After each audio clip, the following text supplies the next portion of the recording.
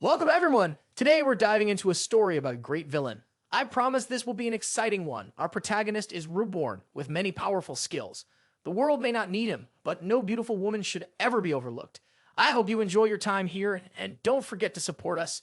In Jiang Chang, a handsome man is choking someone with two-tone hair. The handsome man says, En Wu Dao, do you know who I am? The man being choked, trembling, barely manages to say, aren't you the worthless son-in-law at the Jiang family's house?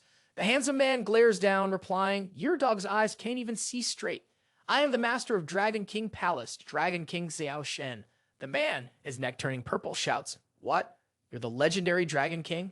Xiao Shen responds, I've been living in seclusion, planning to live a normal life, but you dare to have fantasies about my woman. You must really be tired of living.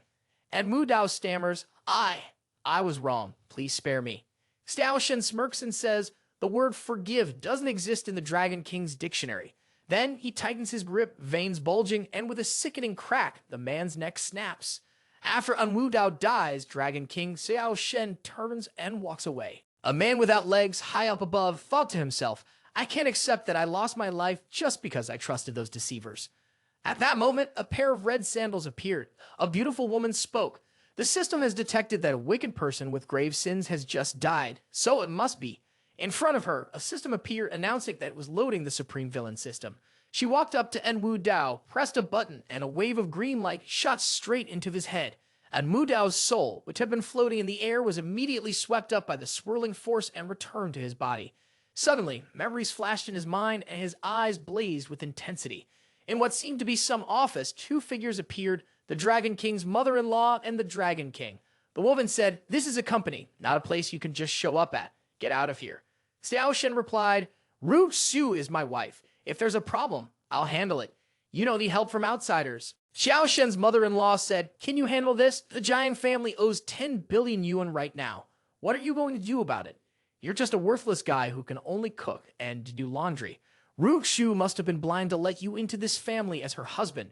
And Mu Dao was stunned for a moment, his mind racing in panic. What's going on? Am I still alive? He couldn't stop tugging at his hair, his face filled with worry and fear. Am I reborn? When he looked at the clock, he thought, wait, am I just back half an hour before the Dragon King killed me? The look on En Wu Dao's face was one of disbelief. In front of him, a toolbar appeared, and the message announcing the activation of a god-level villain system popped up. The system issued a survival mission. In his mind, he thought, what is this? Above the toolbar, a countdown timer appeared, showing 29 minutes and 59 seconds.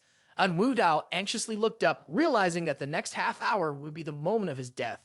En Wu Dao turned to the woman next to him, who kept asking, young Master En, what's wrong? Jiang Ru Xu, the Dragon King's wife, gently asked, why are you sweating so much? Is something wrong with your health? This made the Dragon King's companion furious. He clenched his teeth and lowered his face, preparing to hold a grudge. En Wu Dao angrily shouted, stay away from me. In his mind, he thought, are they really criticizing me for not dying fast enough? To his surprise, the Dragon King's mother-in-law also sat down and wrapped her arms around En Wu Dao's, saying, young Master En, please don't be angry. That useless kid isn't worth your frustration. En Wu Dao felt both worried and terrified, as if one problem wasn't even finished before another showed up. The Dragon King's mother-in-law continued, young Master En has connections with the higher-ups. He helped the giant family secure a 10 billion yuan investment. Let me tell you, Ru Xu has decided to remarry him. On the side, En Wu Dao couldn't stop his mind from racing, silently shouting, is everyone here just complaining that I'm living too long? Xiao Shen said, that 10 billion investment was arranged by me. The big boss of that company, Xiao, is me. Unexpectedly, Ru Xu rushed over and slapped him across the face, yelling, shut up. Do you really think that just because you share the Xiao surname, you can have a connection with boss Xiao? This left Xiao Shen with his face turned to one side. Ru Xu continued to scorn him, stealing someone else's credit. How shameless. The more you act like this, the more I look down on you. And Wu Dao watched in horror, his heart shouting, sister, can't we just talk things through? Please don't hit me. Ru Xu, furious, pointed at the street and said, the Jiang family doesn't raise useless people like you. Get out of the Jiang family right now. And Wu Dao thought, this is it. I'm done for. Things are going exactly as I feared. Dragon King Xiao Shen, with a dark expression, said, you'll regret this. And Mu Dao, looking horrified, thought, no, he's about to speak. I have to stop him. Outwardly, En Wu Dao appeared very worried, but then Dragon King's mother-in-law spoke up, saying, "Young Master En, don't be so agitated. Hitting him would just dirty your hands." Ru Xu also smiled and tried to calm him down, saying, "Young Master En, since you and I have some affection for each other, please spare him." And Wu Dao thought, "It's not about me sparing him. He won't spare me." Xiao Shen smirked and said, "No more disguises. I'm revealing everything now. I am the Dragon King." His subordinates behind him also bowed their heads and said, "Dragon King." It was rumored in the world that the Dragon King Palace was the #1 underground organization in the overseas world, with an enormous power and high status. The Dragon King's subordinates were led by 3 renowned generals: the Tyrant, who holds power, the God of Wealth, who holds wealth, and the Lord of Hell, who holds destiny. The Tyrant was the one with sharp eyes and a tuft of blonde hair. The Lord of Hell was the man with 2 scars on his face. The God of Wealth was the middle-aged man holding a golden bar, and the Dragon King was the one holding a jade token. God of Wealth said, "If you're bold enough to anger the Dragon King, then this 10 billion contract will be void." Immediately, the contract paper was ripped to shreds. Tyrant picked up the phone and said, "One call from me is enough to make the En and Jiang families vanish from Jiangcheng." Tyrant continued, "All the Dragon King has to do is give the word, I'll unleash a massacre." And Wu Dao scratched his head in frustration, thinking, "Is this the same dead end again? Do I really have to die once more? Am I just a stepping stone for the protagonist to shine?" His expression grew tense as he furrowed his brow and thought, "No, I won't accept this." Xiao Shen said, "I won't accept your plea, but I will make sure you die comfortably." And Wu Dao replied, "I wasn't planning on begging you for mercy." The Dragon King responded, "Your En family may have great power in Huaxia, but in front of my Dragon King palace, you're just a speck of dust. Everything depends on the villain's situation with the Dragon King Palace."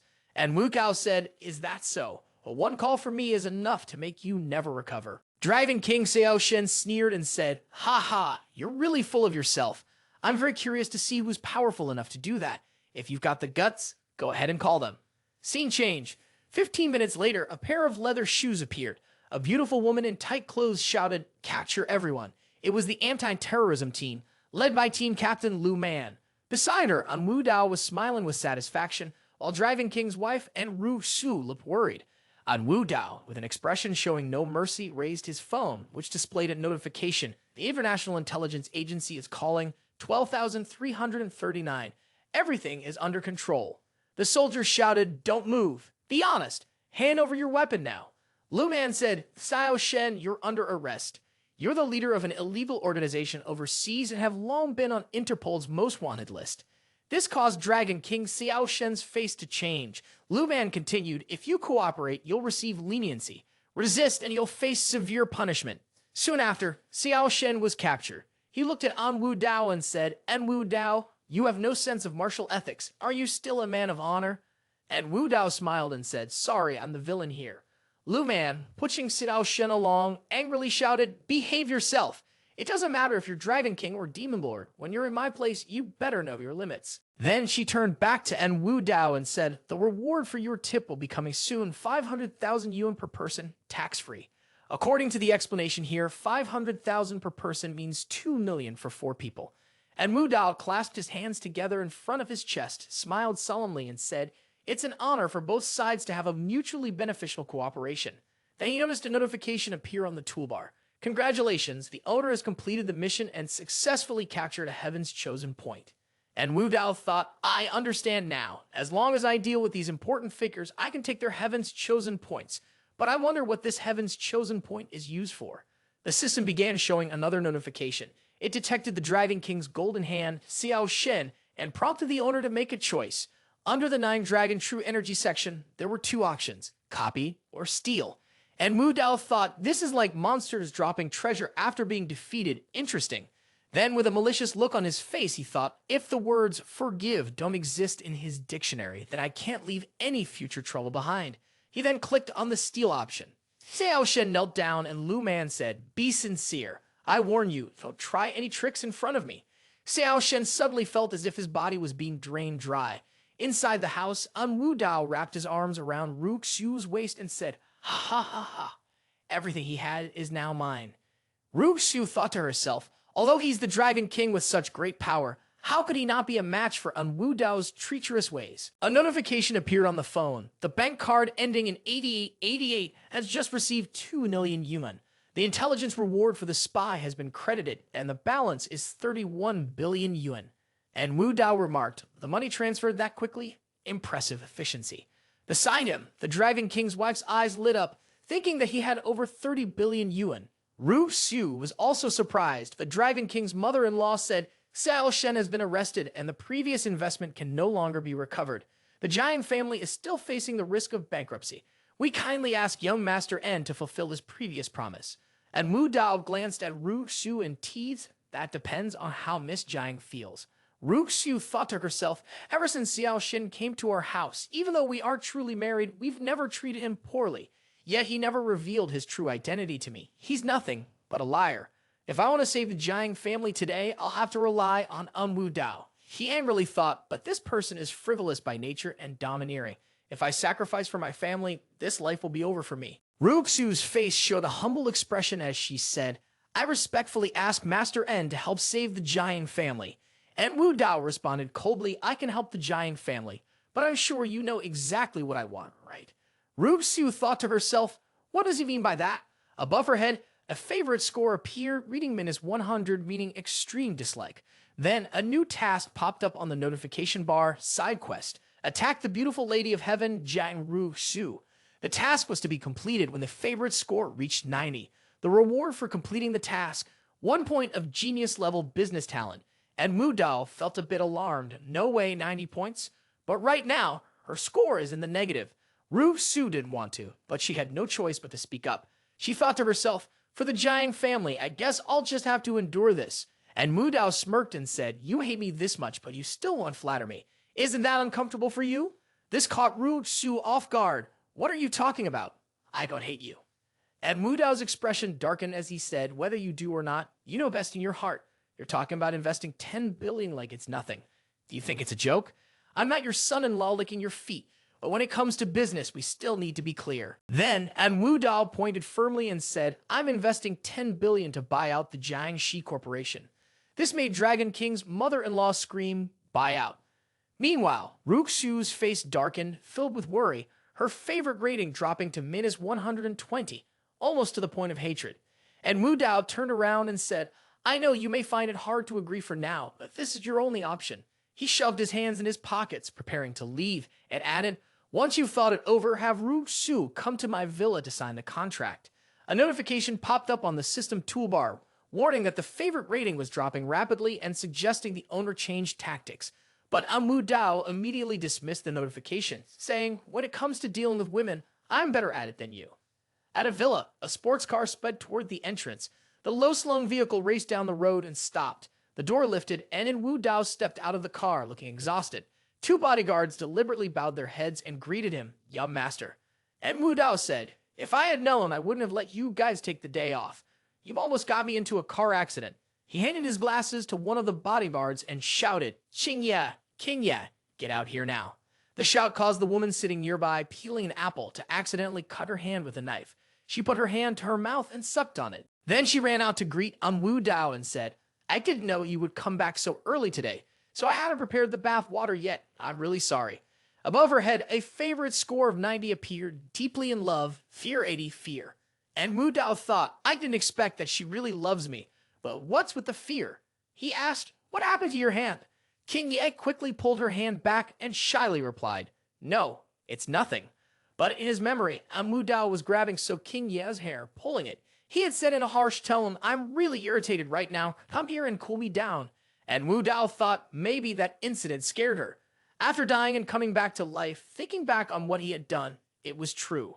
And Wu Dao put his hand to his forehead, reflecting regretfully, but then his face twisted into a sinister grin. He thought, it's so thrilling. This is exactly what fits my role as the villain. Then he eagerly grabbed So King Ye's shoulder and said, I remember there's a room for meditation in this house. He'll clean it up for me. I need to use it. Without hesitation, So King Ye turned and left, saying, I'll take care of it right away. And Wu Dao thought to himself, even though she sold herself to pay off her debt, because of her love for me, I'll treat her well from now on. I won't let her live in fear anymore. The scene shifted to a spacious area, neatly arranged. En Wu Dao sat at the center of a table, surrounded by light. Suddenly, a sphere of light appeared in his hand, and the woman in the red shoes appeared again. She thought to herself, even though I helped him open his path, his rapid progress shows he truly has extraordinary talent. It seems I made the right choice after all. She watched as En Wu Dao continued his intense training, sweat pouring down his face. The mysterious woman thought, that jade pendant is a great hiding place. It can help me avoid the spirit guards. In that moment, a burst of light shot into the jade pendant hanging on En Wu Dao's chest. This caused him to feel his strength increase as he continued his training. So King Ye gently walked over and said, Wu Dao, drink this soup. At the same time, she brought a small bowl with her. Wu Dao, after finishing his training, thought to himself, this 9-dragon true energy is really something special. After completing the purging meridians and cleansing marrow technique, he felt incredibly relaxed. He sighed as he held the book in his hands, realizing that perhaps the impurities had been expelled from his body, just like the book had described. Then he noticed Su Qingye staring at him intently. Wu Dao arrogantly said, with a body this good, you might not care the first time you see it, but I don't believe you'll be able to resist next time. In front of Su Qingye appeared his toned 8-pack abs like something straight out of a painting. Wu Dao continued, I can see it. Your heart is racing and you're in good mood now, aren't you? So Qingye blushed and said, Aye. But soon after, Su Qingye pleaded, Wu Dao, you let the girl you brought back last night go. I heard her older brother is in the military and I'm worried he might seek revenge on you. Meanwhile, Wu Dao was drinking the soup with gusto and said, I was just teasing you for fun. This soup is really good today. After finishing his meal, Wu Dao said, What girl? I don't remember anything. I sweated so much I'm going to take a shower. Qingye anxiously thought to herself, hoping he wouldn't make any more mistakes. The scene shifts to En Wu Dao finishing his shower. He wrapped a towel around his waist, stepped out, and started drying his hair. He thought, which girl is Qingye talking about? I don't remember anyone like that. Suddenly, En Wu Dao felt something was off. He looked into the mirror, eyes wide and mouth agape, mentally screaming, what's going on? As he continued drying his hair, he stared at his reflection and noticed a shadow of a woman beside him. The moment En Wu Dao pulled back the shower curtain, a stunningly beautiful girl appeared with long green hair lying on the bed completely naked. A jolt ran through his mind and he thought, I get it now. Qingye was talking about this girl. Information about the beautiful girl flashed in his mind. Long hair, purple eyes, big chest, slim waist, and long legs. He remembered the past when he had been drinking with a blonde man. And Wu Dao had said, this girl looks so pure. She shouldn't be here. The blonde man had replied, so, Wu Dao, is this your type?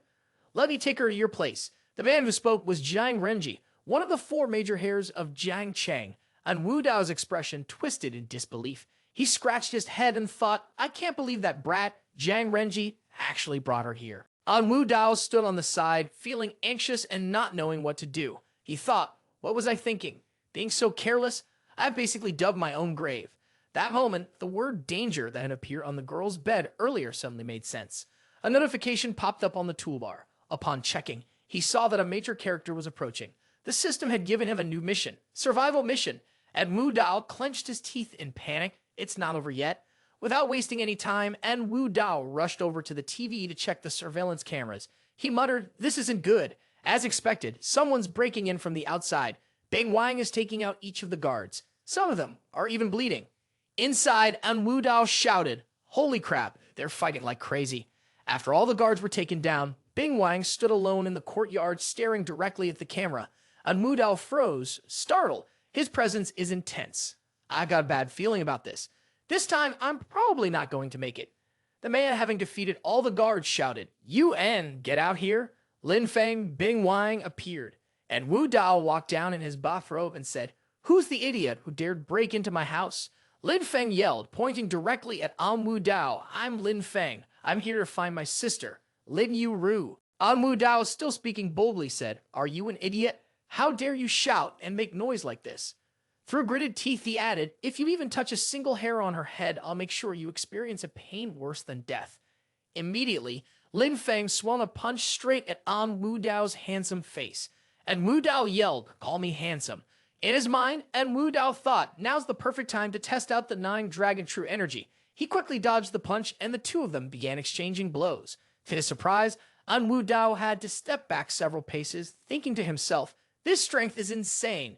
If this were before, that punch would have killed me. Before he could finish his thoughts, a hand grabbed En Wu Dao by the neck. Lin Feng shouted, I can't believe you took one of my punches. Compared to other rich kids, you're a lot stronger. With a vicious look on his face, Lin Feng shouted, but you better not ever lay a finger on my sister. Suddenly, Tuin appeared. Lin Yuru shouted, stop, you misunderstood young Master En. The punch was immediately stopped. Lin Feng looked confused and asked Yuru what exactly happened. En Wu Dao pulled his hand away from Lin Feng and casually said, you're an idiot. As everyone settled on the sofa, Lin Yuru explained, last night I was bullied by some bad people. It was Sister King Ye who saved me and brought me back here. It has nothing to do with young Master En. Also, I just woke up in Sister King Ya's bed and perfectly fine. No injuries, not a scratch. En Wu Dao stood to the side, calmly resting both hands on the wooden shelf, holding a glass of wine in one hand. Lin Feng, still skeptical, said, that's impossible. A normal person would have taken you to the hospital right away, not brought you home. So King Ya, looking upset, snapped, I'm a medical doctor, you know. This left Lin Feng stunned, his jaw nearly dropping. Lin Yuru looked on in admiration. Lin Feng, embarrassed, closed his eyes and frowned, then muttered, ha, rich people. None of them are good people. Suddenly, there was the sound of the wine glass being set down on the table, and En Wu Dao angrily shouted, you Lin, don't be so ungrateful. My ancestors were national heroes, and my grandfather single-handedly defended the border. My father works day and night to manage the Donghai region. My mother pays hundreds of billions in taxes every year. 3 generations of my family have worked tirelessly for the country and the people. Why are you insulting my family? This made Lin Feng start to feel anxious and regretful, while the 2 girls beside him looked on, one with admiration and the other wide-eyed in awe. Lin Yuru stepped in to advise him, big brother, you should apologize to young Master En. He's not a bad person. Lin Feng stood before En Wu Dao with a dark expression, his hands clenched into fists, and said, I. Then, feeling embarrassed, Lin Feng added, sorry, I was wrong. He tightly gripped Lin Yuru's hand, turned toward the door, and said, we won't bother you anymore. Goodbye. And Wu Dao ordered, stop. Who told you 2 to leave? Lin Feng turned around and asked, is there something else? Behind En Wu Dao, 4 men were being bandaged up like mummies. En Wu Dao, furious, asked, you beat up 4 of my bodyguards so badly, and now you think you can just leave like that? Lin Feng, sweating nervously, said, it was my mistake. I'll pay for their medical bills. And Wu Dao, still angry, retorted, pay. With what? Your sister has to work as a dancer to make money. I'm sure your family is in desperate need of cash, right? And Wu Dao pointed directly at the 2 of them and shouted. Lin Yuru listened carefully, then looked at Lin Feng and said, big brother, I'm sorry. I saw how hard you were working to cover Mom's surgery costs, so I just wanted to lighten your burden. Lin Feng lowered his head and looked at Lin Yuru, then said, 30 years in the east, 30 years in the west. Don't underestimate a poor young man. Immediately, Lin Feng's muscles tensed and his fist clenched. But the next moment, En Wu Dao interrupted, saying, all right, next you're going to say not to underestimate poor middle-aged people, and then not to underestimate poor old people, right? In the end, the one who dies is the greatest, right? He raised his hand and said, actually, I have a proposal. Not only will I cover your medical expenses, but I'll also give you an extra 1 million yuan. With that, En Wu Dao took out a black card and said, come work as my bodyguard. This took Lin Feng by surprise. Angrily, he said, when I left the military, I swore I would never work for capitalist scum like you. But immediately, Lin Yuru, who was standing beside him, said, big brother, being proud, won't put food on the table. Mom's surgery can't be delayed any longer. Suddenly, Lin Feng grabbed the black card and, like a well-behaved puppy, said, I actually think Master En is a good person. I agree to work hard for you. This left both women speechless and helpless. En Wu Dao looked at the toolbar where a notification appeared confirming that the survival mission had been completed. The rewards include all points for strategy, combat, shooting, mountain climbing, skydiving, driving, and reconnaissance skills. At the same time, the system checked his teammates' loyalty, which was at 20, meaning he couldn't receive any Heaven's Chosen points yet. The system noted that he could only receive them once his teammates' loyalty reached 100. And Wu Dao thought about the power he had gained during his training. The 9-Dragon True Energy combined with his Bing Wang attribute truly made him unbeatable. He excitedly thought, if random rewards like this are already so powerful, imagine how amazing it would be to get those incredibly rare Heaven's Chosen points. Wouldn't that be something that could shake the heavens and terrify the gods? In front of En Wu Dao, Lin Feng and Yuru bowed their heads and said, thank you. We're truly grateful for your generosity. We will definitely repay you. Above Lin Feng's head, a loyalty rating of 20 appeared. En Wu Dao, slightly puzzled, thought that Lin Feng's loyalty was acceptable for now. At the same time, the toolbar showed many new tasks, including a new mission, side missions, and a special raid for Lin Yuru. The reward, one Heaven's Chosen Point. The mission required the target's favorability to reach 95. En Wu Dao was startled, wondering what was going on with Lin Yuru's favorability. Above her head appeared a favorability rating of 60, labeled Adoration. Looking at her smiling face, En Wu Dao thought, she's such an innocent, pure girl. It's hard not to feel a little soft-hearted. Scene transition. En Wu Dao and So King Ye waved goodbye to the Lin siblings. So King Ye said, be careful on the road. En Wu Dao added, Yuru, make sure to come visit often, okay? Suddenly, En Wu Dao wrapped his arm around So King Ye's waist and said, Qing Ye, thank you for standing up for me earlier. If you hadn't, Lin Feng would have torn me apart. However, So King Ye slipped out of En Wu Dao's grasp and replied, this is the last time. I understand you. Even if someone is bad, there's still a limit. The favorability score floating above her head dropped to just 80. En Wu Dao thought to himself, why has it dropped to 80? Could it be? True love really does fade away. His expression looked like a drowning man clinging to a piece of driftwood. King Ye, this time, you truly misunderstood me. In an old, run-down courtyard, shouts and bustling noises echoed. Lady Yuru stood to the side, shouting, brother, hurry up. Take Mom to the hospital first, then head over to young Master N's place for work. It's your first day. Don't be late. Lin Feng hoisted a heavy sack on his back and said, young Master N, since we got back, you've done nothing but talk about him. I think that guy's bewitched you or something. I'm telling you, stay away from him. That guy has a bad reputation. Their mother and Lin Yuru stood off to the side. She said, ha, those are just baseless rumors. He's not as bad as you think. Suddenly, the crane of the excavator slammed straight into the wall, causing it to collapse right in front of Lin Feng's eyes. A person in shoes stepped onto the rubble, and a thug said, listen up, people inside. The demolition deadline is here. Tang Bao appeared, saying, if you don't move out now, your whole family will be buried here with the building. Lin Feng replied, as long as I'm here today, we'll see which bastard dares to demolish this place. Lin Yuru said, we don't want to be forced out either. You guys offered us relocation compensation that's several times lower than the usual rate. You're basically forcing us to sell and forcing us to demolish. The thug Tang Bao sneered, Dan, you really aren't afraid of death, are you? Lin Feng's mother stepped forward and apologized. The kids don't understand. Please don't hold it against them. We agree to the demolition. We'll pack up and leave right now. But Tang Biao kicked Lin Feng's mother in the head and yelled, damn it, this is really unlucky. Lin Feng watched, his anger boiling up so much he felt like crying. Lin Feng shouted, you dare hit my mom? Are you looking to die? The thug Tang Biao grabbed a wrench and shouted back, go ahead and try touching me. I can send you to jail right now. You'll rot in there until your bones are nothing but dust, you scum. Just as both of them were sitting ready to fight, neither of them was willing to back down. Tang Biao raised his voice in a challenge. What about your mom and sister, huh? Ha ha ha. In his head, Lin Feng reminded himself to stay calm. I can't go to jail. If I end up in jail, no one will be there to protect Mom and my sister. On the other side, Tang Bao kept pushing. Hey, come on, hit me. Let's go. But before anyone could respond, a punch landed squarely on Tang Biao's face. Wu Dao had struck him hard, leaving Lin Feng stunned.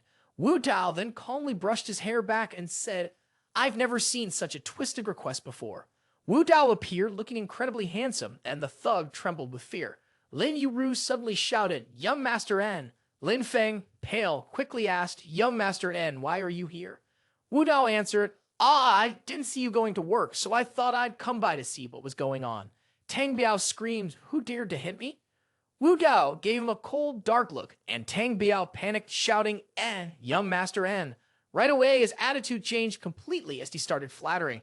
Oh, young Master N, it's you? Seems like this was all just a misunderstanding. Do you remember me? I'm Tang Biao from the Giant family. I used to clean your shoes before. Lin Feng anxiously thought to himself, the Giant family, Jiang Cheng, one of the 4 great families. And Wu Dao bent down to pick up the wrench and said, oh, so you're with Jiang Renji. No wonder you look familiar. Is this your wrench? Tang Biao, trying to flatter, quickly replied, yes, it's mine. It's like a flood entering a Dragon King temple. We're all family here. Lin Yuru, confused, asked, why would Master N associate with someone like him? Lin Feng glared at Lin Yuru and angrily said, what you just said is exactly right. They're all the same kind of people. At that moment, En Wu Dao spun the wrench in his hand and slammed it straight into Tang Biao's face. He said, "Family, you think you deserve that title? You're even hitting the elderly. You're worse than an animal." Tang Biao fell to the ground, blood pouring from his mouth, coughing and choking. En Wu Dao, even when beating a dog, you should show some respect to its master. Are you trying to start a war with the Jiang family? En Wu Dao casually wiped his hands with a handkerchief, sneering, "You think I care about that?" Behind them, Lin Yuru couldn't help but admire. He's truly different for everyone else. Lin Feng smirked, thinking to himself, he's so tyrannical and arrogant, but damn, it feels so good. A true war wolf. En Wu Dao took a deep breath and looked at the two people behind him. Lin Yuru's favorability score was 70, she admired Lin Feng, and her loyalty score was 50, which he noted with approval. He thought to himself, the best way to win people over quickly is to show off in front of everyone. The thug in the distance had a scowl on his face, looking like a pig's head, and kept making phone calls for help. If young Master En has gotten involved, then I can't make decisions on my own. I'll have to call someone from the Jiang family to handle this. Seeing this, Lin Yuru became worried. Do you think we've caused young Master En a lot of trouble? A moment later, a car screeched to a halt. A man stepped out, took off his glasses, and hurriedly asked, "Young Master En, why are you at some entertainment spot having fun, and instead, you're here at the Jiang family construction site? Aren't you afraid of getting your shoes dirty?" It was Lu Feng, the illegitimate son of the Jiang family. And Wu Dao pointed directly at him and said, "Oh, so you're the illegitimate son the Jiang family just took in recently, huh? Already out here trying to make a living? Doesn't the Jiang family have anyone else? Why send an illegitimate son here instead?" Immediately, Lu Feng charged toward En Wu Dao and said, "You, a rich boy, dare to mock me?" And Wu Dao, feeling anxious, thought to himself, are we really going to fight right now? Doesn't he care about bringing trouble to the Jiang family? But before he could finish his thought, En Wu Dao swiftly dodged Lu Feng's attack. Surprised, Lu Feng thought, he's fast. This kid actually managed to avoid my lightning-fast strike. Then, with a powerful punch, Lin Feng stepped in and said, "As long as I'm here, don't even think about hurting my boss." Lu Feng replied, "You're helping the enemy, you're asking for it." Instantly, the two punches collided, forcing both of them to step back.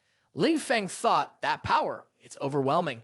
Lu Feng frowned, deep in thought. He hadn't expected Jiang Cheng to have such a skilled fighter. Smirking, he thought, if I can't win with strength, I'll use my speed to outmaneuver him. Without hesitation, Lu Feng launched into different stances, preparing to target Lin Feng.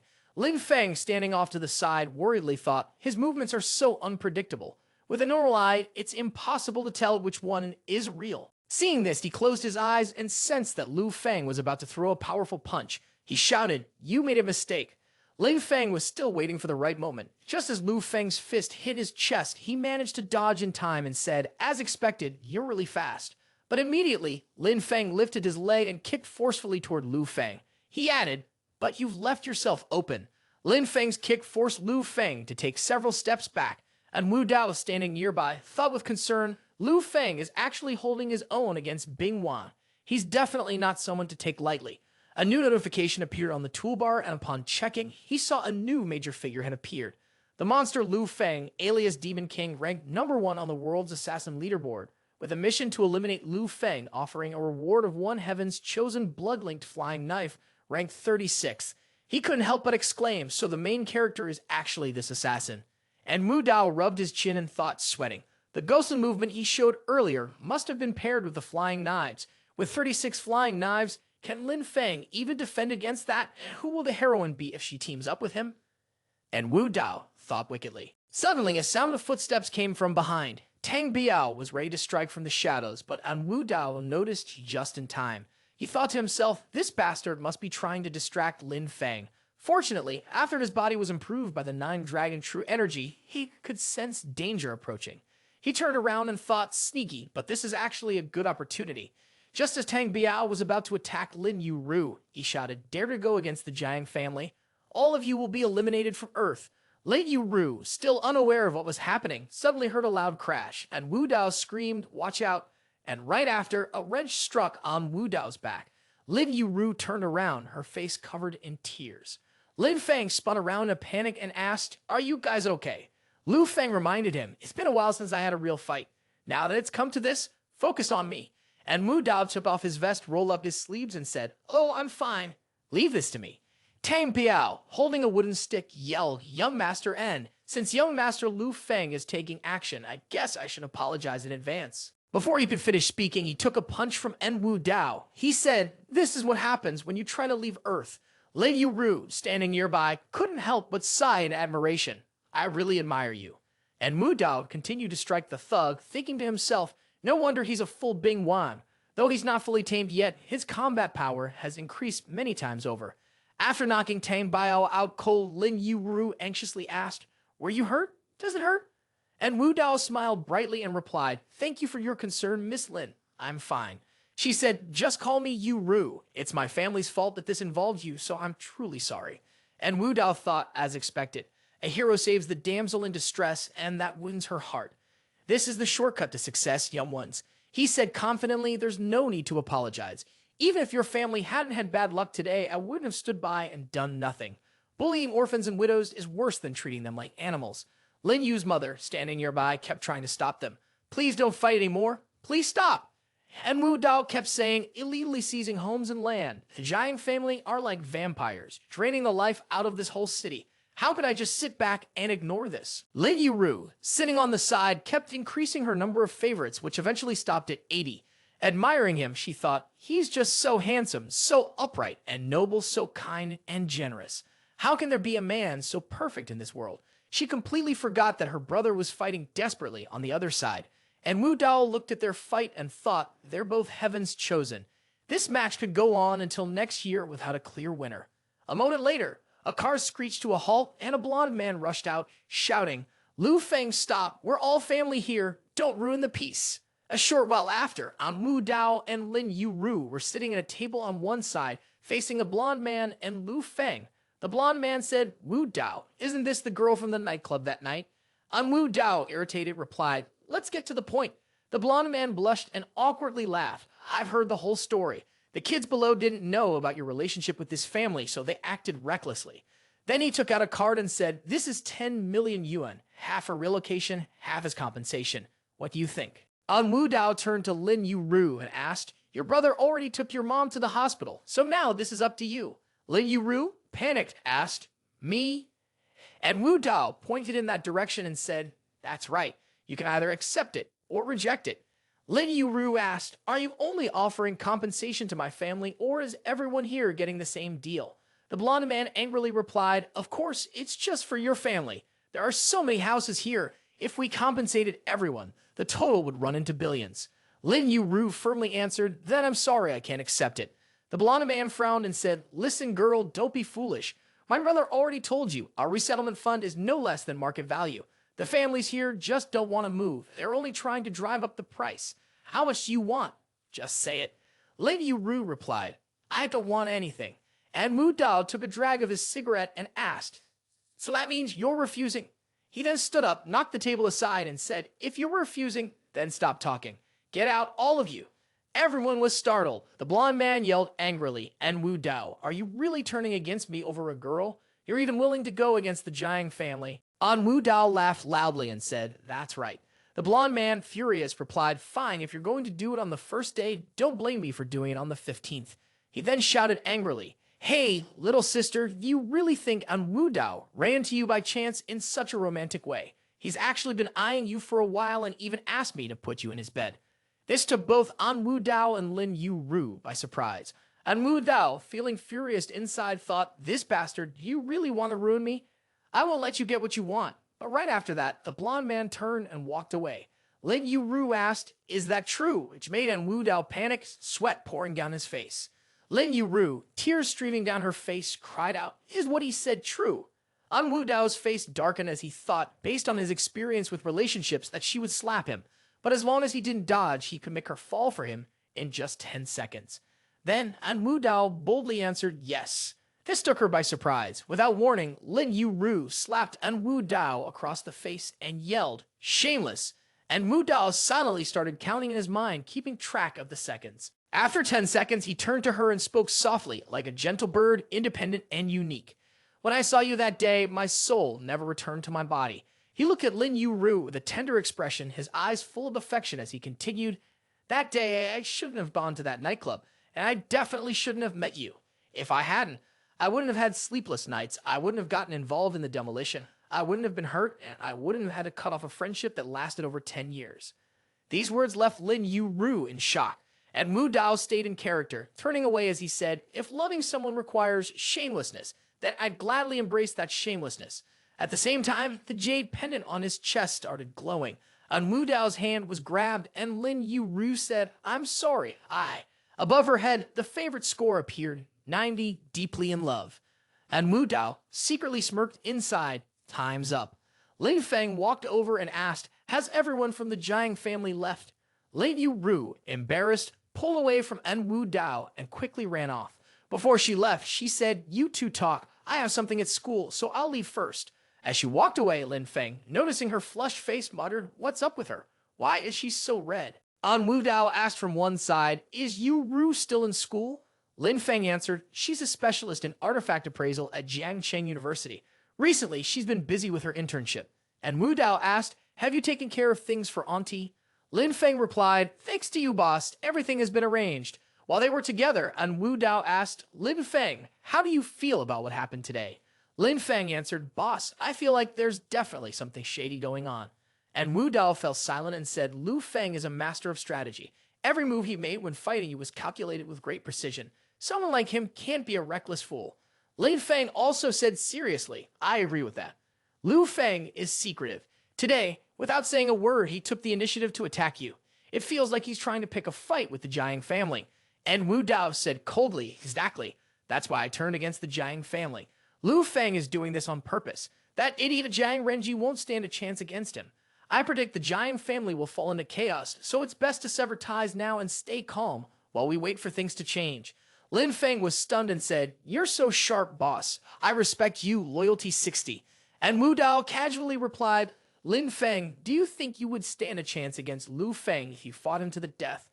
Lin Feng thought for a moment and said, in a bare-handed fight, we'd be evenly matched, but I noticed his fingers are covered in calluses. He must be an expert with weapons. I just can't figure out what kind of weapon he uses. And Wu Dao answered calmly, he uses throwing daggers. Immediately, Lin Feng's loyalty jumped to 70 and he admired his boss even more. Lin Feng said, boss, you're like a god. That's right, he moves like a ghost, and with throwing daggers, it makes perfect sense. But Lin Feng also worriedly said, if he uses a throwing knife, I'll only be able to fight back with a gun. And Wu Dao replied calmly, then you can just use a gun. This surprised Lin Feng, and he said, but with gun control so strict, how could I even get one? And Wu Dao answered, you don't need to worry about that. I'll take care of it. The scene shifts to an urban area with closely packed buildings. The wide streets lead to a large bridge spanning across a clear blue river. Suddenly, two streams of hot yellow liquid fall into the river, and one person says, I remember when we were kids, we used to do this all the time. Tang Bao says, back then, we shot nearly 10 meters. Lu Feng, patting him on the shoulder, says, all these years, staying with the Jiang family has been a hardship for you.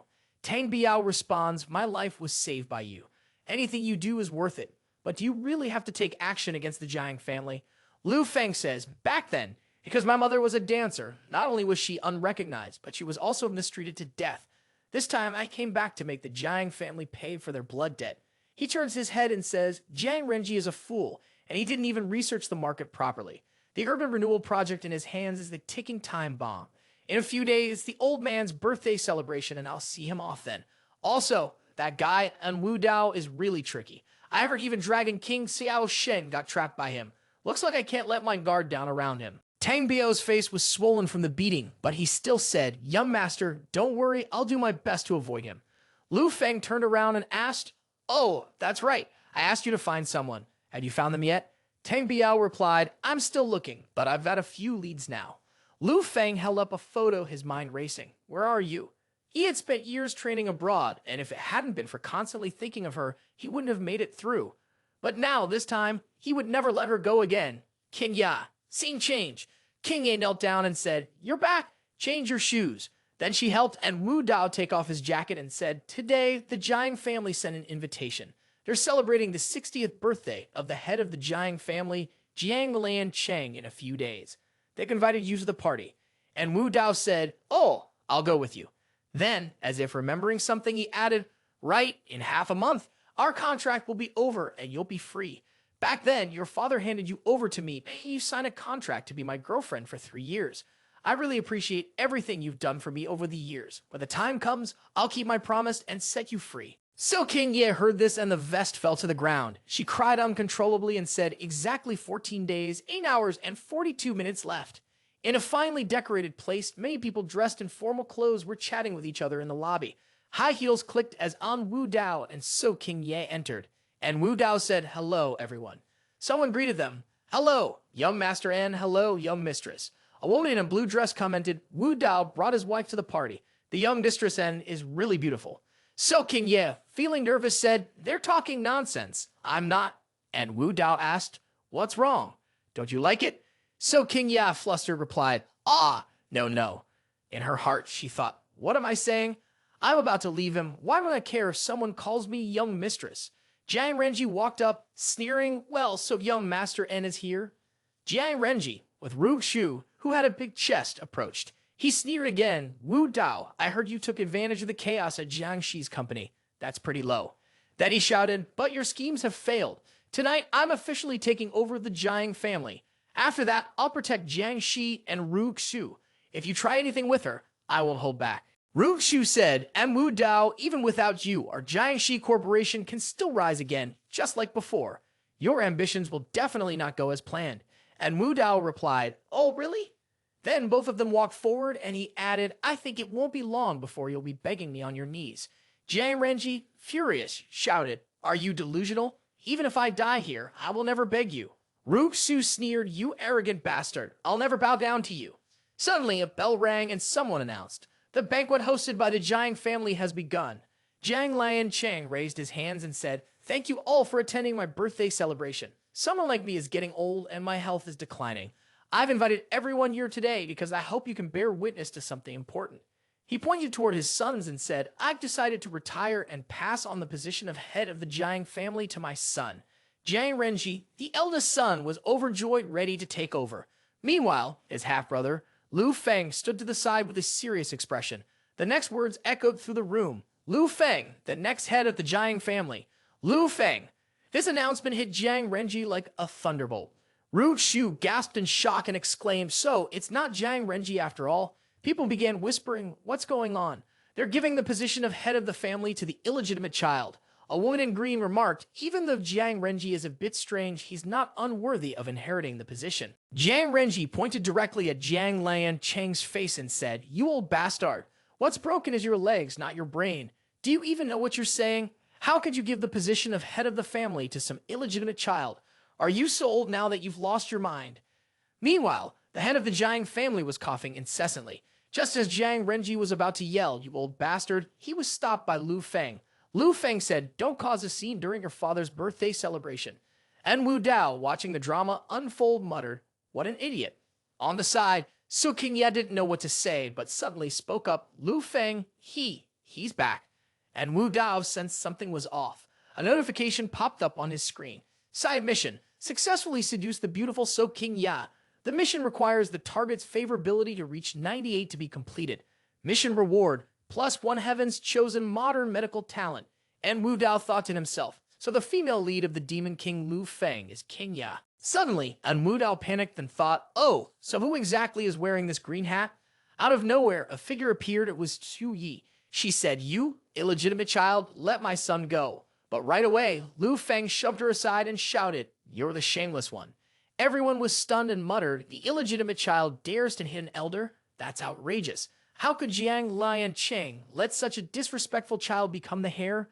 And Wu Dao thought, as expected, Lu Feng must have some backing. Lu Feng clapped his hands and said, "Bring them in." Immediately, a voice shouted, "Kneel down in front of me." A middle-aged man appeared, kneeling down. It was the butler, Jiang Ru. People started whispering, "Isn't that the butler from the Jiang family, Jiang Ru? How did he end up being tied up and brought here?" Someone else chimed in, "Looks like today's visit wasn't a waste. We're in for some drama." Lu Feng frowned and yelled, "I've investigated everything. The reason my mother died so suddenly years ago was because Jiang Ru poisoned her. And the reason they poisoned my mother was because..." Lu Feng pointed directly at Jiang Renji's mother and said, "Because my mother found out about their affair."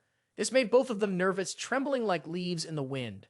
Lu Feng continued, "As for Jiang Renji, he's not even the legitimate firstborn of the Jiang family. He's actually the illegitimate child of the madam of the Jiang family and the butler. Jiang Renji stood frozen in shock and fear. The people around them gasped, whispering, "This is a huge scandal." En Wu Dao was also taken aback and said, "I never imagined the Jiang family would be involved in such a scandal.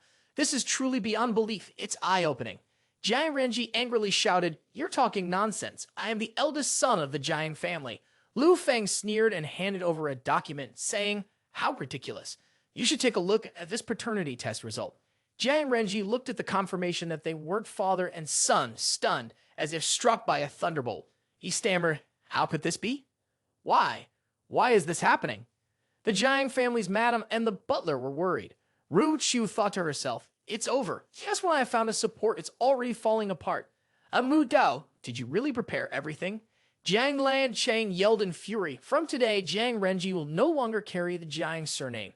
Kick him out of the Jiang family and drag Jiang Ru and Shu Yi out with him. I want a divorce and I want her name erased from the family registry. Jiang Renji fell to his knees, crying out, "Father, please don't do this. You raised me. Let me stay." Meanwhile, Shu Yi and the butler were dragged out. Lu Feng cracked his knuckles and said, "Jiang Renji, either you get out of here, or should I throw you out myself?" Jiang Renji was in a panic, turning around and asking, "Is there anyone who can help me? Is there anyone?" The people around him quickly shook their heads and said, "Don't look at me. I don't dare to get involved with the Jiang family. Even if the King of Heaven himself came, he couldn't save you now." Jiang Renji's gaze fell on En Wu Dao, and with a sigh he muttered, "This is bad luck." Right in front of everyone, Jiang Renji knelt and bowed, pleading with En Wu Dao. "Wu Dao, right now, you're the only one who can save me. After all, you wouldn't just stand by and watch me die, right?" En Wu Dao laughed and said, "Who was it just now that said they wouldn't beg me, even if they die here?" This startled and terrified Jiang Renji and Ru Xu. Jiang Renji kept bowing his head, saying, "Wu Dao, I was wrong. I won't challenge you anymore." He looked up, tears in his eyes, and said, "If you could protect me today, then the project to renovate the old city will be yours." And Wu Dao stepped forward and said, "The Jiang Cheng Central Hospital also belongs to me." Jiang Renji turned around and said, "You're being too greedy." But En Wu Dao turned back with a sinister smile and said, "You don't have a choice." Jiang Renji helplessly replied, "Fine." Right after that, En Wu Dao clapped his hands a few times and said, "Wonderful, truly wonderful." He stood facing Lu Feng. Lu Feng frowned and said seriously, "Mr. En, we're not in each other's way, and I suggest you stay out of this." In front of everyone, the scene played out like a villain facing off against the male lead, the Demon King. And Wu Dao said, "The En family and the Jiang family have been allies for years. Seeing the Jiang family in such deep trouble, how could I just sit by and ignore it?" Lu Feng frowned, angrily saying, "You need to think carefully. As an adult, you're responsible for your actions and words." And Wu Dao sneered and replied, "Of course." Then En Wu Dao held up the appraisal paper and said, "This appraisal is fake."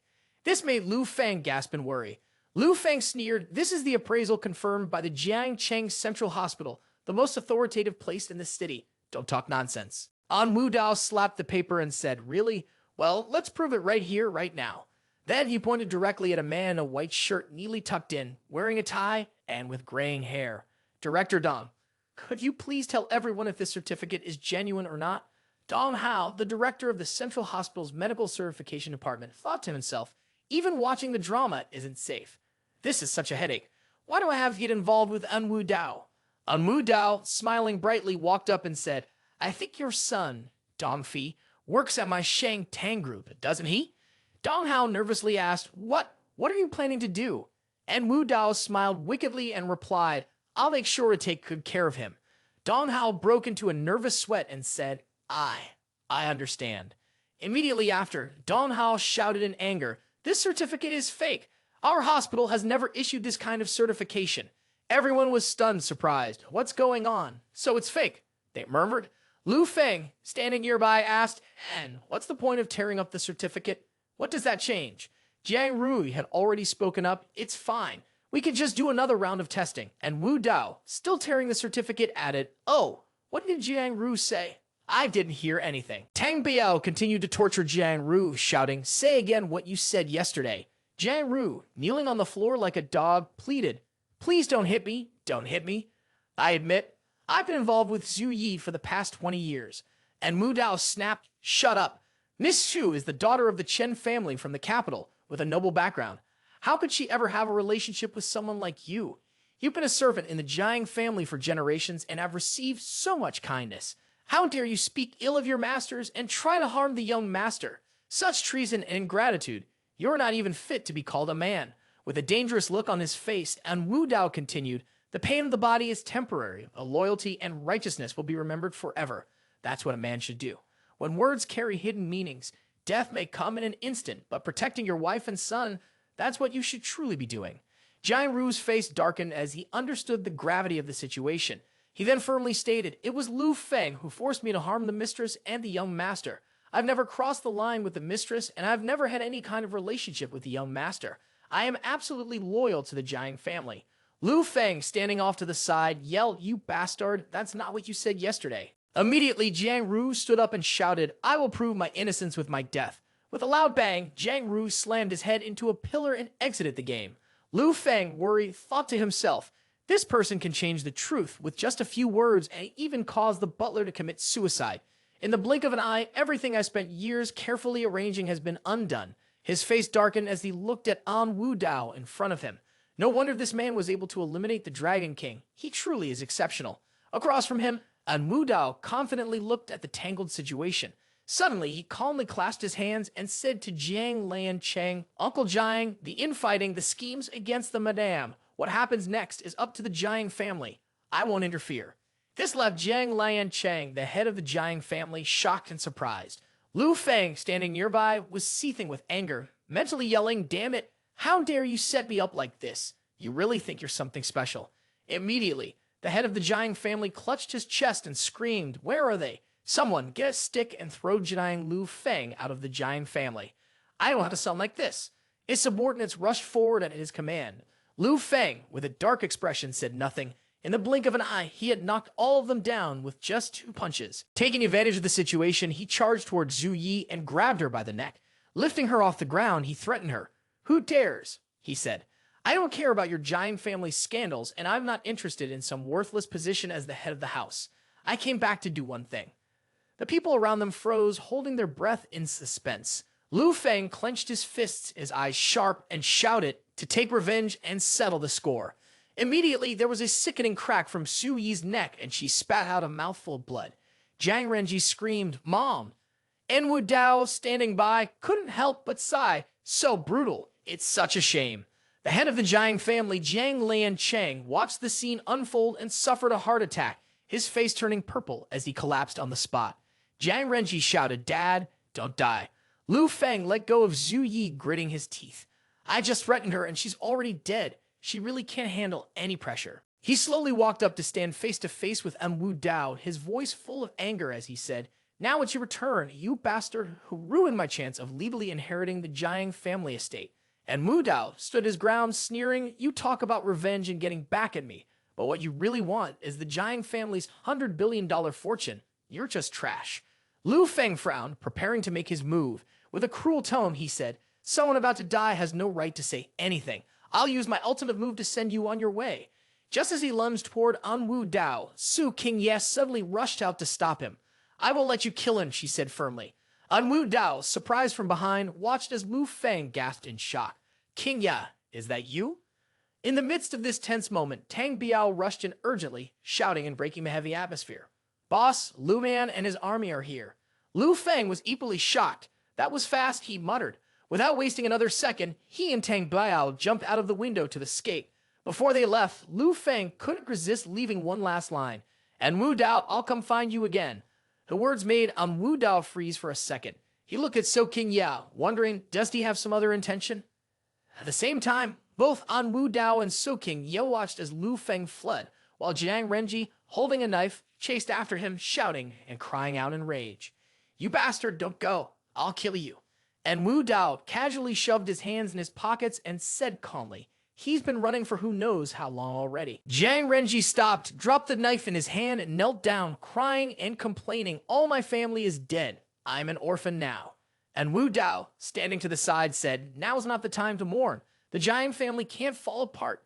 I'll send someone to help you with the funeral arrangements. You should take over the Jiang family business as soon as possible. Jiang Renji stood up and rushed over to En Wu Dao, saying earnestly, Wu Dao, you're still the best to me. En Wu Dao crossed his arms in front of his chest and snapped, "Are you gay or something? Let go of me now." As En Wu Dao brushed off his clothes, he casually added, "We've been friends since we were kids, running around naked in the rain together. Of course, I wouldn't just stand by and watch you suffer." Jiang Renji smiled happily and said, "Having a brother like you is the best." And Wu Dao placed a hand on his shoulder, grinning slyly. "Oh, by the way, don't forget to transfer the old city renovation project and the central hospital to my name as soon as possible." Just as Jiang Renji was left stunned, and Wu Dao added, "Remember, remember." After the incident, Jiang Renji turned to Ru Xu and said, "Miss Jiang, you saw everything that happened today. I can't afford to offend Wu Dao for your sake, or the agreement we made earlier will be void. You should find someone else to help you." Ru Xu replied sadly, "I understand." Jiang Renji stepped closer to Ru Xu and whispered in her ear, "I think you should go with him. In Jiangcheng, no one dares to go against En Wu Dao. Whatever he wants, he always gets." He sighed and added, "And you're the woman he wants." Ru Xu lowered her head and cried in frustration, saying, "But..." Ru Xu then shouted directly at him, "En Wu Dao, you've been using deceit for your own gain, flipping the truth upside down. Have you ever felt any guilt?" And Wu Dao's face darkened and he smirked, saying, "Flipping the truth upside down?" He explained, "Do you think no one can see through this? Do you think Jiang Lian Cheng doesn't know the truth? The Chen family's power in the capital is huge. If the Jiang family casually kicks out Chen Xiu Yi and expels Jiang Renji, the Chen family would definitely take revenge. They're riding a tiger, and to avoid losing face, they have no choice but to change the hair." He casually said, "What I'm doing is just giving him a stepping stone to climb down from." This surprised both Ru Xu and So King Ya. Ru Xu, furious, shouted, "No way, Jiang Lian Cheng would never ignore his Jiang family bloodline just for self-defense. You're just talking nonsense." Mu Dao, looking uninterested, replied, "The Jiang family's ancestor was the second son of their patriarch, so he shares the same bloodline as Jiang Lian Cheng. The blood flowing through Jiang Renji and Lu Feng is from the Jiang family." He opened his eyes and asked, "If you were Jiang Lian Cheng, would you choose Jiang Renji, who has strong backing, or would you choose Lu Feng, whose mother was a dancer?" Ru Xu's affection score went up 20 points, stopping at a total of -20. Disgust. After hearing the truth, Ru Xu could only helplessly say, I would choose Jiang Renji." In her mind, she thought, "En Wu Dao, how do you know so much? You're such a devil." Ru Xu couldn't stop sighing as she watched the couple walk away. At En Wu Dao's place, he said to So King Ya, "You go ahead. I need to talk to Lin Fei."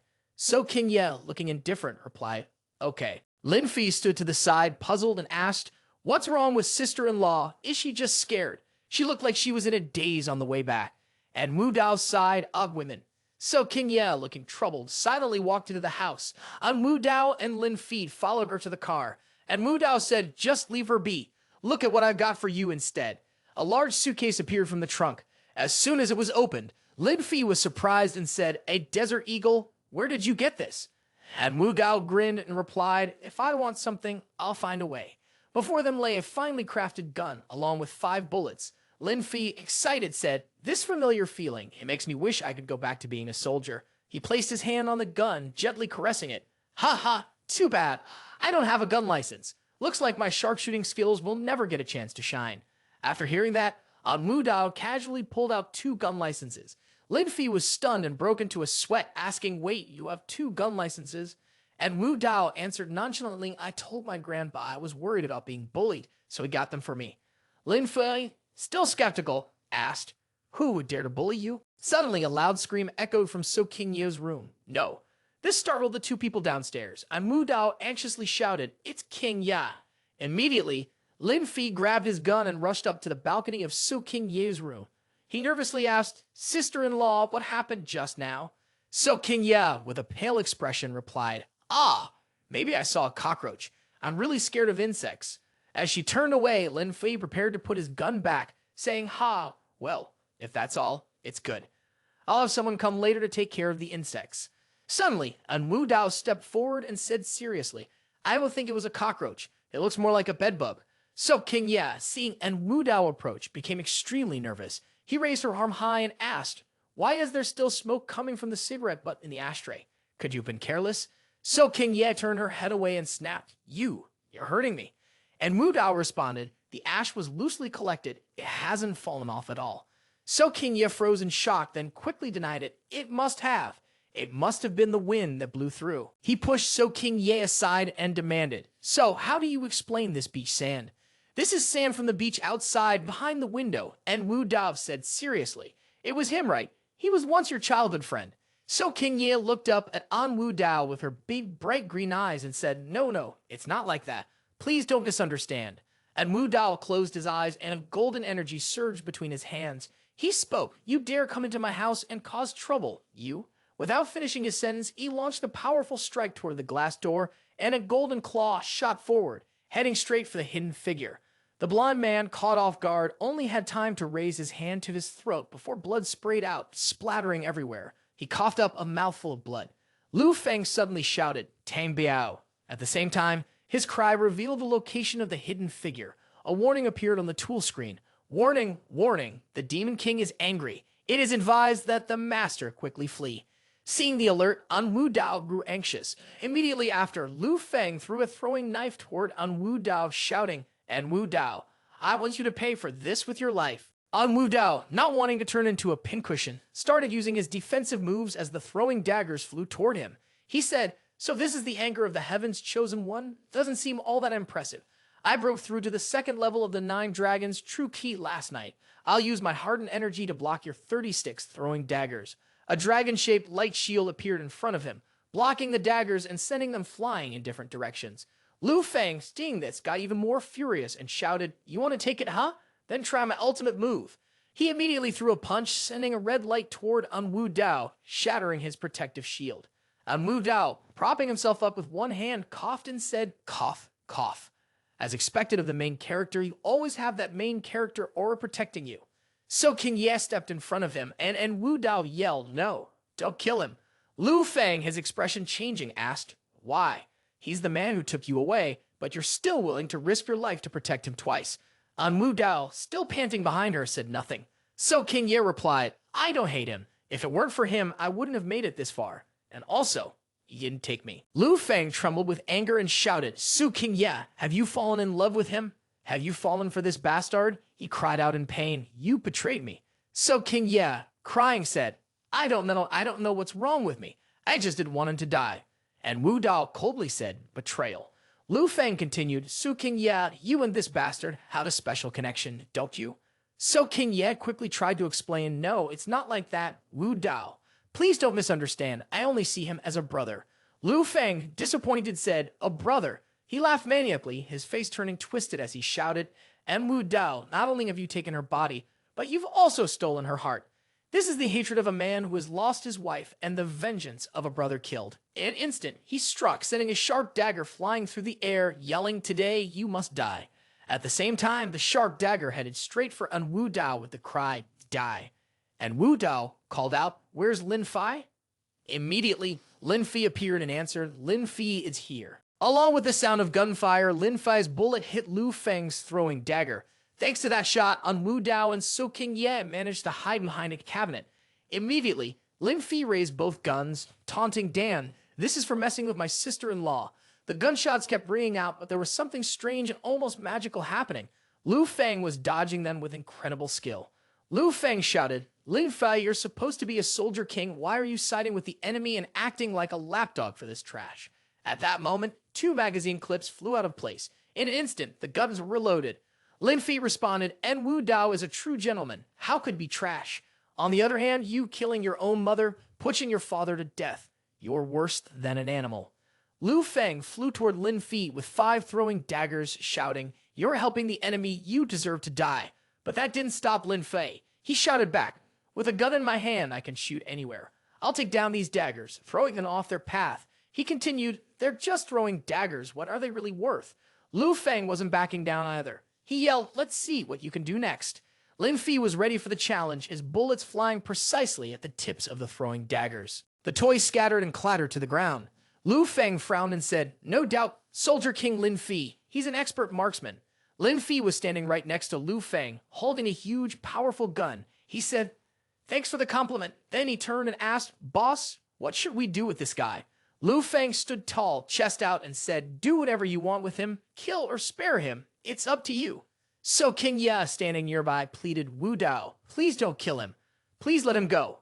This made En Wu Dao's face darken. He grabbed So King Ye's chin and said, give me one good reason to let him go. So King Ye blushed, feeling embarrassed. She turned her head and said, I'll agree to serve you for the rest of my life. But right away, En Wu Dao shoved So King Ye away, saying, nice try. And Wu Dao turned and walked away, saying, if you can't forget him, then fine. I'll make sure you could be with him.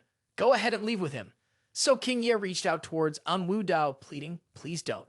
At the same time, Lu Feng grabbed So King Ye's hand and said, Qing Ye, let's go. He thought to himself, En Wu Dao, you'll regret this decision. In front of En Wu Dao, the progress bar for completing the mission to kill Lu Feng appeared, showing 90%. He was rewarded with a 36th grade Blood Lotus flying knife skill, with the option to copy or steal it. En Wu Dao said, having more skills will always be helpful. He clicked on the steal option and immediately, the Blood Lotus flying knife appeared before him, arranged like a lotus flower. The red light from the knife merged directly into En Wu Dao's body. Meanwhile, outside, Lu Feng knelt down and said, I suddenly feel like I'm forgetting something. What's wrong with me? So King Ye, with a dark expression, said, Lu Feng, you should go on your own. Lu Feng turned around, angrily shouting, Qing Ye, are you really in love with that jerk? Through tears, So King Ye said, he's not a bad person. He saved me when I was at the lowest point in my life. Flashback to the past, a bald man said, little girl, don't waste your energy. Your father sold you to us to settle his debt. So King Ye screamed as she was pinned down by two men on the table. Let me go. Help. Somebody help. Suddenly, an iron rod hit the bald man on the head. At the same time, the rod struck the faces of two of his men, and Wu Dao swung the iron rod over his shoulder, coolly saying, well, if you big guys are picking on a weak woman, don't you have any shame?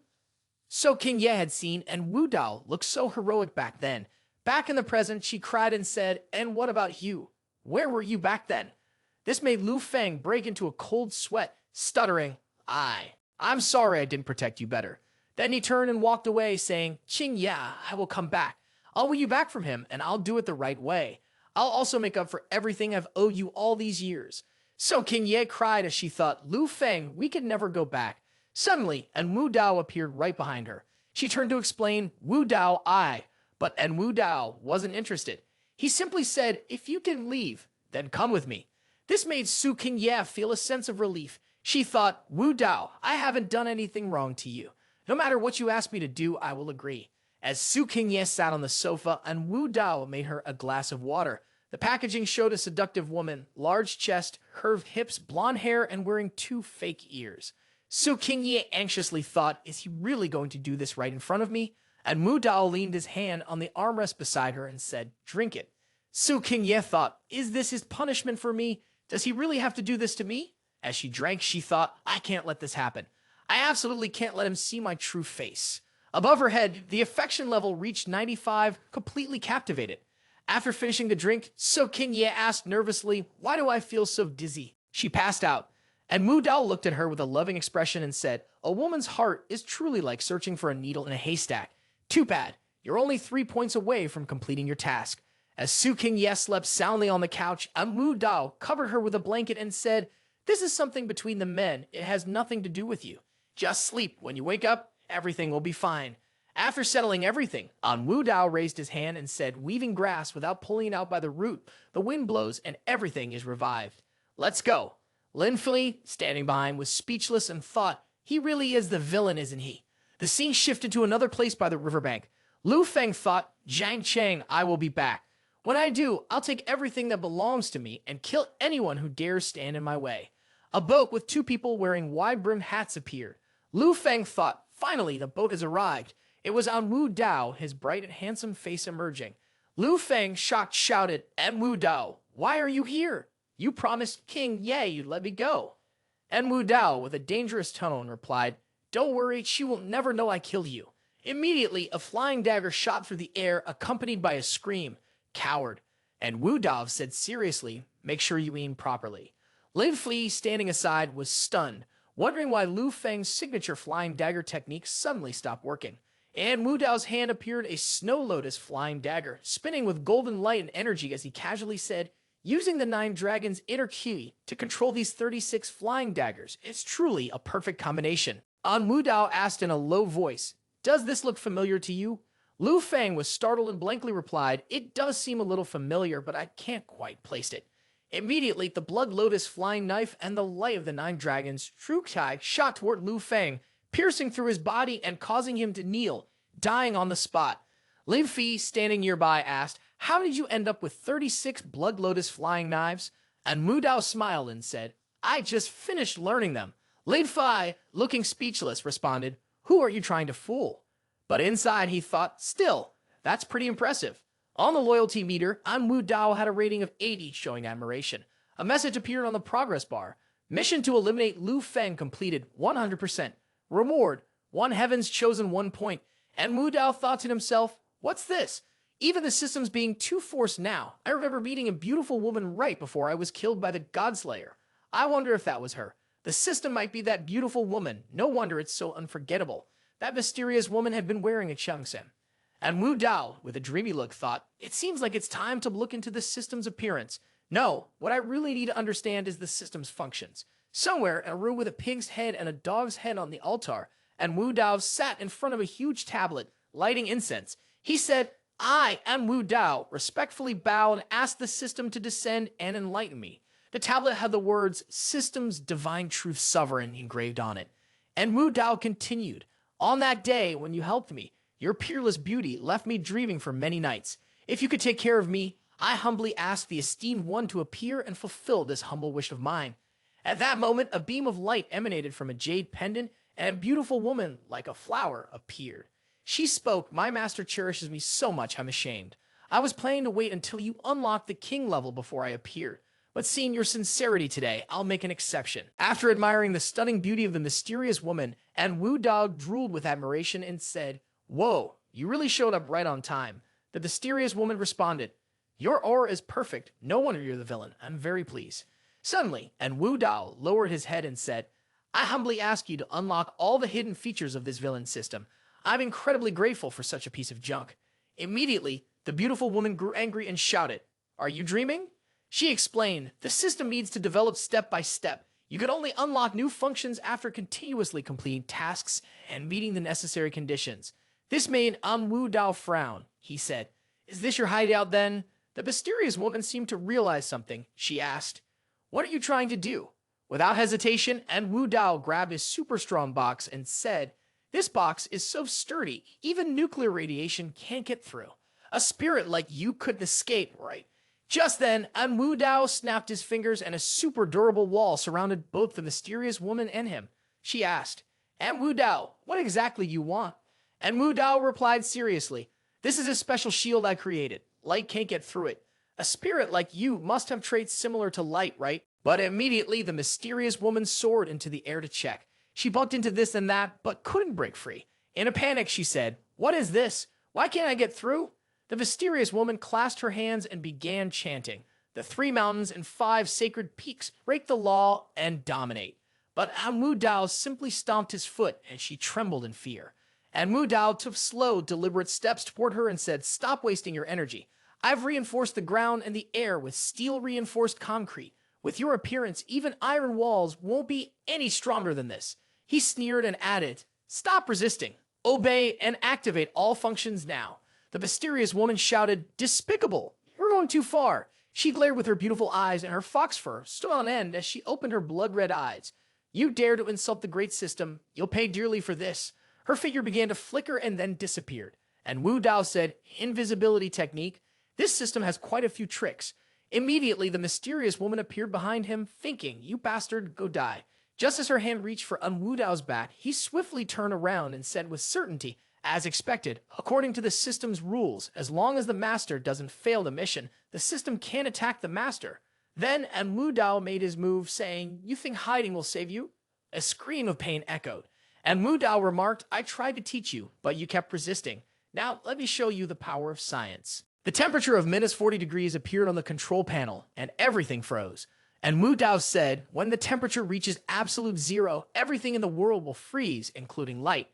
And you're not pure light, so this extreme cold is enough to make you appear." When En Wu Dao looked closely, he shouted, "Oh shit, wasn't I grabbing your neck?" And Wu Dao was holding onto the mysterious woman's chest, causing her to blush and shout, "Damn it, let go, that hurts." And Wu Dao slowly released his grip, looking smug as if he had gained something. Aha, sorry. It's just that you were invisible. I didn't see anything. A voice suddenly rang out. It's freezing. The temperature is dropping too fast. We need to move quickly or we'll freeze to death. In a room filled with various torture devices at Wu Dao's villa, at the torture chamber, and Wu Dao said, Mist, so you're just an employee managing this system? We're all just workers, so why make things difficult for me? And Wu Dao was holding a melted, heart-shaped piece of metal while lighting a cigarette. He said, tell me, what exactly does this god-level villain system want from me? So Guy, tightly strapped to a chair, angrily shouted, and Wu Dao, the truth is, you are the reincarnated king, and I am your subordinate, specially sent to assist you in rising to the throne of humanity. Wu Dao didn't think so. He brought a piece of scorching metal close to Su Gai, his gaze ice cold, and said, damn it, speak human. Su Gai started to feel uneasy. Her voice trembled as she said, from ancient times until now, countless heaven's chosen ones have stood on the moral high ground to eliminate villains. This supreme villain system was forged from the resentment of those countless fallen souls. Sweat beaded on her forehead. She continued, my job is to cultivate and activate this system, to raise a supreme villain capable of erasing every last heaven's chosen one. And Wu Dao revealed a shameless smirk and tossed the tool aside. Curling his lips into a grin, he said, this frightened look on your face is surprisingly captivating. Su Gai flinched, stammering, you, what are you trying to do? As Wu Dao stepped closer, his eyes gleaming with suggestion, Su Gai screamed, En Wu Dao, you're not even human. You go so far as to steal the system itself. Before she could finish, En Wu Dao closed the distance. So Gai backed away, but there was nowhere left to run. Cracking under the pressure, she shouted, fine, I accept your condition. I'll help you unlock the system's hidden function. On the toolbar, a system notification appeared, villain god level, baron rank, heaven's chosen 1 points, 2. Owner, En Wu Dao talent, ruinous, reputation points, none, skill, 9 dragons true chi, 36 rank snow lotus flying blade, all attributes, king of light. The store has been unlocked. Note, the system's villain god level is divided into 7 ranks, which are Emperor, King, Duke, Market, Earl, Viscount, and Baron. Collect Heaven's chosen 1 points to level up the system. And Wu Dao seriously looked at the toolbar and said, I understand most of this, but what's with the reputation points? Su Gai, looking a bit frustrated, replied, reputation points are used to exchange for items in the store. And Wu Dao asked, so how do you collect reputation points? Su Gai, still stuck in his seat, said, there are 2 ways. One is to make people worship you, and the other is to make people fear you. And Wu Dao seemed to realize something and said, oh, so it's about collecting admiration points and fear points, right? The store was filled with countless items, and Wu Dao said, let me check the store to see if there's anything good for my health. Items in the store included strengthening potion 10,000, recovery potion 10,000, healing potion 10,000, detox potion 20,000, wall piercing spell, limited time 20,000, X-ray vision, limited time 100,000, permanent teleportation 10 million, rank insufficient, not unlocked, real-life puppet, permanent 10 million, rank insufficient, not unlocked. And Wu Dao commented, not bad, not bad. These are all good items. And with this real-life puppet, it could be used as a decoy at a crucial moment. Truly a divine security item.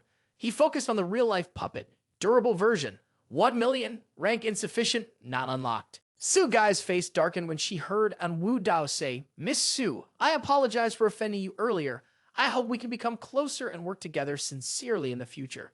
As soon as En Wu Dao was untied, Su Gai immediately slapped him across the face and shouted, you bastard. En Wu Dao's face also darkened as he replied, if that makes you feel better, Miss Su, then please go ahead. Above her head, the following emotions appeared, anger 60, embarrassment 80, frustration 50, regret 30. Su Gai blushed, furious, and threw a jade pendant at him, saying, you jerk, I won't pay any more attention to you.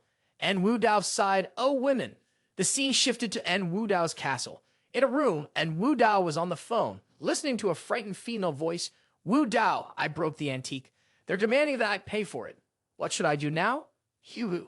And Wu Dao picked up the phone. Hello. He said, if it's broken, then just pay for it.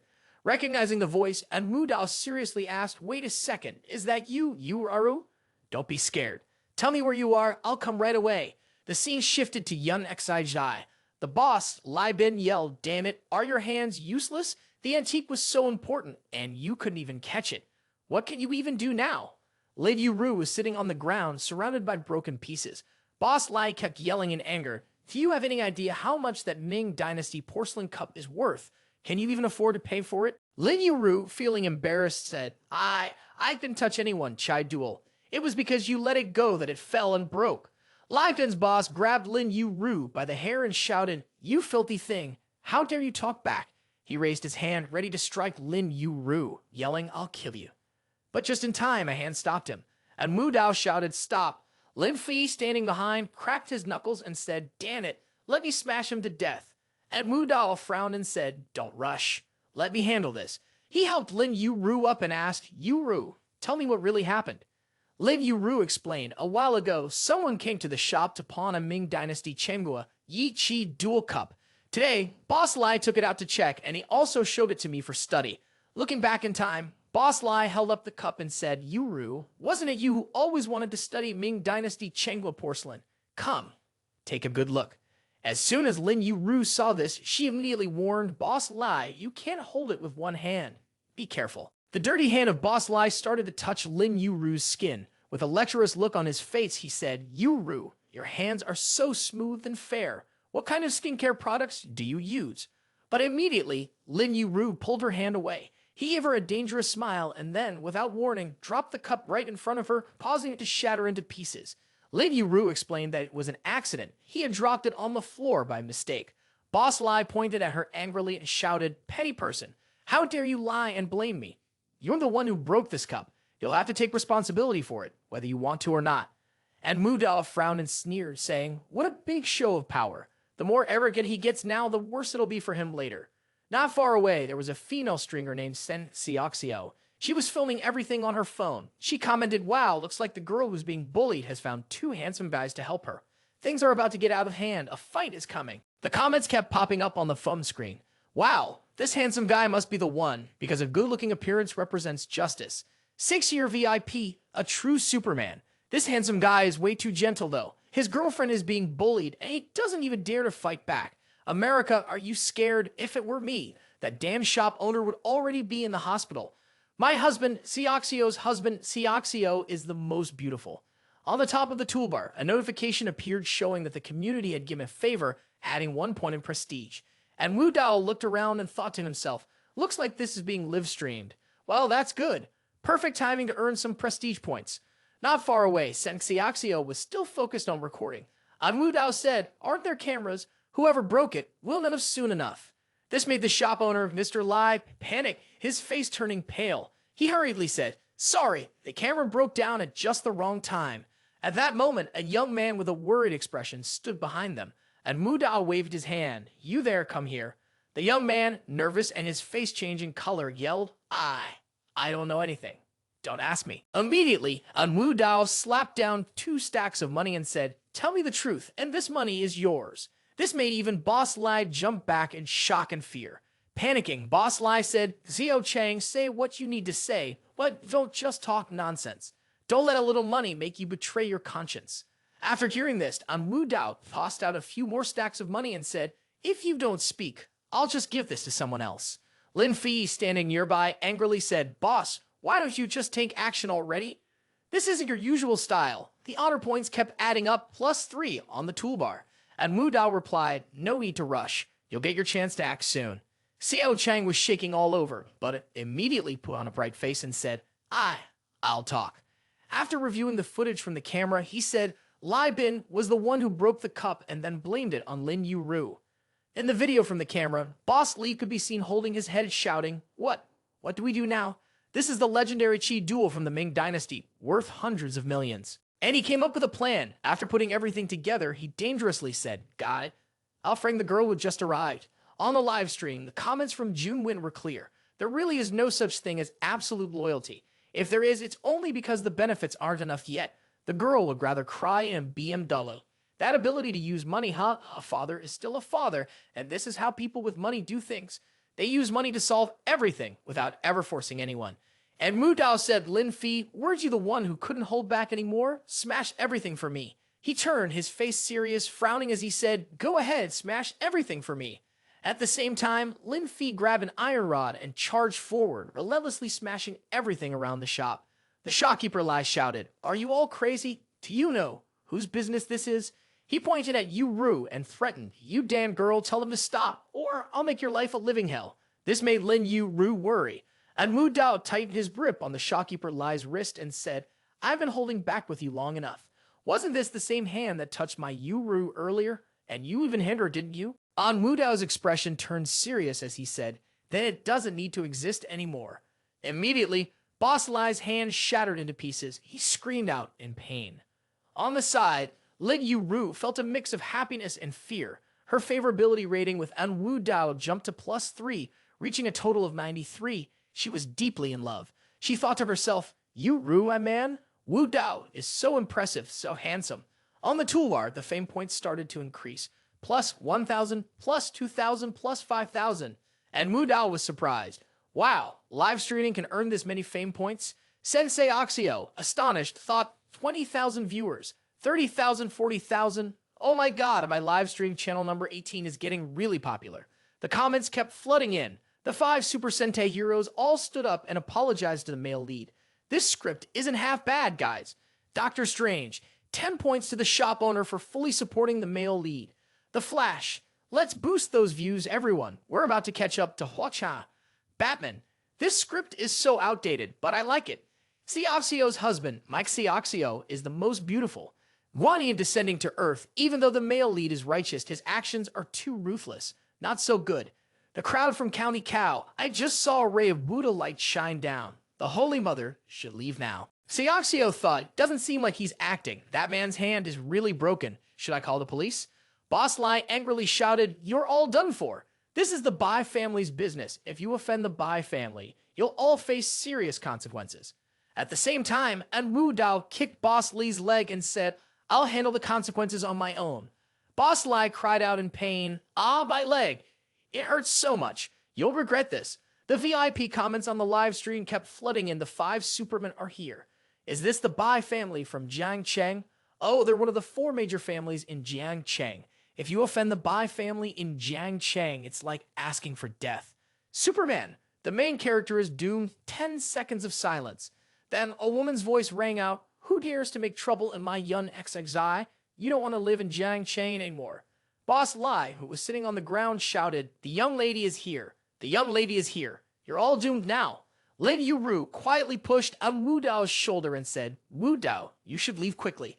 The Bai family is really powerful, and I don't want to drag you into this. I caused this mess, so let me deal with it on my own." En Wu Dao smirked and said, "Bai Yumsi, your old man is still alive, so how did you become the chief executive officer?" Bai Yumsi, the heir to the Bai family, replied, "En Wu Dao, someone as reckless as you is still alive. That doesn't make any sense." 2 bodyguards appeared behind her. En Wu Dao stood still. As soon as the slender hands landed on his shoulders, he quickly began to flatter her, saying, "Aunt Bai, I thought you were dead." Bai Yumsi said, "Stop playing games. Someone like you and young master might fool some girl, but you won't fool me." Lai, the boss, jumped up in fear, thinking, "What's going on here, and young master? Could it be that he is... Oh no, I'm finished." Lin Yuru anxiously thought, so they know each other, and it seems like their relationship is pretty serious. As Bai Yumsi sat down, she said, "All right, tell me what's really going on." And Wu Dao sat on the side and explained, "Here's the thing. There's a video as evidence. My people have suffered, and I need you to give me an explanation." Bai Yumsi closed her eyes and calmly said, "I understand." She stood up and said, "Chang, you can take the money and go. Selling out your master for glory once is enough. If you do it again, you'll never be able to work in the antique world ever again." She crossed her arms over her chest and turned to open a small business of her own. Go now. Xiao Shen knelt on the ground, trembling, and looked up, saying, "Yes, I'm truly sorry. Hi." Yumsi cut him off. "Don't waste your time with apologies. This is your choice." She turned to call Lai Bin, making him jump. Bai Yumsi used the tip of her shoe to lift his chin and said, "You're the steward with skills passed down from a prestigious family, and on top of that, you have great talent. I originally planned to train you to run a large shop for the Bai family, but giving you another chance would be pointless." Mr. Lai, looking terrified, said, "Miss, I'm truly sorry." But before he could finish, she slapped him across the face with her high heel and said, "You're really bold, daring to act like a ghost in Yun Exercise. I can't even hold a cup properly, so what do I need these hands for anymore? Cut them off." With that, the 2 bodyguards grabbed a knife and pressed Mr. Lai down.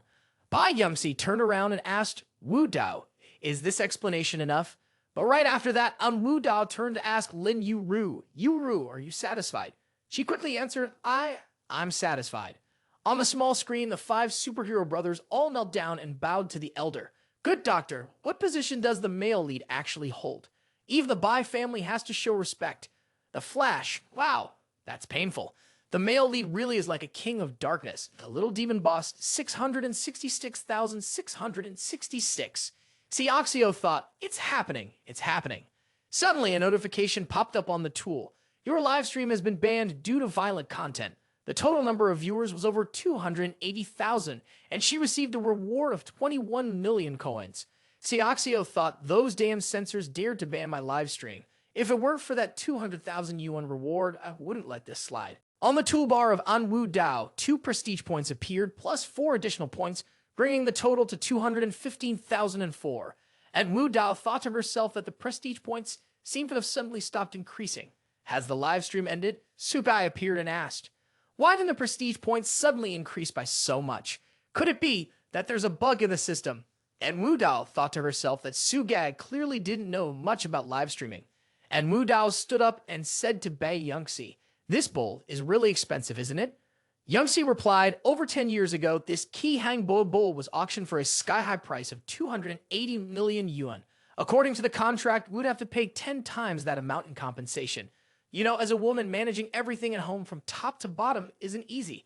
It's okay to earn money, but paying compensation is. And Wu Dao confidently said, maybe I can help out. Bai Yangxi smiled happily and said, really? If you can help with this, I'll give you the Yun-sized eye store. Lin Yuru thought about how handing over such a big antique store. And Wu Dao smiled and said, I'll do my best. Lin Fei and En Wu Dao stood in front of the broken bowl deep in thought. Lin Fei asked, boss, we just smashed their shop and made enemies with them. Why would you want to help them now? And Wu Dao responded, did Yumsi ever blame us for smashing their shop? She even cut off Lai Bin's hand to get justice for Yuru, and she gave us face. After all that, how could we not let it go? They've shown us respect, so we should act accordingly. Lin Fei thought, is this the unspoken rule of the upper class? A notification appeared on the toolbar. Purchase successful. Healing potion. Minus 10,000 reputation points. The remaining reputation points, 205,004. And Wu Dao thought, as expected, it appeared out of nowhere. Following the instructions, he knew that as long as he arranged the broken pieces correctly and poured the water from the vial over them, the bowl would be restored to its original state. And Wu Dao followed the instructions, and soon the bowl started to glow. Bai Yumsi said, Wu Dao, what are you doing? Don't tell me you're just using glue to fix it. You think everyone is an idiot? Lin Yuru nervously laughed and said, I was just doing it for show. And Wu Dao held the cup in his hands, his whole body glowing. He said, it's done. Bai Yumsi and Lin Yuru both took a look. Yumsi used a magnifying glass to check for any cracks, but there were none. She said it had been fully restored just like before. Yuru said, the cracks are gone too. Wu Dao, you're amazing. A handsome young man walked in and said, Boss Bai, I'm here to pick up the things I left earlier. Bai Yumsik thought, speaking of him, and here he is. The man with blonde hair stepped forward. It was Qin Tian, and right behind him was Lu Man. Qin Tian said, Boss Bai, who did you piss off? How did your shop end up in such a state? Bai Yumsi awkwardly smiled and said, thank you for your concern, Mr. Qin. It was just a small misunderstanding, but it's all been resolved. Qin Tian replied, no, Boss Bai, you misunderstood. I didn't need to be concerned about you at all. I'm just concerned about whether the bold Min Than Ho Chi duel had been holding at the shop earlier is still intact. I hope it's not like all this porcelain, which has been unlucky from the start. This left Bai Yumsi speechless, not knowing what to say. And Wu Dao thought, wait, isn't that the leader of the anti-terrorism team? Isn't she supposed to be catching spies? What's she doing here? Lu Man thought, why is he here? Don't let it reveal my identity. Bai Yumsi gestured to invite them and said, don't worry, Mr. Qin. Even if all the porcelain here shatters, your item will remain perfectly intact. Qin Tian was stunned, thinking, what's going on here? This is definitely my item, but why is there not a single chip or crack? This doesn't make sense. Lu Man whispered to Qin Tian, didn't you handle that bowl earlier? Could it be a fake? Qin Tian whispered back, there's no sign of damage now. Even if it wasn't a fake before, it might as well be one now. But I'll remind you again, this is a bowl, not a dish. Qin Tian picked up a cup with one hand and said, are you trying to pull a fast one on me? Isn't this just a trick to sell dog meat as goat meat? This caught Bai Yumsi off guard and made her worry. Qin Tan spoke seriously. The Changbo porcelain has been worn down over 500 years. While it has vibrant colors, it doesn't stand out. It has a subtle, elegant charm. The cup is covered with mist, and you can see the bubbles everywhere. But this fake, on the other hand, has way too many bright colors, no bubbles at all. It's just modern-day craftsmanship. Bai Yumsi was shocked and anxiously thought to herself, but I clearly saw Wu Dao restore it with his own hands. How could it turn out to be fake? Lin Yuru thought to himself, this guy's skills are truly extraordinary. He's right about everything. If I hadn't seen Wu Dao restore this piece myself, I would have believed him right away. And Wu Dao, standing nearby, was stunned and thought, oh no, this restoration potion is way too powerful. It even fixed the old flaws of the antique. Qin Tan sat down on the sofa and calmly said, Miss Bai, you've been really careless with this game. According to the rules, you should compensate me 10 times the value. But I, Qin Tian, have never been tough on women. Here's the deal. Transfer ownership of this shop to me, and we'll consider the matter closed. Bai Youngsai thought to herself, so he just wants to take Yun Exai's Dai. All the antiques here are ruined anyway. The only thing of value left is the land. Even the sign of Yun Exai's Dai isn't worth $1 billion. She thought, whether I give it to En Wu Dao or Qin Tian, it doesn't really matter. It's better to know when to stop and just end this now. Bai Yumsi said, then, immediately, En Wu Dao drove his car past and said, that's right, this item is definitely fake.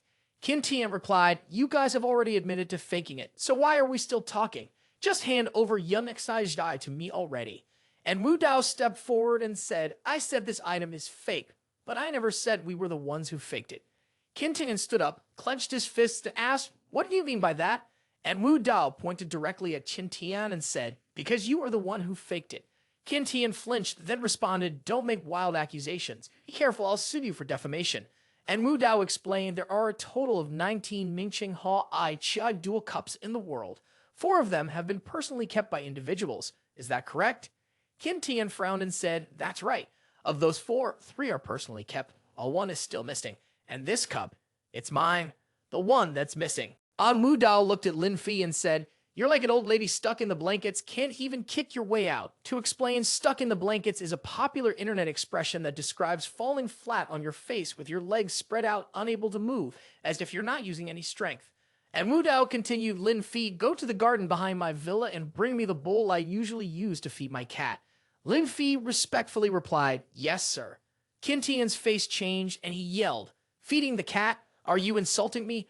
No matter how much money you have, you can't use that filthy money to feed a cat with something worth hundreds of millions. At best, it's just some cheap industrial chicken worth 5 yuan sold everywhere on the streets. And Wu Dao calmly responded, I've explained the cause and effect. Now just bring me the cat's bowl.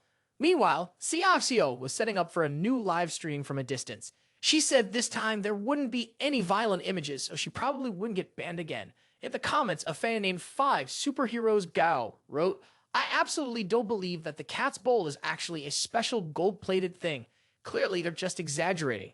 Anyone can tell this rich second generation is acting. The young master has money, but he's not stupid. The Westgate Grand Officer's shows are expensive, so how could they be so cheap? Xiao replied, oh, it's filming again. Not long after, footsteps approached. Lin Fi quickly arrived and shouted, here it is. After setting up 2 bowls, An Wu Dao casually smiled and said, I took this bowl from my old man's collection. I thought it looked nice, so I'm using it as a bowl for the cat. Don't mind if it's a little dirty. Lin Yuru, adjusting her glasses, commented, sure enough, the surface is cloudy and the color is subdued. Qin Tian shoved Yuru aside and leaned in, saying, let me take a look. Immediately, the bowl made of gold appeared and opened up. He thought to himself, no way, it's real. Looks like I've lost today. Then Qin Tian grabbed the bowl that had been restored and said, I'll be taking this home. But right then, a fist shattered the bowl, making Qin Tian angrily shout, you. Wu Dao replied, according to the rules, any fake goods must be destroyed on the spot. Qin Tian hurriedly left, clasping his hands together and saying, fine. Goodbye. Lu Man followed behind, muttering, damn it, you've ruined my entire plan. And Wu Dao thought to himself, plan? What kind of plan? There seems to be something hidden behind this. Bai Yumsi was so angry she stomped her foot. She said, a country bumpkin dares to scheme against the Bai family. Someone chase him down, cut off Qin Tian's hands and feet, and throw them in the river. An Wu Dao calmly stopped her, saying, Aunt Yumsi, that's enough, don't be reckless. Although she wasn't entirely sure about Qin Tian's background, the woman beside him had a special identity and couldn't be messed with. Bai Yumsi said, surprised, even you think this person is hard to handle? Of course, it's not simple. Today was already reckless. She then handed En Wu Dao a piece of paper, saying, Wu Dao, I'm accepting this favor today. If you ever need help in the future, don't hesitate to ask. I still have some influence here in Jiangcheng. This is a transfer agreement, just sign it. And Wu Dao, with his hands in his pockets, smiled and said, Aunt, you're being too polite. In the distance, the live stream on the phone continued without pause and comments flooded in. Is that the cat food bowl really a prop for a face slap? I absolutely love watching scenes like this. No one could have expected it. Poverty really does limit my imagination. En Wu Dao took the ownership transfer paper and handed it to Lin Yuru, saying, Yuru, I'm borrowing flowers to offer to the Buddha. This antique shop is yours now. Lin Yuru quickly stopped him, refusing, no, this is too much, I can't accept it. And Wu Dao replied, you're studying antiques, this is work related to your field. Are you really going to be so polite with me? Above her head, her affection rating appeared 94, deeply in love. Lin Yuru shyly said, no, I'm not. On the toolbar in front of him, En Wu Dao kept adding reputation points, 20,000, 50,000. En Wu Dao thought, is that all the affection points I get? Seems like Yuru isn't really after wealth. But why are the reputation points increasing so much? Lost in thought, suddenly Lin Yuru threw herself into En Wu Dao's arms, saying, Wu Dao, I'll help you run this antique shop really well. Comments flooded in, with everyone standing up to bow down to the master. 66, 66, 666. Reputation points kept climbing, plus 50,000, plus 50,000, plus 100,000. Total reputation points, 480,000. And Wu Dao glanced back where his phone was still live streaming with the girl Xiao. He thought to himself, live streaming is the best way to gather reputation points. Xiao also thought excitedly to herself, I'm going to get rich. Lin Yuru looked around and happily said, wow, does this mean I'll be the boss here from now on? It feels like I'm dreaming. I can't believe it. Lin Fi walked over, cheerfully saying, Yuru, congratulations. Lin Yuru got upset and shouted, don't step on my porcelain. She chased after Lin Fi, angrily yelling, Lin Fei, you idiot, who told you to smash things like that? You broke so many antiques, and some of them were real. Lin Fi quickly ran away, avoiding her and saying, I was just following orders. And Wu Dao quickly stepped in to stop her, trying to calm her down. Yuru, please calm down. She snapped back, don't stop me, he broke all those antiques. It must be worth over a few 100 million yuan. I want to hit him. Unexpectedly, and Wu Dao proudly held out a bottle of the purple liquid. It's fine, look at this. These 3 bottles can help you restore all the real antiques, and I even kept the cat food bowl for you as a souvenir. What do you think? A notification popped up on the toolbar. Buy 3 restoration potions for 3 honor points, 30,000 honor points, remaining 450,000 points. Lin Yuru said, restoration potions. What a coincidence. But I need to tell you something. That's not a cat food bowl. It's a Ming Dynasty ceremonial bowl. It's definitely considered a treasure in this shop.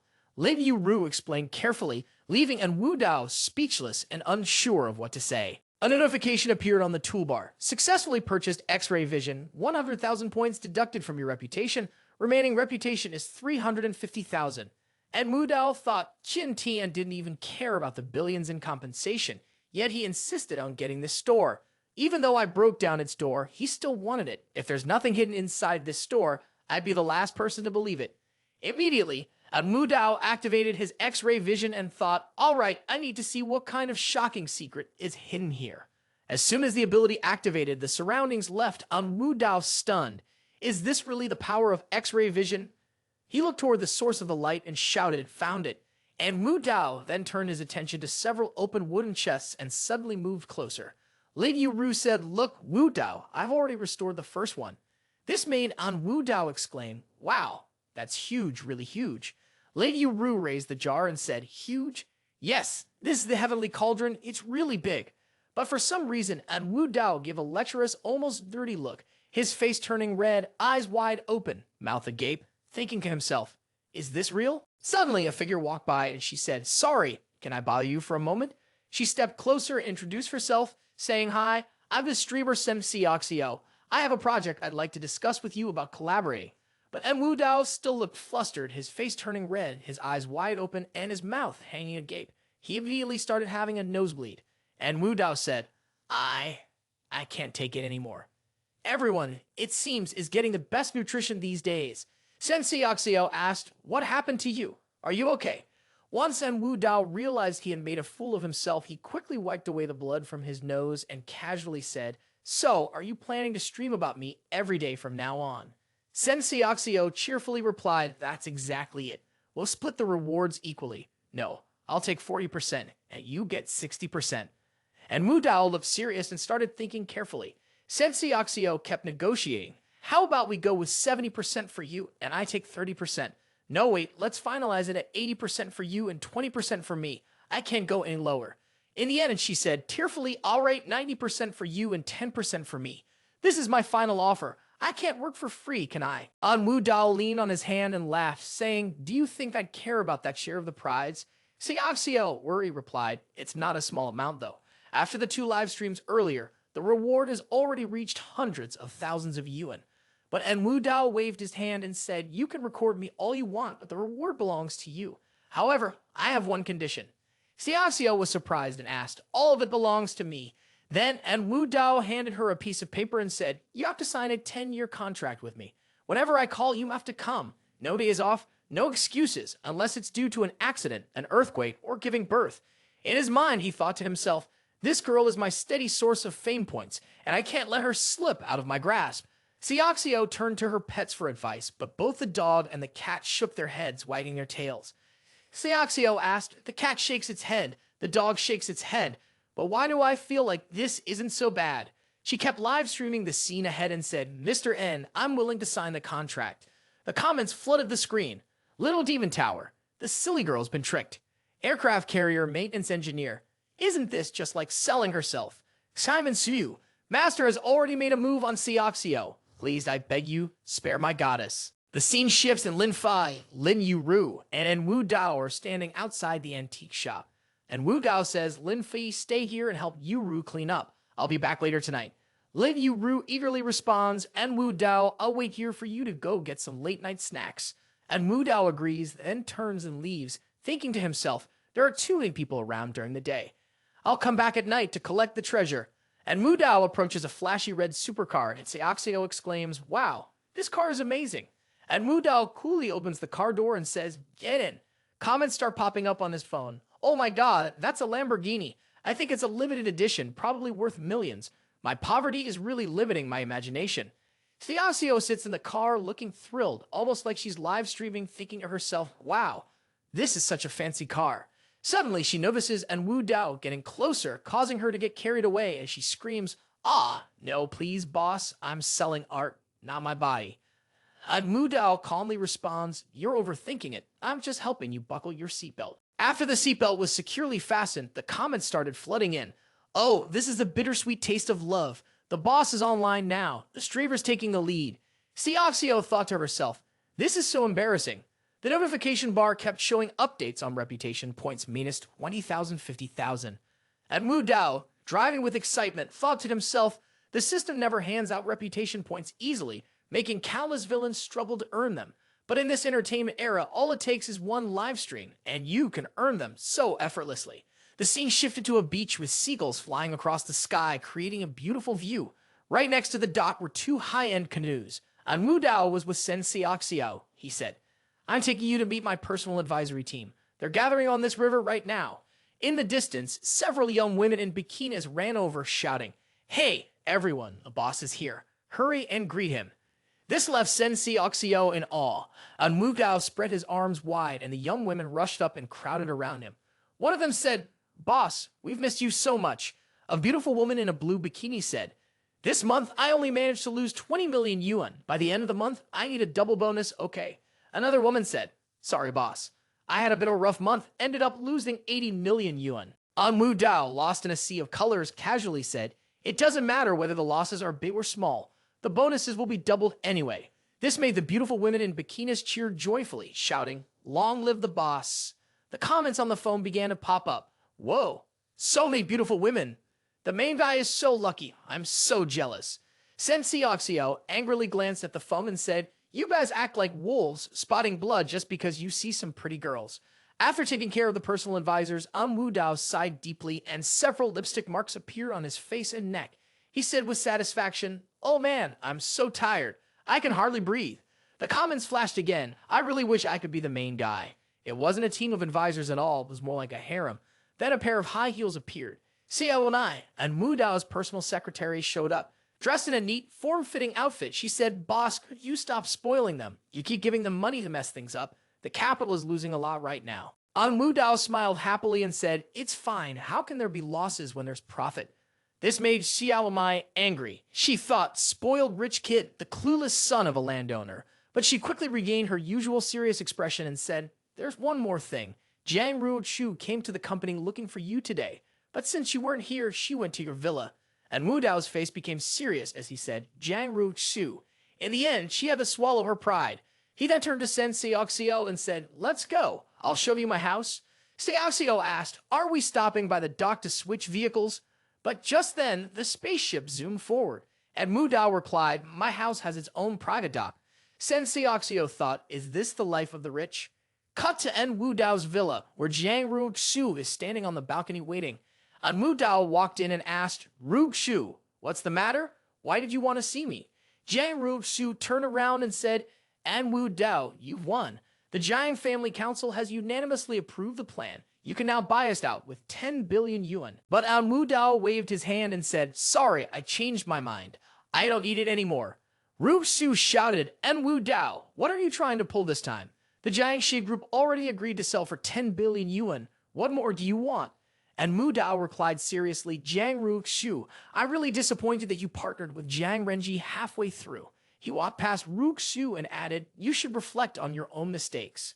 And Wu Dao was pouring himself a drink when Ruochu turned around and said, "And Wu Dao, haven't you always wanted me?" She started taking off her clothes and said, "I'm giving myself to you." And Wu Dao took a sip of his drink and said, "Very good, keep going." Ruochu's jacket fell to the floor. From the side, Sen Xiao quietly started a live stream, thinking to herself, "This is getting way too hot, right? My live stream channel is going to be banned again." On the small screen, the number of online viewers climbed to over 500,000 and VIP comments began to flood in. The beauty kneels down, begging for a direct view of the male lead. The male lead's perspective is a bloodbath of fans. Is this how a rich person's life is? So simple and natural. Xiao, I know where you are. I'm coming to find you right now. A bright red notification popped up. The live stream channel has been permanently banned due to explicit content. Xiao silently screamed in her heart, "What do you mean permanently banned?" Jiang Ruochu, feeling embarrassed, said quietly, and young master, my body is still pure. Please, please." And Wu Dao took off his jacket and said, "The most talented and noble girl in Jiangcheng is finally willing to take off her clothes," revealing her body, which so many men in Jiangcheng had dreamed of. Jiang Ruochu lowered her head in disappointment, tears streaming down her face. She thought to herself, "What's meant to happen will happen. Maybe I can't escape the fate of being humiliated by him after all." But then something unexpected happened. She widened her eyes in surprise as she saw En Wu Dao draping his jacket over her. And Wu Dao said, "I truly want your body, but I don't want to see you crying like this. I hope you'll be the one to take the first step and come to my bed on your own." Jiang Ruochu thought, is he really letting me go? Scene transition. After Jiang Ruochu finished getting dressed, En Wu Dao sat on the sofa, casually sipping wine. He glanced at her and said calmly, "Starting today, I'm transferring all the companies and finances under my name to you for management, including the urban renewal project with the Jiangxi group." Jiang Ruochu was visibly surprised. "You're giving me something worth hundreds of billions of yuan?" she asked. Before she could finish her sentence, En Wu Dao cut in. "When I was 18, I went abroad to study business management. At 21, I turned things around and brought the Jiang family back from the edge of collapse to the top. If it weren't for certain people in the family holding you back, it would have happened even sooner." He raised his glass slightly, his gaze steady. "You're a born entrepreneur. I trust you." Jiang Ruochu felt something stir inside. After all these years, he was the first person who truly understood her, who saw her for who she was. Her feelings toward him were quietly shifting little by little. "All this time, I've misunderstood him," she thought. "Others only saw me as a tool, but he's always been honest. He believes in me." Jiang Ruochu gritted her teeth and thought to herself, even if he's a bad guy, at least he's a bad guy with a purpose, which makes him a lot stronger than that trash, Xiao Shen. The Jiang family has wasted their potential, blocking every opportunity for her business talents to shine. At one point, she almost gave up on her ambitions in the business world. She even forgot about the things she used to boast about right after graduating overseas. She wanted to become the #1 female CEO. Jiang Ruochu glanced at En Wu Dao and thought, he's given me hope once again. Jiang Ruochu firmly said, if you want me to manage your assets, fine, but you have to agree to 3 conditions. First, replace your entire personal financial advisory team. Second, allow me the freedom to act as I see fit. For all projects, I must have absolute decision-making authority. Third, you cannot interfere with any of my decisions. And Wu Dao raised an eyebrow and said, fine. Inside, he thought, no wonder she's recognized as a genius businesswoman.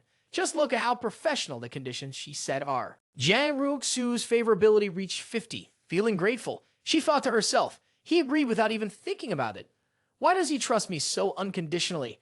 Why is he treating me so well? Holding back earlier was the smartest decision. If I were to take advantage of someone in trouble, I'd probably never get him to trust me again in this lifetime. And Wu Dao thought, I'm not interested in her business skills, but her arrogance today is really captivating. There are many items in the store that can only be purchased after leveling up. Her arrogance today reveals something very important. Jiang Ruochu picked up a few files and quickly said, well, if there's nothing else, I'll head out now. Oh, right, Xiao Mai from my advisory team can't be kicked out, but the others, feel free to handle them as you wish, and Wu Dao responded. Jiang Ruochu agreed. After stepping out and reaching the door, she thought, in the end, I've placed a spy next to me. I always believed he trusted me unconditionally. After Jiang Ruochu left, Sen Xiaoxiao appeared plopping down on the sofa with a gloomy look on her face. It's over, the live stream channel got permanently banned. And Wu Dao clicked on the 720,000 prestige points in the toolbar and said, not bad, I've gained another 300,000 prestige points. Sen Xiaoxiao angrily said, what do you mean not bad? I've been permanently banned. I worked so hard to build up this live stream channel, and I only just got over 100,000 followers. Now being permanently banned feels like being locked in a dark room. And Wu Dao calmly picked up his phone and said, which platform are you live streaming on? Let me call your boss and say hi. Sen Xiaoxiao slumped onto the sofa, sounding discouraged. Stop bragging. The owner of QQ is worth over 50 billion yuan. Why would he listen to you? But on the side, En Wu Dao was already on the phone. Hello, unlock Sen Xiaoxiao's account. I need to check in on her health later. He then turned to Xiaoxiao and said, I've made the call. Your account should be unlocked soon. Sen Xiaoxiao sneered, cut it out, you're just showing off, pretending to be some big shot. But right after that, Sen Xiaoxiao's phone started ringing nonstop. It was an incoming call from a senior administrator. She said, oh, it's a call from the senior admin. The moment she opened her phone, she was hit with a barrage of messages. Sister Xiaoxiao, it's my fault. I'll unlock your account right away. Your account will be put on the whitelist and no one will dare block you again. Sister Xiaoxiao was such a powerful figure backing you, why didn't you tell us sooner? I may have offended you a bit before. Sen Xiaoxiao was stunned and said, a powerful figure? The voice on the other end of the phone quickly responded, yes, the boss personally stepped in and said even he wouldn't dare offend this big figure. After hearing this, Sen Xiaoxiao's eyes lit up as she glanced at En Wu Dao, who was casually drinking. And Wu Dao pulled out a black business card and said, this is my card. It has my phone number. If you ever need to take sick leave or maternity leave, just give me a call. Sen Xiaoxiao bowed and said, thank you, boss. Ah, got it, boss. Boss, if we're not doing any more live streams today, may I leave early? And Wu Dao replied, you won't be able to grab a taxi here, but if you go down to my garage, you can pick any car you want. It'll be easier for you next time you come. As Sen Xiaoxiao headed downstairs to the garage, she thought to herself, Sen Xiaoxiao, what kind of big shot have you gotten yourself involved with? Even the QQ boss has to show respect. Just who is this person? When she looked up, she thought to herself, right, the boss asked me to choose a car, but this is just being polite. I can't drive someone else's fancy car. I'll just pick a car around 100,000 yuan to avoid walking. But as soon as she looked around, she was stunned. There were so many luxury cars lined up, and Sen Xiaoxiao couldn't believe her eyes. She thought, Ferrari, Bugatti Veyron, Vios Gauguin. Then she realized, I guess being poor has really limited my imagination. A while later, a super luxury convertible zoomed out. Sen Xiaoxiao, while driving, said, still, this Porsche 918 gives me the most comfortable feeling.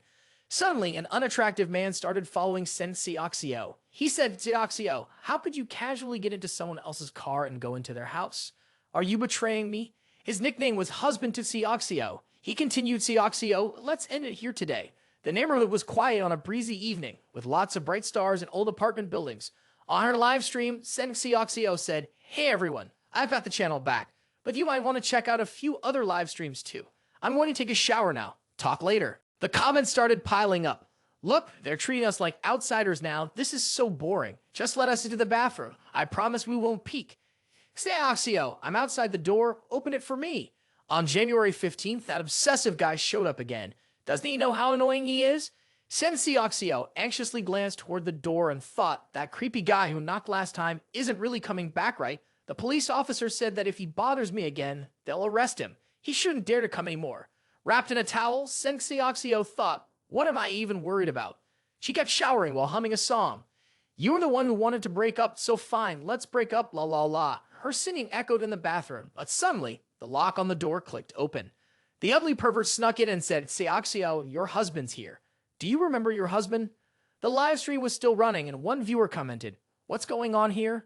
How did that creepy guy get in? This is the intense moment with Seoxio. She's in danger. Although she already called the police, the area is remote. It'll take them around 10 minutes to arrive. Old Wang from next door shouted, Seoxio, get out of the bathroom and run. Seoxio stepped out of the bathroom, still humming la la la, but her expression changed instantly when she saw the intruder. The man turned and said with a twisted smile, oh, you're done showering. Seoxio froze. How did you get in here? Get out. Get out right now. She screamed, throwing the towel in her hand toward his face in panic. His expression darkened. I saw everything. Driving out of that mansion, riding in a luxury car. You betrayed me, haven't you? Terrified, Seoxio backed away. I don't even know you. You're not my boyfriend. You need to leave now. Ignoring her, the man pulled something from his coat, a makeshift incendiary device. If I can't have you, he muttered. No one can. Before she could react, he hurled it toward the living room. A burst of flame erupted, and Seoxio stumbled back, coughing and screaming help. Fire! The creepy figure with an evil expression said, burn it down, you traitor. I want to die with you here together. The twisted figure, with a disgusted look, turned away and said, Seoxio, don't be scared. I'll make sure the whole building goes down with us. That way we won't be alone when we go. On the screen, the comments flooded in one after another. Oh my god, this person is even more twisted than I thought. Someone call the fire department. Another commenter wrote, Seoxio, think of a way to escape. Hurry, or it'll be too late. Seoxio gripped the bars outside the window, shouting desperately, help, it's on fire. There's a psychopath, he's killing people. She felt hopeless, helpless, and broke down, crying, wah, I just want to get out of here. Seoxio grabbed her phone, which was still live streaming, and said, dear viewers, please save this video. This might be the last image you see of me while I'm still alive. The comments kept coming. Don't give up. Find a way out. Call the male lead. He can save you. The male lead has some serious skills. At least he can keep you safe. I heard there's a live stream where the streamer set herself on fire, so I came to see what's going on. As soon as she received the help, Seoxio happily shouted, yes, yes. She picked up another phone and said, boss, please pick up my call. But the sound on the call interrupted her hopes. Your call is being disconnected. Disconnected. Why would it be disconnected? Seoxio thought. Lao Wang, next door, commented. Oh my god, how heartless. The neighbor, Mr. Wang, added, at a critical moment, the male lead is like a car stuck in the mud. Completely unreliable. Seoxio couldn't stop coughing, saying, I feel like I'm slowly dying. Everyone, dear friends, see you in the next life. But right then, a foot slammed against the door. Seoxio asked, who's there? What's going on? En Wu Dao stepped in, carrying an oxygen tank and a fire extinguisher. He said, oh, look at our broadcaster. So pitiful. Comments flooded in. Everyone stand up and pay respects to the great master. Whether it's scripted or not, I'm really touched. The male lead is truly like a hero descending from the heavens. Seoxio asked, boss, why are you here? En Wu Dao replied, I happened to be watching your live stream, and I was on my way here, so I didn't pick up your call. Then, En Wu Dao lifted Seoxio up and walked outside. On the screen, it showed 1.2 million people online. Seoxio said, that pervert wants to burn down this entire apartment complex. I don't even know how many people will get hurt. Comments flooded the screen. This boyfriend's abilities are too powerful. I'd stream just to marry him. There are still so many people stuck inside. Hurry up and go save them. Read the address. Is it too late for me to go there now? The pervert was still waiting outside. He yelled, Seoxio, you really betrayed me. He prepared to throw another Molotov cocktail and shouted, Seoxio, you all should die. As the pervert charged forward, En Wu Dao said, Seoxio, end the live stream in 5 seconds. Seoxio agreed, and just as the Molotov cocktail was flying through the air, the pervert shouted, die! Only when you're dead can we be together forever. En Wu Dao threw an object at the pervert, causing a Molotov cocktail to shatter. At the same time, flames engulfed the pervert's body. Even surrounded by fire, he kept screaming, "Xiao, don't go, you're mine." As soon as the live stream resumed, comments flooded in. What just happened? The live stream cut out suddenly. That person who burned to death, wasn't he the pervert? It sounds like it was him, and even while burning alive, he's still a pervert. After stepping outside, En Wu Dao glanced at Xiao. She said, "Finally, you were safe. The person who got burned was the pervert. If you play with fire, you'll eventually get burned. He definitely got what was coming to him. I wonder how many people he's hurt before this. Such bad karma." The livestream audience had surpassed 2 million viewers. Comments flooded the screen. "Quick, say the main guy is going to save someone." But the top comments quickly corrected that. "Don't spread rumors. The main guy is just an ordinary person. If he could save Xiao, that already makes him a hero." That place was so remote. By the time the fire department showed up, everything would have been burned to the ground. A notification popped up. Reputation points 1 million plus. En Wu Dao thought to himself that this was a great opportunity to do something righteous. Who knows, he might even earn some more reputation points along the way. Without hesitation, he grabbed a bucket from the edge and rushed into the sea of flames. He said, "Xiao, you're safe now. I should go on and keep saving people." Sensei Xiao screamed, "The fire's raging. It's too dangerous in there. If you go in, you probably won't make it out. You don't need to be a hero." En Wu Dao splashed water from the bucket over his head and replied, "No, there's never been a true hero in this world, only passion." Turning around with determination, he added, "And right now, my passion is at its peak." At that moment, the toolbar displayed reputation points 100,000, 200,000, 500,000. Now in medicine, I bow down to the great one. No, you're a true hero. Passion at its peak. Such a man.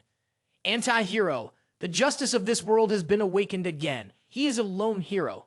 The reputation points continued to pile up, and Wu Dao rushed into the fire, saving many people who then rushed out of the building. Sensei Xiao said, "It's the boss. He's already saved so many people." Someone else added, "Such great merit." A man who had just escaped shouted, "The great hero still hasn't come out. I hope he's okay." Sensei Xiao asked, "Why has the hero who saved everyone come out yet?" A child who had just been saved said, "A hero? Does he deserve that title? Look at him, he's out there saving more people." While live streaming, Sensei Xiao angrily said, "What's wrong with this person? He's been saved, and now he's acting like this. His heart is as cold as ice."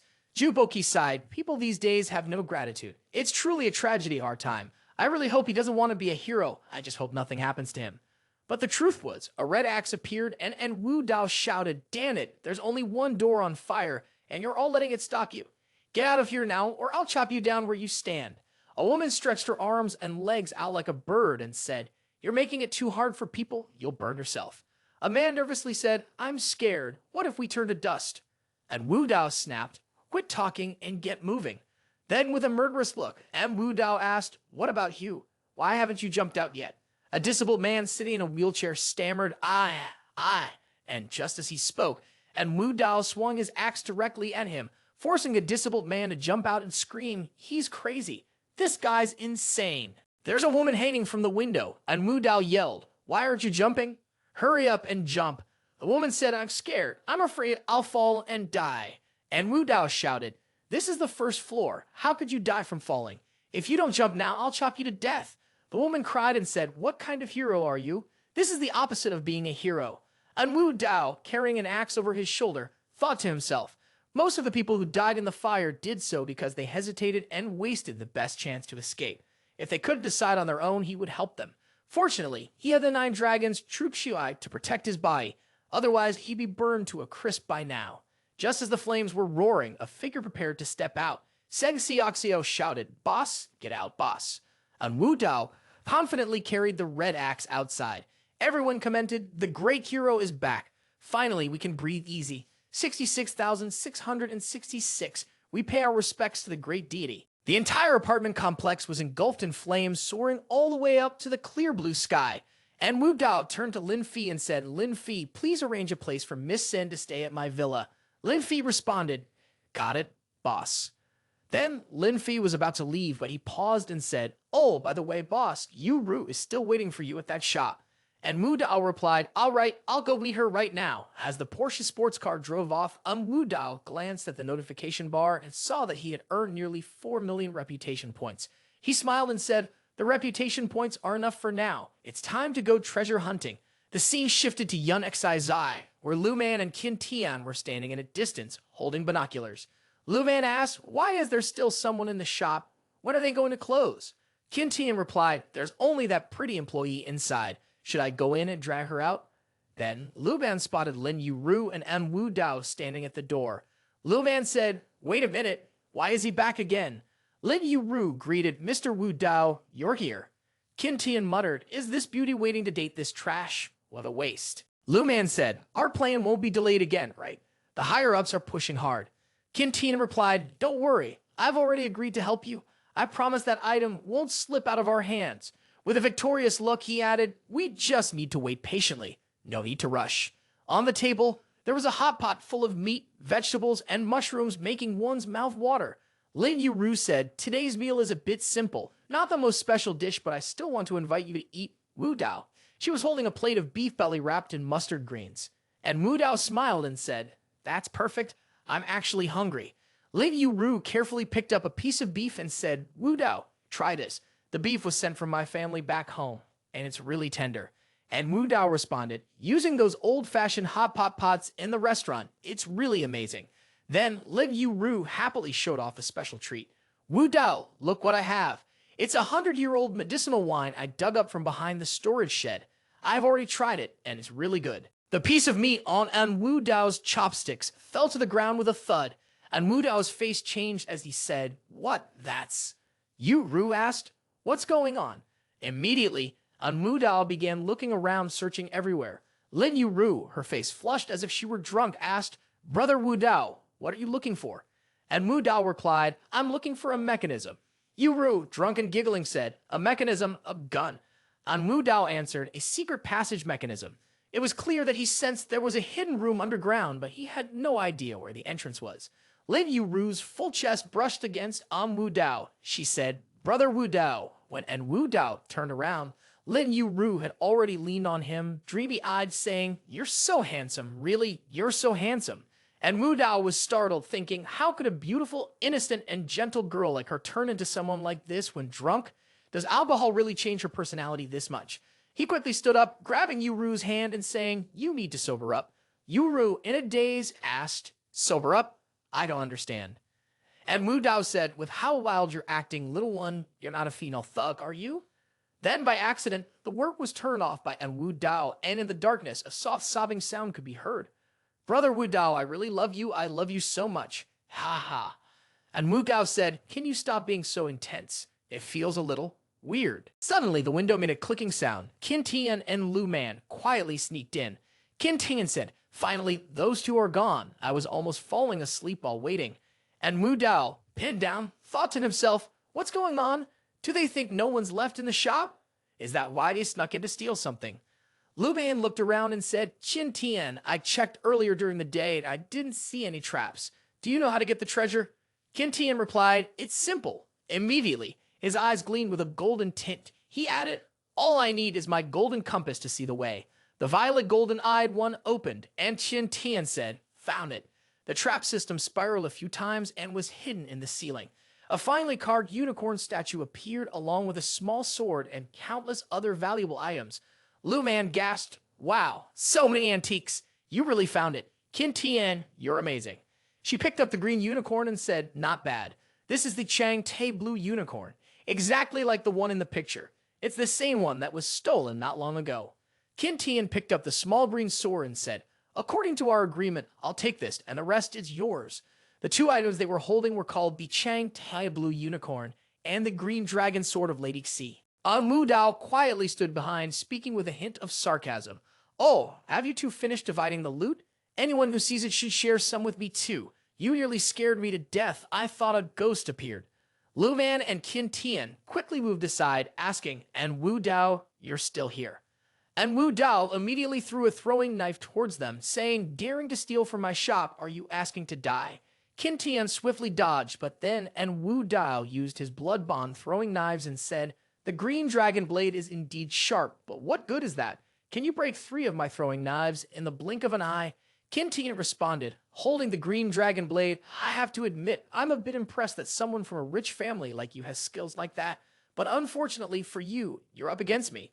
In an instant, Qin Tian used his golden child technique, and it was as if he had 3 heads and 6 arms, skillfully catching the throwing knives. He then said, I am Qin, the master of the violet golden-eyed one, the one who destroys villainous figures, the one who dares challenge the Grandmaster, the heir of me treasures heavenly arts. He leaped into action, declaring, En Wu Dao, I've always been decisive in my actions. I'll make sure there's no future threat left. And then, a scene unfolded where Qin Tian thrust his green dragon blade straight into En Wu Dao's chest, shouting, so you should just die already. But for some reason, some mysterious force prevented the green dragon blade from piercing En Wu Dao's skin. He said, this green dragon blade is quite impressive, but you've underestimated me. In an instant, golden energy radiated from En Wu Dao's body, spreading outward and making him glow. Qin Tian was immediately sent flying far away. En Wu Dao, furious, shouted, try my 9 dragons true Qia, and rushed toward Qin Tian, landing a powerful punch. Qin Tian was sent flying again, crashing into a wall, causing it to crack. And Wu Dao grabbed the green dragon blade and thought, thanks to this system, I have enough strength to fight this battle. Even without Lin Fei's protection, I can still defeat a strong opponent. And Wu Dao looked at Qin Tian, who had fallen away from the wall, vomiting blood, and thought, it's a pity that Qin Tian isn't Heaven's proud son, so I can't get the violet golden-eyed one with the Heaven's chosen points. But just then, an announcement appeared, showing the arrival of a new Heaven's proud son. Heaven's chosen Qin Tian, with the golden hand of the violet golden-eyed one, had achieved a master-level skill. Me Treasure's inheritor and the mission to kill Qin Tian was now active, offering 2 Heaven's chosen points and the violet golden-eyed one as a reward. En Wu Dao was stunned, a Heaven's chosen new arrival, and on top of that, he had not just 1 but 2 Heaven's chosen points. And Wu Dao furrowed his brows and seriously thought, I get it now. Those 2 points must be tied to some really difficult tasks.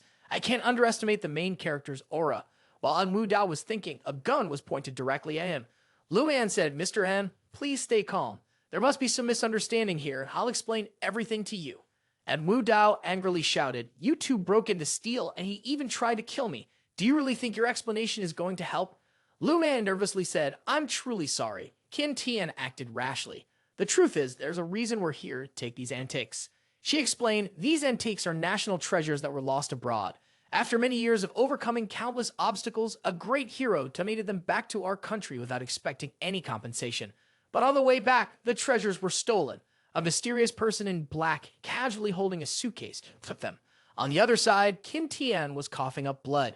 Lu Man continued, later we received intelligence that those antiques were spotted in this antique market, which is why I asked Qin Tian to come and help us recover them. He's the heir of me treasure and has the ability to track the location of treasures. Lu Man angrily said, originally during the day, according to the plan, we could have gotten it, but I never expected you to ruin everything. And Wu Dao replied seriously, it looks like these things are pretty hot to handle. Lu Man, holding the green unicorn, said, now we found the evidence, but the shop owner right now is you. You might end up getting caught up in this. Upon hearing this, En Wu Dao immediately dropped his dagger, letting it fall to the wooden floor, where it stuck straight into the ground. He raised both hands and said, if this is just a misunderstanding, I'm willing to cooperate with you. Take whatever you need. This surprised Lu Man, but suddenly, a flash of purple light appeared in Qin Tian's eyes. He thought, ha ha ha, too late. Then, Lin Yuru suddenly stood up, and Wu Dao asked, Yuru, what's wrong? Lin Yuru grabbed the dagger from the floor and threw it at En Wu Dao, stabbing him straight in the stomach. And Wu Dao screamed, Yuru! Blood poured out nonstop. He hugged his stomach and cursed, damn it, you're controlling Yuru. Qin Tian, who had been sitting on the floor, stood up, laughing loudly. Ha ha, that's right. My violet golden-eyed one can not only see through the false energy and track speed, but can also use soul manipulation. Lu Man, standing nearby, said in fear, Mr. En, I'm really sorry. I never thought he would do this. And Wu Gao pushed Lu Man aside and shouted, get out of the way. It's your fault that you caught my attention, giving him the chance to control Yuru. There's no need to pretend anymore. Lu Man tried to explain, I didn't. Then she yelled towards Qin Tian. Qin Tian, he's already put down the knife. Why are you still doing this? Qin Tian raised his hand and shouted, a woman's heart, people like that always repay hatred with hatred. I've already made an enemy of him for life. There's no way he would let me go, so I have no choice but to eliminate the threat once and for all. Lu Man said, disappointed, you're so despicable. But Qin Tian didn't think so. He said this was just being cautious. He reached toward Lin Yuru and said, "We can't underestimate the power behind En Wu Dao.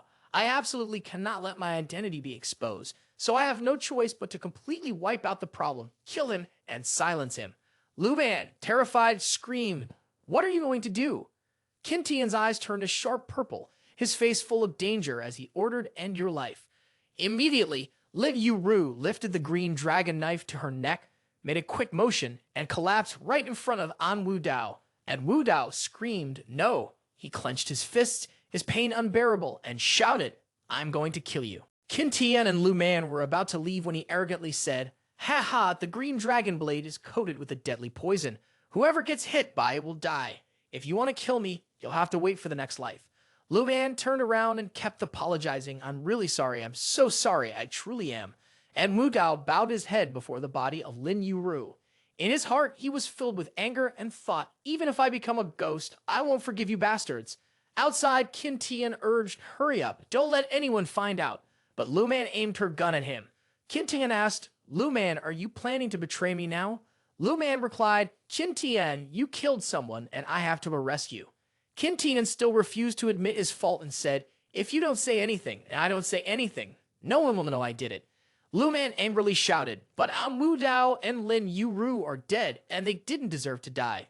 This made Qin Tian start to feel a sense of bitterness. He said, "Lu Man, look me in the eye and tell me, are you arresting me for En Wu Dao or for justice?" Lu Man looked into his eyes, but immediately a purple light flashed from Qin Tian's gaze. He said, "Lu Man, just now we successfully took what belonged to us. We didn't run into anyone at the antique shop. Now, you need to go arrest Bai Yangxi." Lu Man was soon hypnotized and said, "That's right, there's evidence now. I can go and capture the person." Qin Tian's expression was truly cunning. He thought to himself, "Who could have imagined that my violet golden-eyed one could even alter memories?"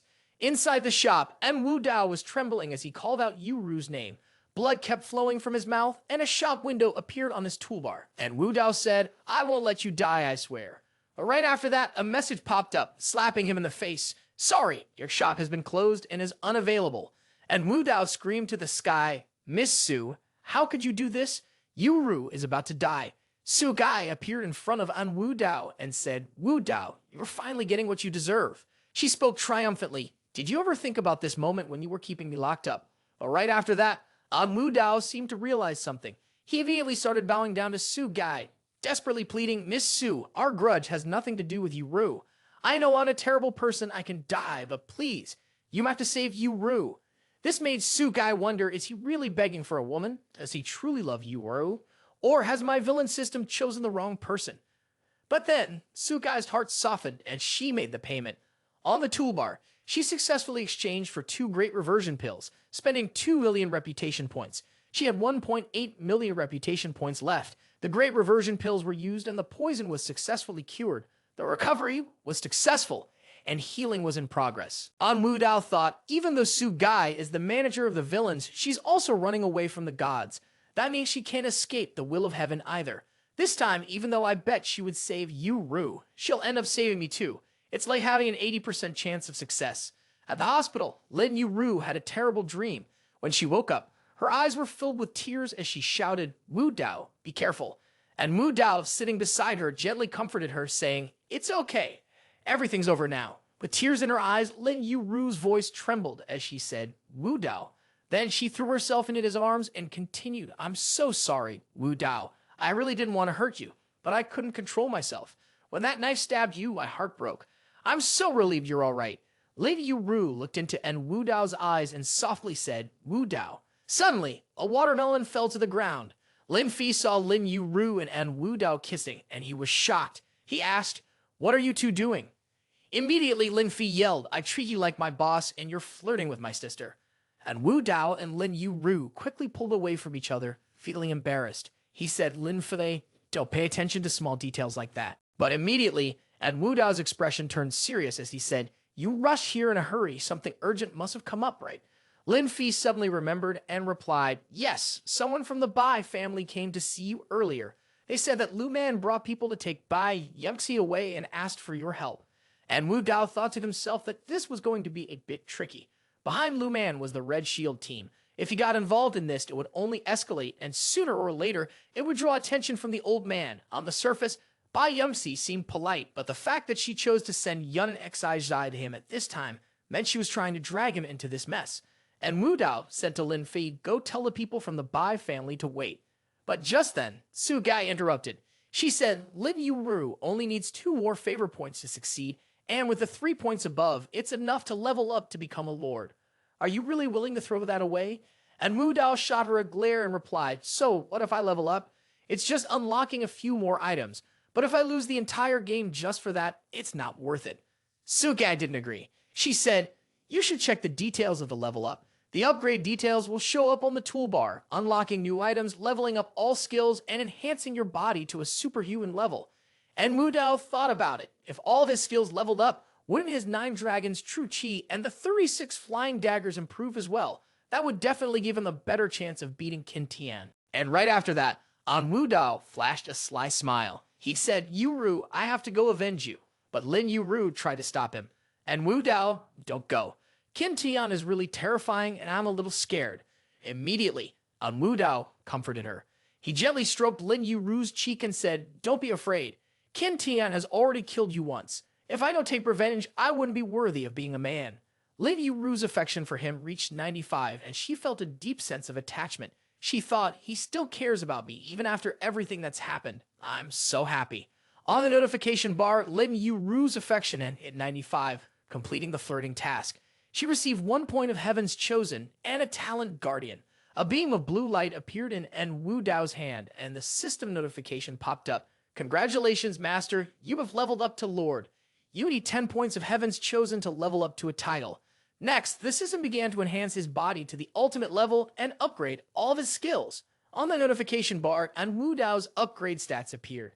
After successfully leveling up, 9 dragons true ki, along with 36 throwing knives and his physical abilities, were all enhanced. En Wu Dao thought to himself, all this talk about the so-called Heaven's proud son, child of destiny, main character Hallow, it's laughable.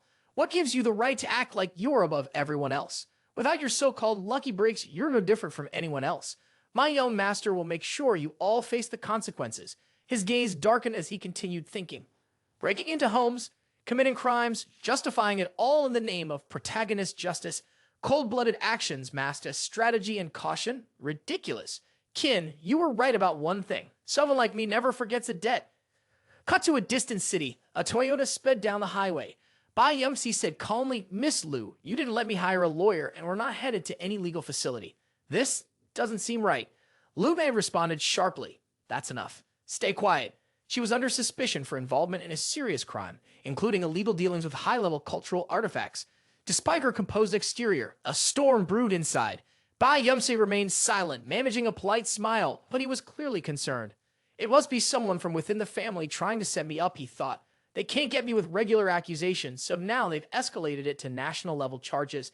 They even brought in the Red Shield Division. Their reach is immense. Even with all my connections, few would dare intervene when that group is involved. But right away, the car slammed on the brakes, and the driver said, "Where is that light coming from? It's so blinding." Lu Man also covered her face and said, "No, it's coming toward us." Suddenly, 2 large jeeps appeared in front of the Toyota, blocking the way while a helicopter hovered in the sky above. Lu Man looked at the scene and couldn't help but comment, "That's quite a formation." And Wu Dao grabbed the ladder from the helicopter and said, "Miss Liu, I didn't die. You must be disappointed, right?" He then jumped down and Lu Man said, "Disappointed? What happened to you? Why would I be disappointed?" And Wu Dao replied, "What's wrong? Doing things against your conscience and still pretending to be innocent." Lu Man kept her confused attitude and asked, "What are you talking about? I don't understand." This made En Wu Dao worry, thinking to himself, Lu Man's reaction didn't seem like she was pretending. It looked like Qin Tian had also gone after her. Well, a violet golden-eyed one is really something to be feared. And Wu Dao said seriously, "Stop talking nonsense, hand her over." Behind him, an elite team stood, holding heavy weapons. Lu Man said, "I didn't expect you could command them. I won't stop you, but I'll report the truth to the higher-ups." En Wu Dao angrily thought, "It took me so much effort to mobilize even a small portion of my old man's forces. Today, I'm going to cause a scene like never before." The chains binding Bai Yumxi's hands were released. Lu Man said, "The person you're looking for is right here." Bai Yumxi added, "Wu Dao, you're angry because of a woman, huh? In this lifetime, to have someone like you is truly precious. It's worth it. And Mu Dao's face darkened as he asked, "Where's Qin Tian?" Lu Man replied, "He's not part of our team. Once his mission was done, he left." Bai Yumsi said to En Wu Dao, "Did you get emotional on your own? Wu Dao, you're not making a big deal out of this just for me, are you?" And Wu Dao thought, Bai Yumsi is sharp. She's already trying to gain some favor from me right at the start. He coldly thought, nice try. Qin Tian isn't here today. You can enjoy this favor all on your own. And Wu Dao said, "It's Bai Yumsi. Who's to blame? Qin Tian is the mastermind. Not only do I have to save Bai Yumsi, but I also need to make sure he pays a heavy price for this." Bai Yumsi in tears said, "Wu Dao, you've really touched me. Who else in this world cares about me like you do? How could Bai Yumsi ever be ungrateful? From now on, my relationship will be with you, Wu Dao. All of Bai Yumsi's wealth will be yours as well." En Wu Dao took Bai Yumsi's hand and said, "Aunt Bai, even though there's a difference in our status, we're not that far apart in age. I remember when we were in elementary school, we went to the same school. Back then, when I was being bullied, you were the one who protected me. Now that I'm grown up, let me protect you." Bai Yumsi's feelings toward him grew warmer. Then she threw herself into En Wu Dao's arms and said, "Wu Dao, just now, I felt like I had reached the end of the road. I thought my life was over. Thank you." And Wu Dao thought to himself, she's really starting to overdo it. It seems like she's getting emotional. Lu Man couldn't stand the scene anymore. She turned around and got back into the car, slamming the door shut. Then she shouted, "And Wu Dao, the Bai family's affairs are more complicated than you think. It's better if you stay out of it." And Wu Dao replied seriously, "I don't need you to worry about my business." He then told Qin Tian, "Get your neck cleaned up. Wait for me." Bai Yumsi said, "Wu Dao, she's right. The situation with the Bai family really is deep. Thank you so much for protecting me. The rest I'll handle on my own." And Wu Dao secretly thought, based on my past experiences, she must be the female lead and Qin Tian is probably involved with her. Why is she suddenly so kind to me? A 50 appeared over Bai Yumsi's head, marked as appreciation. In his heart, En Wu Dao grew anxious and thought, could it be that they're the male and female leads, entangled in love, hate, and vengeance? Maybe Qin Tian is helping Bai Yumsi rise again, and in the end, he'll take over the Bai family. Thinking about this, En Wu Dao's face changed as he realized that Qin Tian was actually a fanatic when it came to demons. A notification appeared on the toolbar announcing a new mission: flirt with Heaven's proud daughter, Bai Yumsi. When the affection of the target reaches 98, the mission will be complete. Reward: 2 points of Heaven's Chosen and the talent for killing moves. After seeing this report, En Wu Dao immediately knew this moment would come, but he was puzzled. Talent for killing moves? Isn't that a great thing? Is it good or bad? Right or wrong? He could tell at a glance. Outwardly, En Wu Dao spoke with enthusiasm. Something so big has happened. The people in the family who crave the position of head of the family will definitely use this opening to push you about. How could they let you stay in that position? Can you really handle this? Hearing this, Bai Yumsi grew anxious, unable to sit still. Immediately after, En Wu Dao picked up his phone, smiling as he prepared to leave. He shoved his hands into his pockets and turned back to Bai Yumsi. "Let's go. What are you bringing home? I'll see you off all the way to the Western Heaven." Bai Yumsi felt deeply moved. It was only in times of crisis that true sincerity showed. At this moment, when her life seemed to be at rock bottom, only En Wu Dao, someone she had never paid attention to before, was willing to help. Furthermore, he didn't hesitate to use his family's full power to assist her.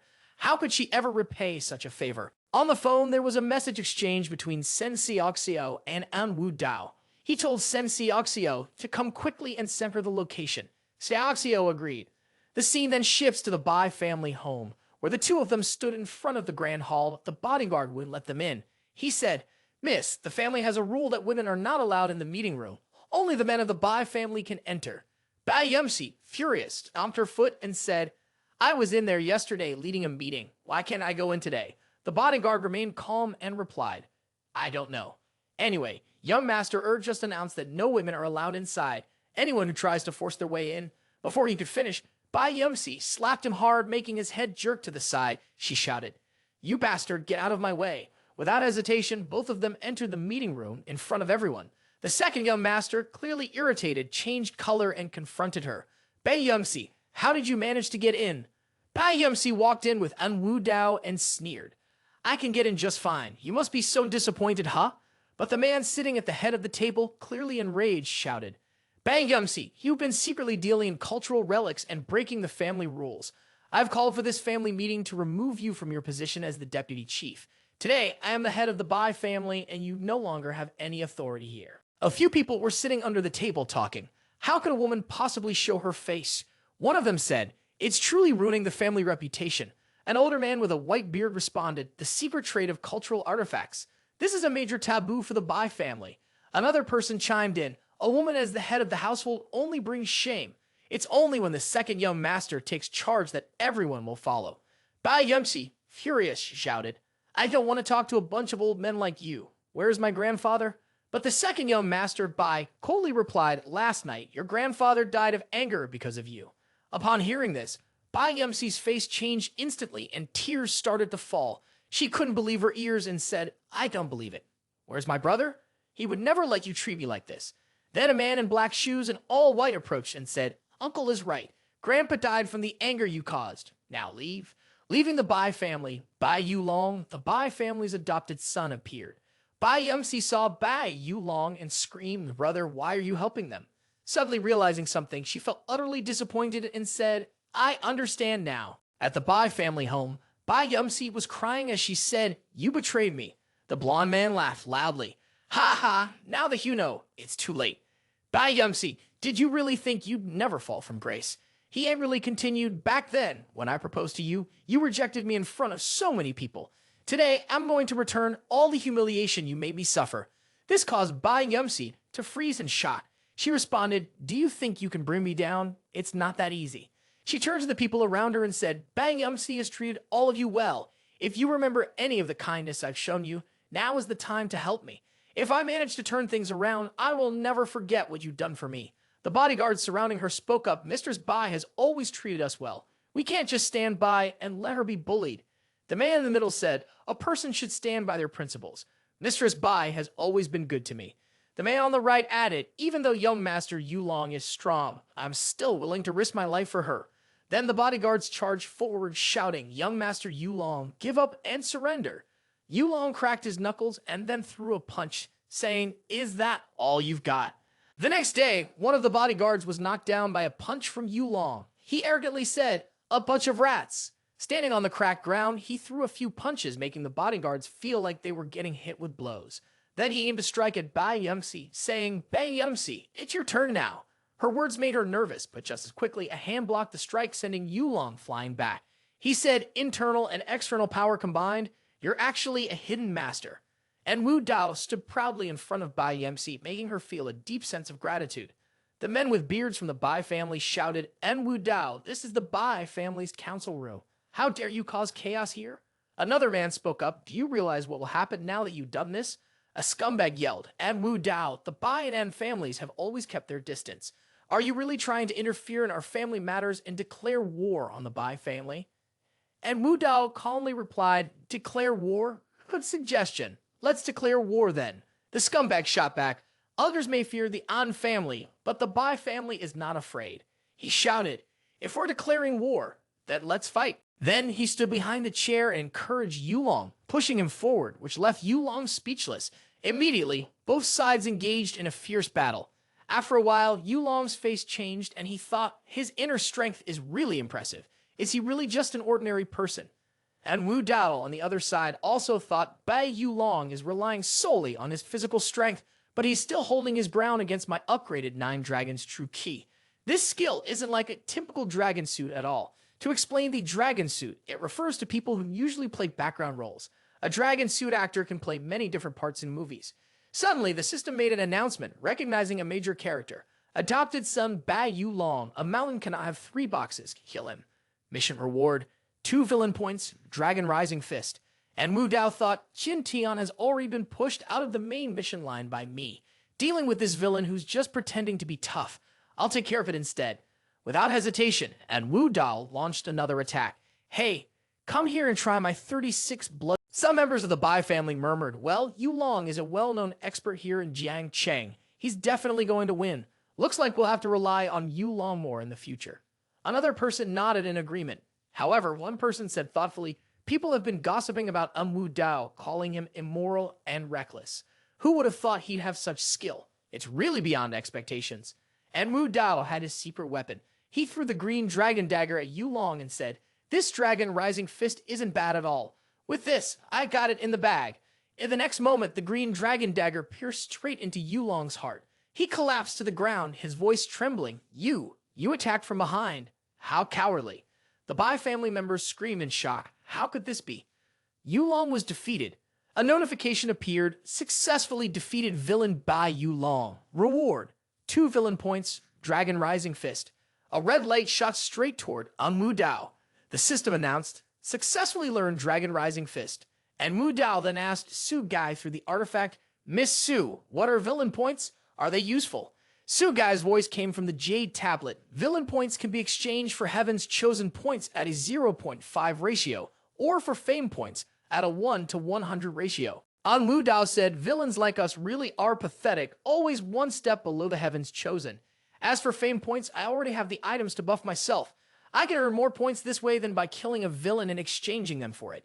Immediately, En Wu Dao tapped on the toolbar and a notification appeared, successfully exchanged. Your Heaven's chosen points have increased by 1. You now have 4 Heaven's chosen points. You need 9 more points to be promoted to count. Bai Yumsi rushed over, anxiously calling out, Wu Dao. Inside, Bai Yumsi thought, he caused a huge scene at the Bai family for me, even daring to declare war on them. Is there any man in the world who could compare to him? Her affection for him had risen to 60, admiration filling her heart. She thought happily, he killed Bai Yulong in 1 strike. His strength is incredible. It seems his previous reputation as trash was just a disguise. That makes sense. With his special body, if he had revealed his talent too soon, he would have faced setbacks. A few scumbags from the Bai family shouted in anger, En Wu Dao, how dare you kill a member of the Bai family in front of everyone like this? The consequences are clearly a complete disregard for the law. The fat man shouted, the king of criminals is just like any other commoner. Even if your own family can cover the sky with 1 hand, you're done for this time. En Wu Dao, I've already called the police and you won't escape. Just as the words left his mouth, the fat man was kicked in the stomach, causing him to collapse to the ground.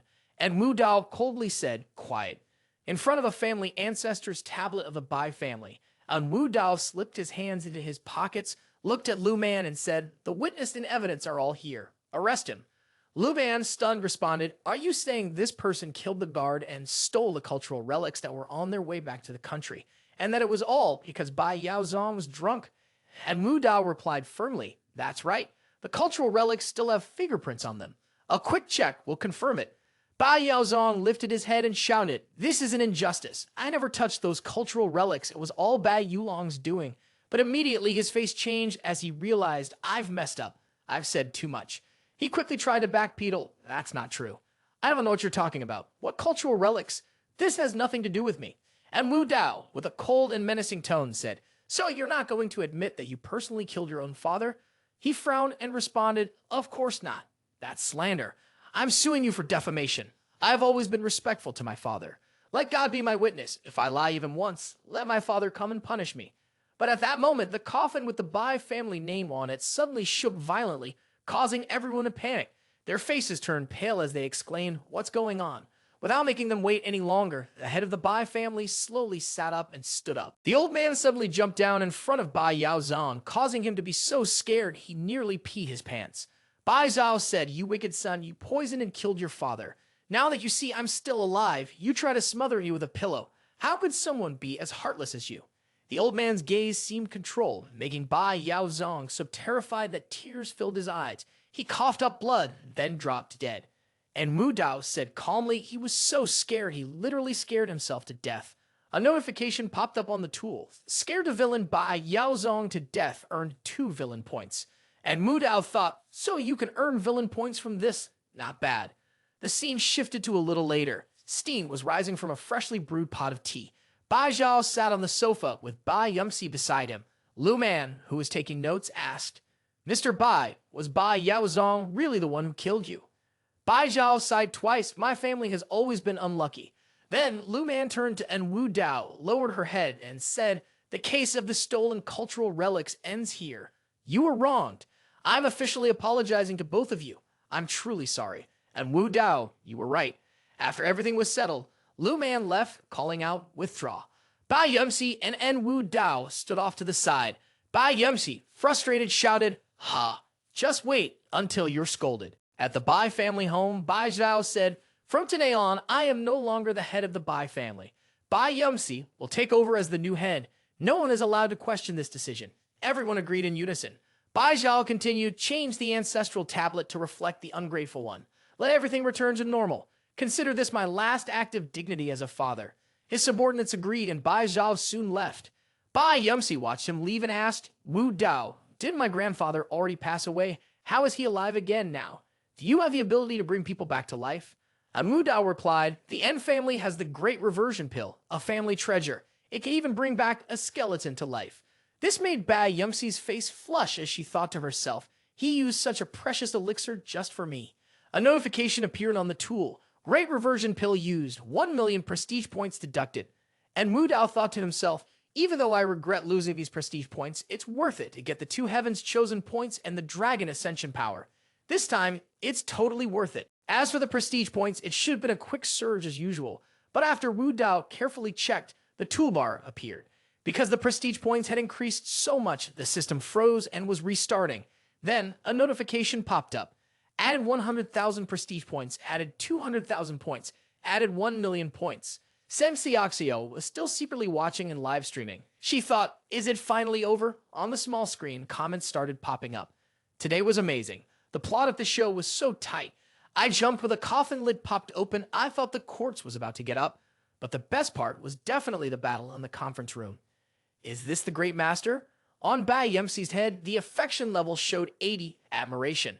She said, Wu Dao, there's a treasure. Would you like to come to my room and take a look? Meanwhile, En Wu Dao was still absorbed in checking the prestige points, happily thinking, wow, 2.7 million prestige points. Not only did I break even, but I actually made a profit. But outwardly, he responded, treasure? What treasure? Fine, whatever. And then Bai Yumsi naturally took En Wu Dao's hand and said, are you going to follow Auntie? Standing at the door of Bai Yumsi's room, En Wu Dao hesitated and said, Aunt Bai, this seems like your private room. It's not really appropriate, is it? Bai Yumsi challenged him, saying, you had the guts to agree, but now you don't have the courage to follow through. Bai Yumsi exuded an aura of irresistible charm as she added, where did that confident guy from earlier go? I thought you were a real man, but it turns out you're just all show. This made En Wu Dao angry. He responded, all show, huh? Then En Wu Dao picked Bai Yumsi up and said, you want to see what Auntie's treasure is like for yourself. And just like that, the door slammed shut. On the screen, comments began to pop up. Ah, that's it. The streamer just got caught cheating. Ha ha ha.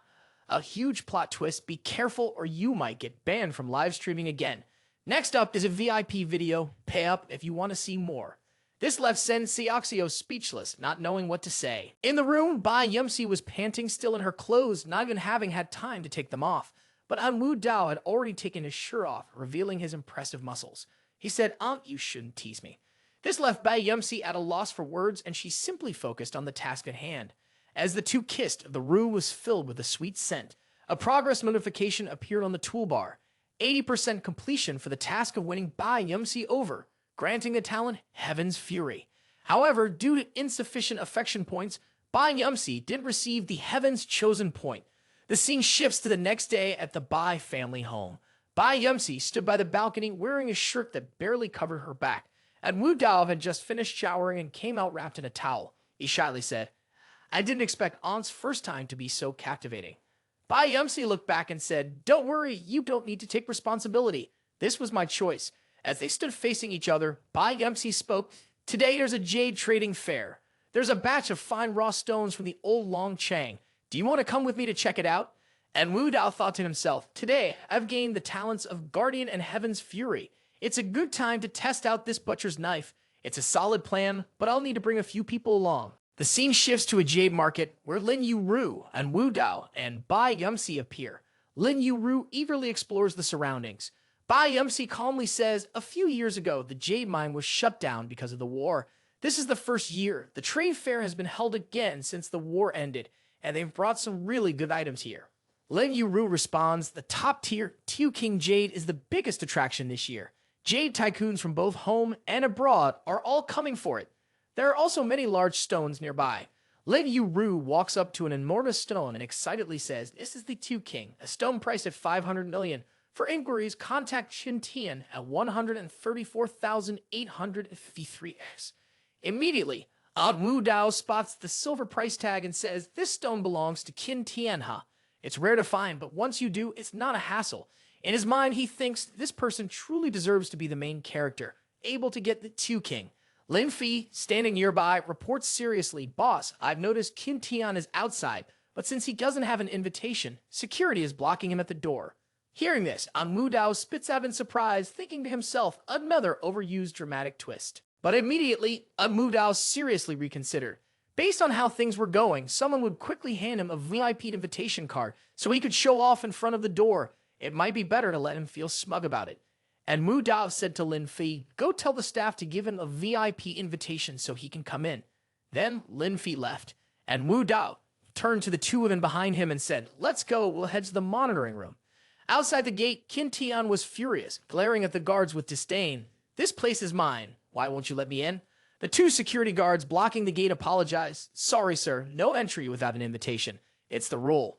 Qin Tian was so angry he cursed under his breath. "Damn it." Suddenly, a manager wearing glasses walked out looking upset. "Everyone, move aside. Do you know who this is? You even dare block Mr. Qin." Then he quickly fawned over him, saying, "Mr. Qin, here's your invitation." Qin Tian waved the VIP card in front of the guards and said, "Didn't you say there's a rule? And I go in now? You little dogs at the door think you can stop me." Though the two guards were clearly embarrassed, they still smiled and said, "We're really sorry, Mr. Qin. We didn't recognize you." Qin Tian confidently walked in, thinking to himself, "It's been a while since I've shown off like this. Feels good." The two security guards at the door looked downcast, not knowing what to say. Once inside the market, Qin Tian thought, "First, I need to find all the high-quality jade here. After I sell off a little king, I'll buy up all these raw stones. That way, the 500 million yuan can multiply many times over, and I'll have my first fortune in Jiangcheng." Immediately, as Qin Tian walked through the market, the violet golden light from the stones lit up. He thought to himself, "The violet golden-eyed one uses up a lot of energy and drains my stamina quickly. I need to make a note of this so I don't have to activate it again right away." On the small screen, Qin Tian was jotting down all the data, thinking, "Number 23 is jadeite, number 28 is crystal, number 41 is wood marble, number 49 is high-grade green, number 69 is royal green, and number 77 is spring green." Not bad at all. And Wu Dao and Lin Fi were sitting above in the surveillance room watching. And Wu Dao said, "Make sure to capture the full list of stones Qin Tian's recorded. No matter how much anyone offers, we must buy them all, no matter the cost." Lin Fi immediately agreed, and Wu Dao then thought to himself, "It's time to put the plan into action." Bai Yongxi asked, "Wu Dao, don't you think this is too risky? Even though Qin Tian has appraisal skills, what if he makes a mistake?" And Wu Dao answered casually, "I trust him." In his mind, he thought, "A mistake? He's the main character with the violet golden-eyed one. His gaze is like a sniper scope. There's no way he'd make a mistake." Bai Yongxi turned to the monitor and said, "Wu Dao, do you want to help me? Over the years, because of the international market and the depletion of our jade mines, the Bai family's jewelry store hasn't been able to sell anything like that. This trip to the fair is our hope of finding something extraordinary to be the centerpiece of our shop." Bai Yongxi sighed, "If we return empty-handed, it won't just be hard to explain to the family. Our company will have a hard time justifying it too." Then, with a deep sigh, she looked at En Wu Dao. He pointed to a large stone and said, "I'll buy this stone. It will definitely yield a gem that will shock the world."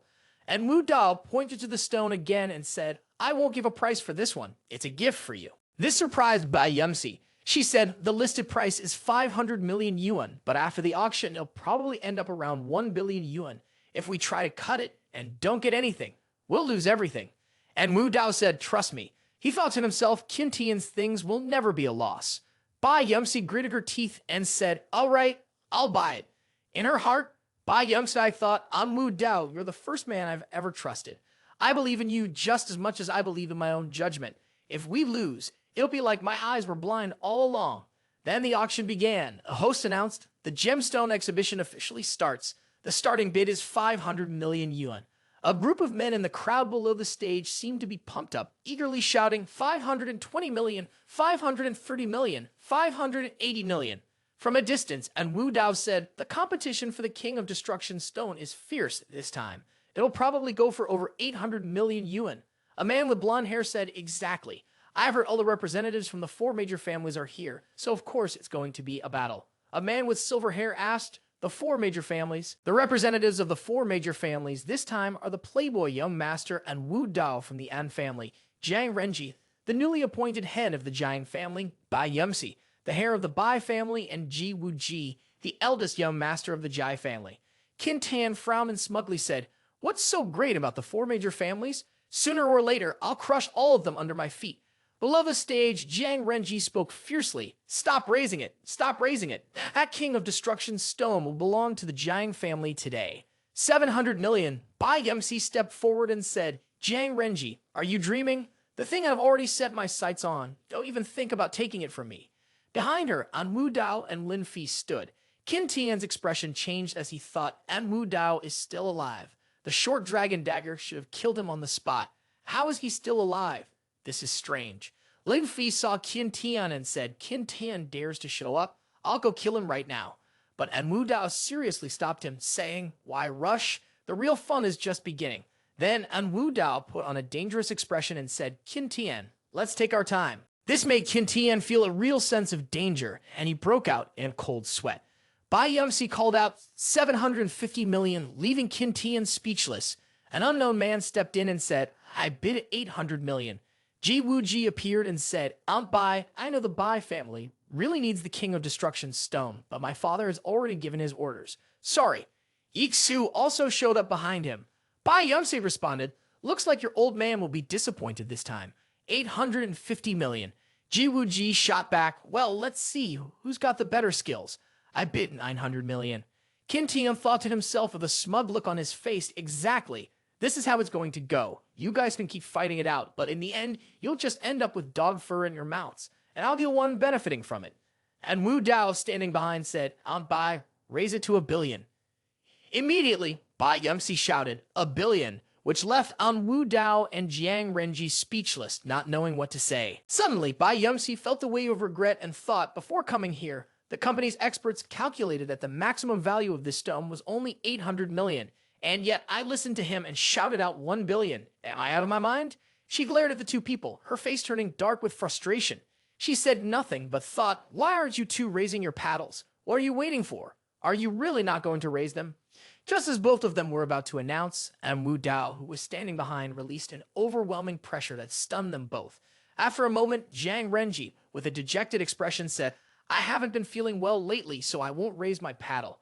And Wu Dao then said, "I noticed you're quite interested in the chicken-shaped cup of mine in your circle of friends. How about I stabilize the price and just give it to you?"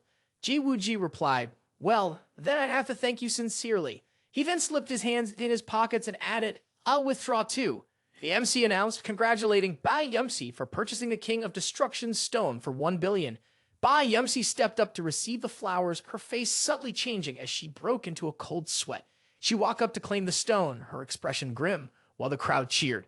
"Congratulations, Boss Bai. Congratulations, Boss Bai." At the same time, the live stream comments appear on the screen. Is this some kind of unspoken rule among the elite? One look, and she has the young master of the Gold family in awe. 1 billion for a rock. Poverty has truly limited my imagination. Sensei Oxio said seriously, after buying the stone, the next step is to open it, which means cutting the stone. This is the most important part of stone appraisal. There's a saying, one cut can make you poor, one cut can make you rich, and one cut can ruin everything.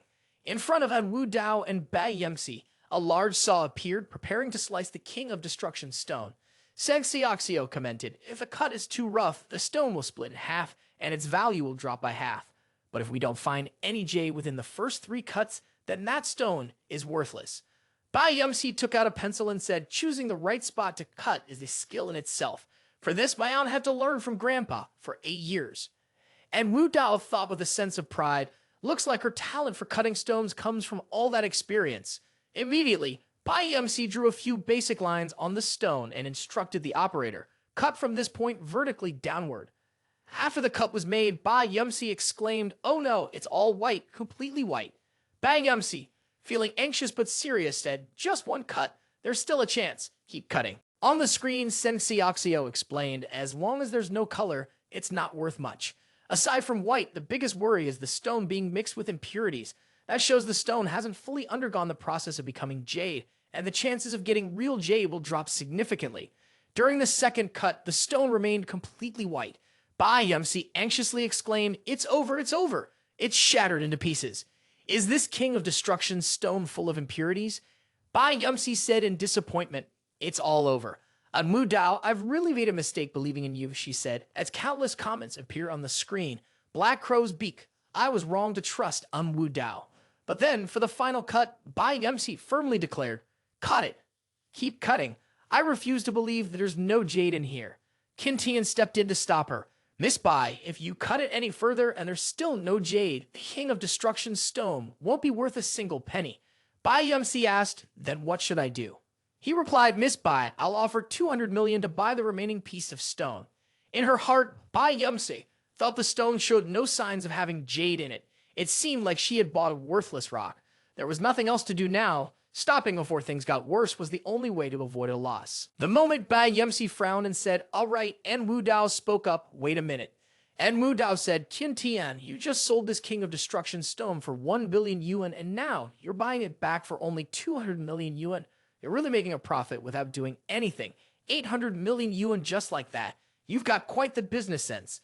Then, with a dangerous look on his face, En Wu Dao added, "But too bad. Today, you're up against me." On the screen, Bai Yumse looked surprised as she watched En Wu Dao casually slip its hands into his pockets while facing Qin Tian. The comments started flooding in. People stood up, signaling that the male lead was stepping in. A high-energy attack was coming from the front. Was the male lead going to slap him if the jade didn't come through? Semsi Oxio said, "Honestly, I think selling it for 200 million now would still be a good deal. At least you recover some money. But boss, I'm not a regular person. I'm really curious to see how things play out from here." Meanwhile, Qin Tian, standing in front, asked, "Who says once the jade is sold, it can't be bought back? If she sells it, I'll buy it. She's willing, and so am I. What's that got to do with you?" En Wu Dao said, "It matters a lot." He pulled Bai Yumsi into his arms and added, "Bai Yumsi is my woman. Her things are mine too. I won't sell them to you. What are you going to do about it?"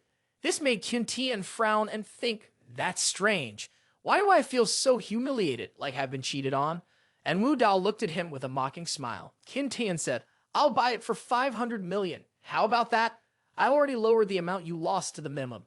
Bai Yumsi said, "I'll sell." But En Wu Dao immediately said, "No sale." Bai Yumsi pinched En Wu Dao's hand and said, "En Wu Dao, are you trying to trick me? Is it only fun for you when I'm left with nothing?" This made En Wu Dao groan in pain. But then En Wu Dao took Bai Yumsi's delicate hand in his and said, "What's 500 million? I'll pay 1 billion. Bai Yumsi asked, "You'll pay 1 billion? Are you crazy?" And Wu Dao acted like he was speaking to someone clueless. He said, "What does a billion matter when it comes to you? It's like comparing a firefly to the moon. It doesn't mean anything." Bai Yumsi's positive impression of him continued to grow. On the small screen, the image of the two of them, being affectionate, was being closely examined by the public. The comments started flooding in, "Wow, he's amazing. If I were a woman, I'd fall for him too." Bai Yumsi said, "I've looked very carefully and the chances of finding jade are very low. The chances of finding a gem are almost non-existent." And Wu Dao responded, "No, there definitely is." This puzzled Bai Yumsi. She asked him why he was so certain, and Wu Dao replied that it was because of him. This made Qin Tian, who had been minding his own business, suddenly sit up in surprise, and Wu Dao believed that heaven's chosen were people blessed by the will of heaven, and the miracles in their hands were as simple as a flick of the wrist. Qin Tian, willing to pay 500 million to buy this stone, certainly didn't think it was a worthless one. Bai Yumsi asked, "Even if there's jade inside, how are you going to crack it open? Where will you store it to keep it intact?" And Wu Dao stroked the remaining piece of stone and said, "I have to thank you for that." This left Bai Yumsi confused. "Thank me." Immediately, En Wu Dao activated his natural talent for precise cutting and said, "Just cut along the stone's grain from the left side and it'll work." Jiang Renji, standing off to the side, sneered, "Please, what does he know? Wait until he embarrasses himself, then he'll probably blame it on his grandmother's house." Wu Ji thought to himself, "This is interesting. Lately, Wu Dao has been doing things that are hard to read." Meanwhile, Qin Tian, who was watching from the other side, felt a rush of panic and thought, "How does it look like what I was thinking? Even with my violet golden-eyed one, it'd be a stretch to see clearly in that position. En Wu Dao, who exactly are you?" As the saw blade followed the path En Wu Dao had indicated, someone exclaimed, "Oh my god, it's actually turning green."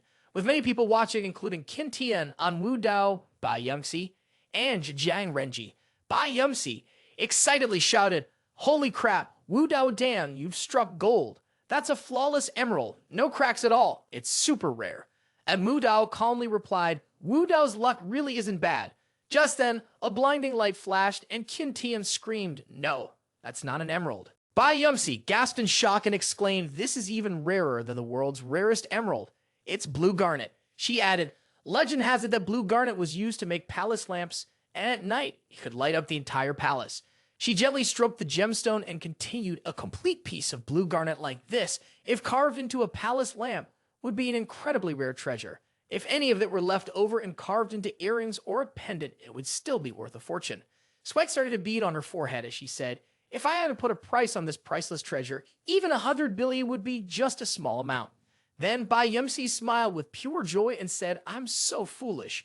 Wu Dao insisted on giving me this treasure, and I almost let it go. I really have such little luck. Over on the other side, Qin Tian, his face streaked with tears, collapsed in despair and said, you're not the only one with bad luck. I knew there was going to be a gemstone, but I never imagined it would be blue garnet. If I had known, I wouldn't have sold it for anything, even if they had beat me to death. En Wu Dao gave Qin Tian a triumphant look, making him think, En Wu Dao, why do I always feel like I'm living in your shadow? Bai Yumsi pouted and said to En Wu Dao, could you give the leftover pieces to someone? They'll definitely reward you well. En Wu Dao gently lifted Bai Yumsi's chin and asked, what will you do to thank me? Bai Yumsi blushed, pouting as she replied, I'll do whatever you want. Right after that, En Wu Dao hugged Bai Yumsi and said, Yumsi, I'm giving you the whole blue garnet. Bai Yumsi was surprised and asked, all of it for me. Jiang Renji, standing nearby, grumbled angrily, damn it, Wu Dao was throwing away so much money just to flirt with a girl. Ji Wu Ji helplessly added, Wu Dao's abilities are getting stronger and stronger. Meanwhile, the two of them, full of affection, whispered to each other, that's right, Wu Dao, you only care about beautiful women, not power or territory. As long as the beauty is happy, you'd even give up the world for her. Bai Yumsi's affection for En Wu Dao quickly rose and then settled at 90. Madly in love, they kissed each other openly in front of everyone. People thought, aren't they worried about what people will say kissing in public like that? Jane Wuji was startled and said, isn't this basically a public announcement that the Enba families are forming an alliance? Jiang Renji, drooling on the side, sighed and said, I really envy this. On the other side, Qin Tian was also shocked and thought, why does my heart hurt so much? Clearly, I don't have any relationship with Bai Yumsi, but I feel like I've just been robbed of my wife. This is ridiculous. Lady Yuru, having gathered all the perfect jade stones, ran over excitedly and said, Wu Dao, all the rocks you bought turned out to be high-quality jade. The total value is over 1 billion. But just as Yuru saw the two of them kissing passionately, the jade stones slipped from her hands, falling to the ground, causing the couple to panic and pull away. Lady Yuru, disappointed and crying, shouted, you jerk. She left and screamed that she didn't care about you anymore, you jerk. And Wu Dao, worried, asked, did the car flip over? Bai Yumsi, feeling secretly pleased, said, Wu Dao, aren't you going after your little girlfriend? And Wu Dao replied, I do like her a lot, but if I chase after her, she'll start to trap me later on. I don't want to be the kind of guy who just follows her around. In the end, I'd be left with nothing. A notification appeared on the tool panel. Honor points registration completed. Honor points plus 1 million. Your current honor points are 3.7 million. The scene shifts to the front gate of the market where several people are preparing to leave, including Qin Tian. Lin Fi watches them and asks, Boss, do you want me to catch her in right now? And Wu Dao responds, according to the usual story pattern, the main character would never get killed on their way. As for the villain, every time something like this happens, they end up losing troops and resources, so that's a foolish suggestion. And Wu Dao laughs and adds, this time you don't need to intervene, I'll handle him myself. Lin Fi, standing to the side, feels curious. Though he doesn't fully understand, he gets the sense that it sounds pretty impressive. In front of the jade market, a vehicle zooms down the road. Ji Wu Ji says, En Wu Dao has changed a lot. I wonder what kind of fortuitous encounter he must have had. Xiu replies, don't worry too much. Most people in this world are ordinary, unlike you, who were born with great luck. Ji Wu Ji asks, Xiu, do you think En Wu Dao and Bai Yumsi joining forces will affect our plans? Xiu, sitting quietly beside him, responds, if we don't get the King of Destruction Stone, that old man will use this chance to make things difficult for you. That's the biggest issue for now. Jane Wuji frowned and said anxiously, it looks like we need to change our plan. Immediately, a short knife was pulled out and held to Xiu's throat. Qin Tian, standing behind, softly commanded, "Don't move, stay still." Ji Wuji shouted, "Qin Tian, what are you doing? We've never had any grievances before." Qin Tian calmly replied, "I don't mean any harm. I just want to hitch a ride with you to escape from my enemies. Take me out of Jiang Chang and I promise I won't cause you any trouble." Yi Xu calmly said, "You're running from En Wu Dao, right? In that case, you can put the knife down." Qin Tian asked, "Do you have a grudge against him?" Yi Xu replied casually, no grudge, but I do dislike him." After that, Qin Tian put the knife down. Both sides reached an agreement. Qin Tian sat in the back and said, "I apologize for the trouble." Lin Fi asked the guard at the entrance, "Why didn't you stop that car?" The guard replied, "That's young Master Ji's car. We wouldn't dare stop it. Please don't make things difficult for us." The scene shifts to a wide view of the city. Qin Tian said to the two of them, "Thank you both for saving my life. Once I get back on my feet, I'll definitely repay the debt from today. As long as the mountains stand and the waters flow, we will meet again." Yi Xu said, "It's hot.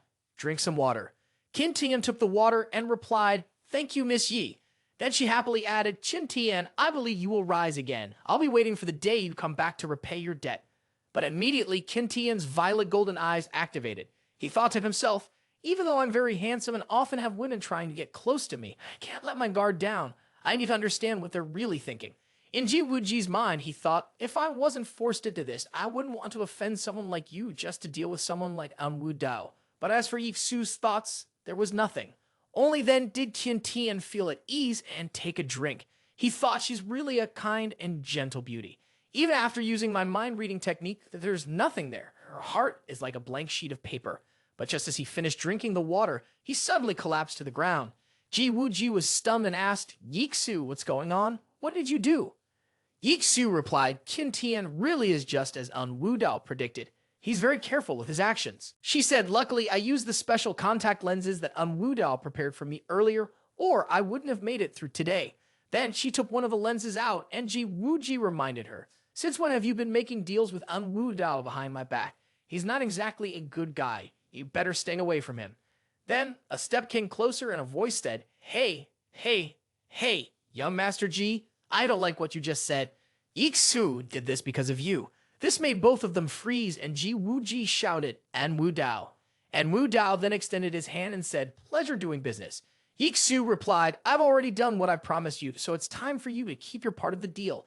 With that, she turned and walked away. Ji Wuji, still shocked, asked, "Yi Xu, what exactly did you deal with him about? Come on, tell me. I'm really curious."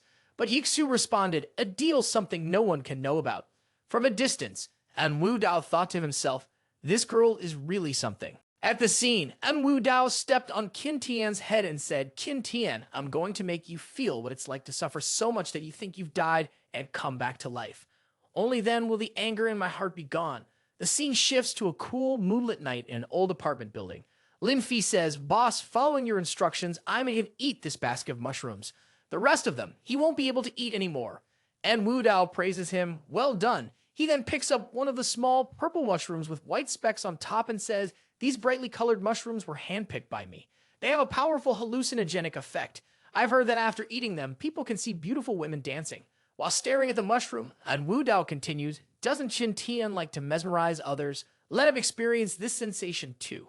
Lin Fi secretly thinks to himself, En Wu Dao is so crafty, always full of schemes. Even his methods of tormenting people are different from others. This guy is truly terrifying. Lin Fei's loyalty to him is at 90% completely devoted. Lin Fei's expression shows full agreement as he thinks, "This time, I'm totally on board. Qin Tian is as good as dead. He's even harmed women, so he deserves to die." Inside a formation, Qin Tian was lying among mirrors. After he regained consciousness, he asked, "Where am I? My head hurts and I'm dizzy. There's even drool coming out." Qin Tian looked at one of the mirrors and asked, "Who are you? Why are you looking at me like that? Are you bothered by me?" Immediately, Qin Tian shouted angrily, "You dare repeat my words? I'll kill you." The power of the violet golden-eyed one flared up, shooting straight at the mirror, but then it backfired. He screamed, "Ah! My head feels like it's going to crack open." Alone among countless shards of mirrors, Qin Tian began to experience intense hallucinations and screamed, "Who are you? Why are you looking at me like that? What you want from me?" Holding his head in fear, he cried out, "You better not come any closer." Then he shouted, "The violet golden-eyed one, use all your power. Kill them all." but all he received in return were extreme backlashes, slamming right back at him. En Wu Dao and Lin Fi, with their hands casually in their pockets, watched as Qin Tian hurt himself. En Wu Dao looked at the notification tool and said, "Congratulations, Viscount, you've completed the mission and successfully earned 2 Heaven's Chosen points. The system has detected that Qin Tian's golden hand is the violet golden-eyed one. Please proceed with the next action, Viscount." En Wu Dao said comfortably, "Looks like we've dealt with Qin Tian. I didn't expect him to be so unable to handle the torture. I must have overestimated him." On the toolbar, a message appeared. The violet golden eye one refers to the violet golden eye. En Wu Dao clicked the seize button and said, "Haha, let me take a quick look." Then the two of them walked up to Qin Tian. Qin Tian was sitting there laughing like a child. He looked up and said, "Dad, I want milk." "Mom, milk." En Wu Dao asked, "Oh, is he crazy?" Lin Fi cheerfully replied, "I get it now." Qin Tian, who was currently high on mushrooms, was using his special eyes to attack those around him. As a result, the mirror reflected back, and it turned him into a fool as well. After that, he turned to praise En Wu Dao, his boss. En Wu Dao was deep in thought. A fool, huh? Well, let me see if he's really a fool or just pretending to be one. Not long after, Qin Tian ran over to Lin Fi and said, "Dad, I want to play with a gun. I want to play with a gun." Gun. This left both of them stunned. Immediately, Qin Tian pulled out a gun from Lin Fi's belongings. Lin Fi screamed, "Give it back to me." But En Wu Dao seemed to suddenly realize something. He said, "Son, fly down from there, fly high." That's it. Qin Tian couldn't stop laughing. "Ha ha, I want to fly. This is so fun." When Qin Tian's nose touched the concrete, he stopped, holding the gun and saying nothing. En Wu Dao, as if he knew exactly what was going to happen, said, "Why aren't you flying? Jump down there and you'll be able to soar to the heavens." Qin Tian turned back, dangerously asking, "You figured this out too?" Then the barrel of the gun was aimed directly at En Wu Dao. Qin Tian said, "I really underestimated you." En Wu Dao replied, "You should thank your violet golden-eyed one for that. The mind-reading technique is really effective." Qin Tian shot back, "I don't even know what this violet golden-eyed one you're talking about is, but you can go die now." Just as Qin Tian pulled the trigger, Lin Fi, showing courage, jumped in front of En Wu Dao and shouted, "Boss, be careful." But in reality, the gun wasn't loaded, which surprised Qin Tian. En Wu Dao, feeling pleased, said, "Lin Fi, your loyalty is clear. From now on, you're no longer just my bodyguard, you're my brother." This made Lin Fi look at En Wu Dao in a new light, though he still said, "Being brothers is fine, but you're still going to pay me my monthly bodyguard salary." En Wu Dao laughed joyfully. He said, "From this month on, you'll get 100 times your current salary." Qin Tian, furious, shouted, "Why the hell is there no bullet in the gun?" En Wu Dao calmly put his hands in his pockets and replied, "A person will never fall for the same trap twice, unless they're blind. I've already suffered from your violet golden-eyed one's trick back at Yangtze, so before Lin Fi came here, I made sure to take all the bullets out of that gun. So for you, your victory came from the violet golden-eyed one, and your failure also came from it." En Wu Dao threw the green dragon short sword toward Qin Tian and said, "You used this to kill me that day. Today, I'll return the favor 100-fold. Then, a surge of powerful energy surrounded Qin Tian, making him distracted. In an instant, his feet crossed the boundary and he fell again. En Wu Dao picked up the green dragon short sword once more. On the notification toolbar, it was announced that the esteemed Viscount had completed the mission excellently and received a reward of 2 Dragon Essence Tiger Beast Pills. Explanation: the Dragon Essence Tiger Beast Pills are refined from the blood of dragons and tigers over 99 days and 81 nights. Once used, they grant immense strength and devastating power, with many benefits. After receiving the reward, En Wu Dao took 1 pill and handed it to Lin Fi, saying, "Here's a candy for you to eat." Lin Fi, making a disgusted face, said, "What kind of candy smells so bad? But I'll still eat it." En Wu Dao, expression unchanged, replied, "It boosts desire." After Lin Fi finished eating, he looked scared and said, "Wu Dao, I'm not good at this. Don't go too far." But En Wu Dao's face turned dangerous as he smiled. Immediately, Lin Fi felt a surge of heat rising within him. He shouted out, feeling intense heat, and at the same time, he raised his hand to rip off his shirt. Lin Fi said, "It feels like there's an endless source of energy inside me that needs to be released." He placed both hands on the ground and said, "I can't take it anymore." Then, much to En Wu Dao's surprise, Lin Fi started demonstrating various combat skills and bodybuilding exercises. En Wu Dao scratched his head and laughed, saying, "You're really a poor single guy, huh? With all that energy and no way to release it. What a waste." Oh, by the way, remember to get that pack back from Qin Tian. It would be a waste to give it to a dead man. Lin Fi, still doing push-ups at super speed, replied, got it. The scene shifts to the Bai family's company, where a high-end sports car pulls up to the gate. Bai Yumsi hurriedly ran out and asked, Wu Dao, why did you need to find me so urgently? I'm busy handling the King of Destruction Stone, she added. But before she could say more, En Wu Dao grabbed her hand and pulled her into his arms. As the car door slammed shut, Bai Yumsi's voice echoed from inside, What are you doing? It's broad daylight. And Wu Dao, with a mischievous grin, replied, Didn't you say you'd thank me properly? Well, now I'm going to make sure you do. Bai Yumsi, lying underneath, said, This is on the side of the road. You're going way too far, Wu Dao. And Wu Dao laughed and said, I am Wu Dao, and Wu Dao is me. Inside the car, there were the sounds of muffled movement, and Bai Yumsi screamed, Wu Dao, you're still so young. Why are you taking pills? Are you trying to kill me?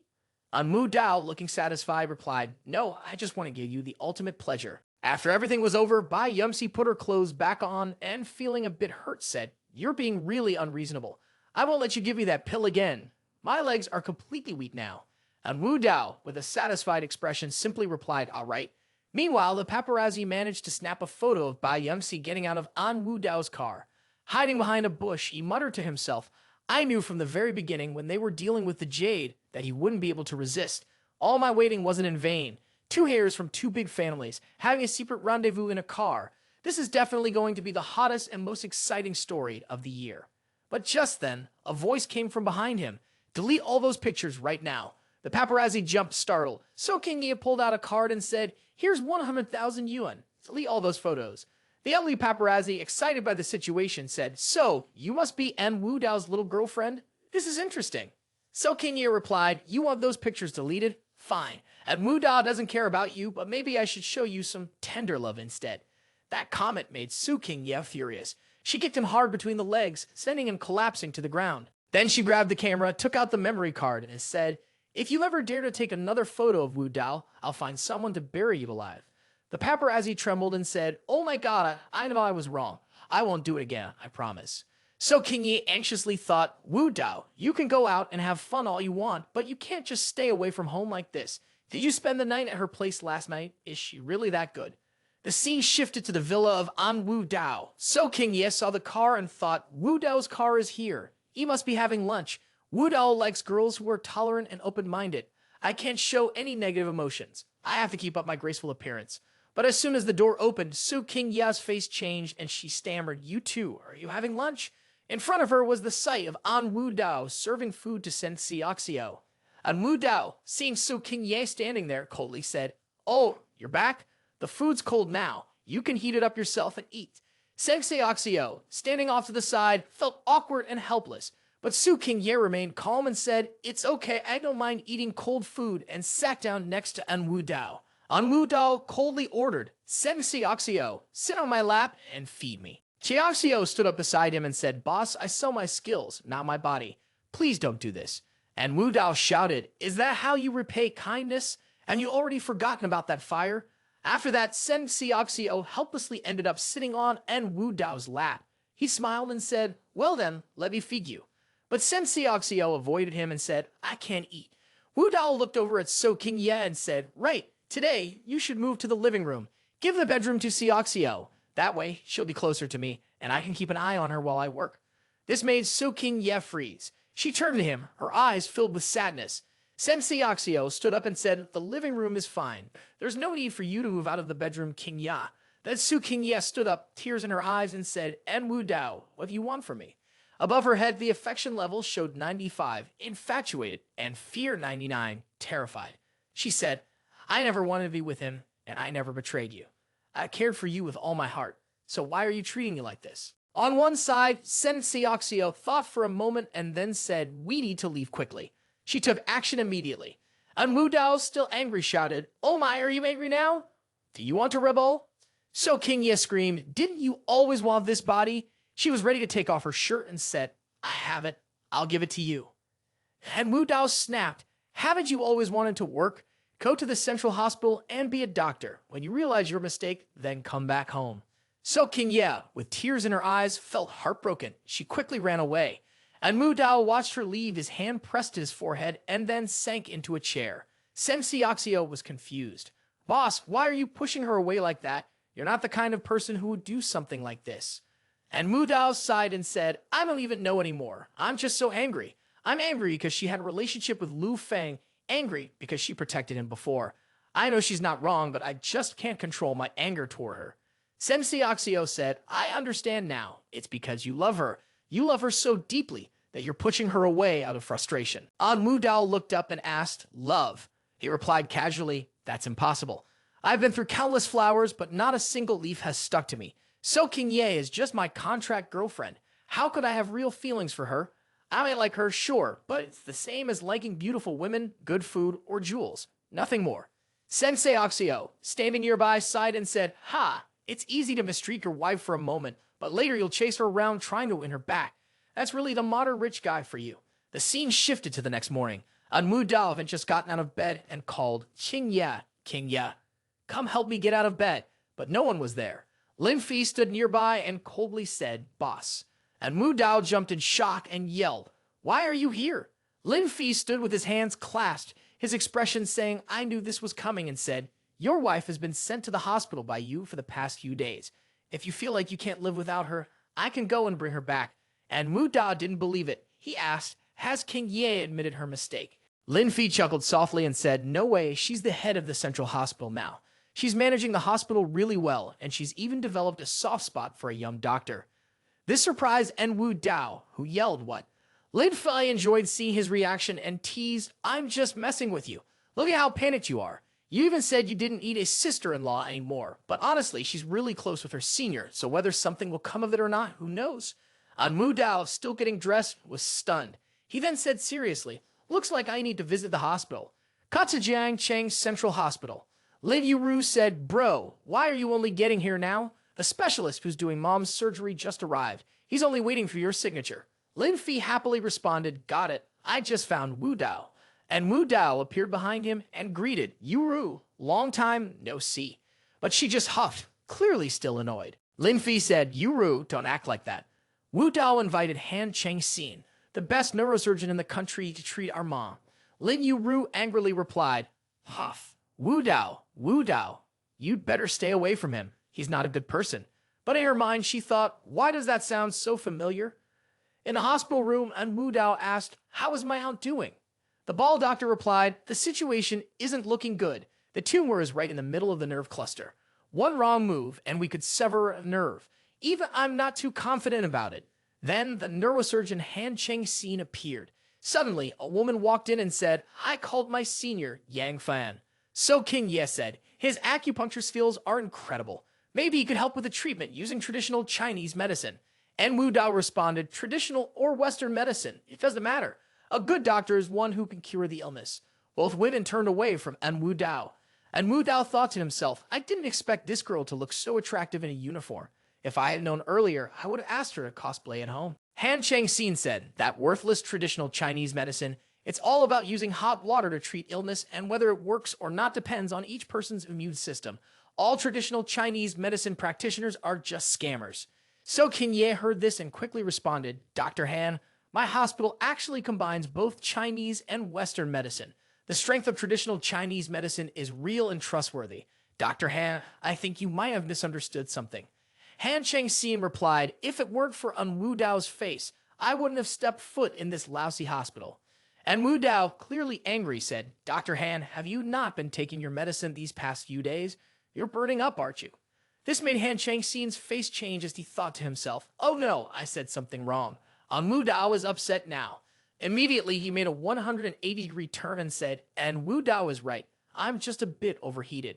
Traditional Chinese medicine really does have a lot of valuable aspects, but the passing down of knowledge hasn't been done properly, so there are very few skilled practitioners. A foot stepped forward and said, You're wrong, you're wrong. The first choice in traditional Chinese medicine is virtue, followed by skill. The young Dr. Yang Fan appeared and said, So don't blame traditional Chinese medicine for staying stuck in place. Blame the decline of people's hearts. So King Ye smiled and said to Yang Fan, You speak so well, brother. The human heart and the techniques, heart first, skill second. That's why medical ethics are even more important. This made En Wu Dao, who was standing far off, feel angry inside.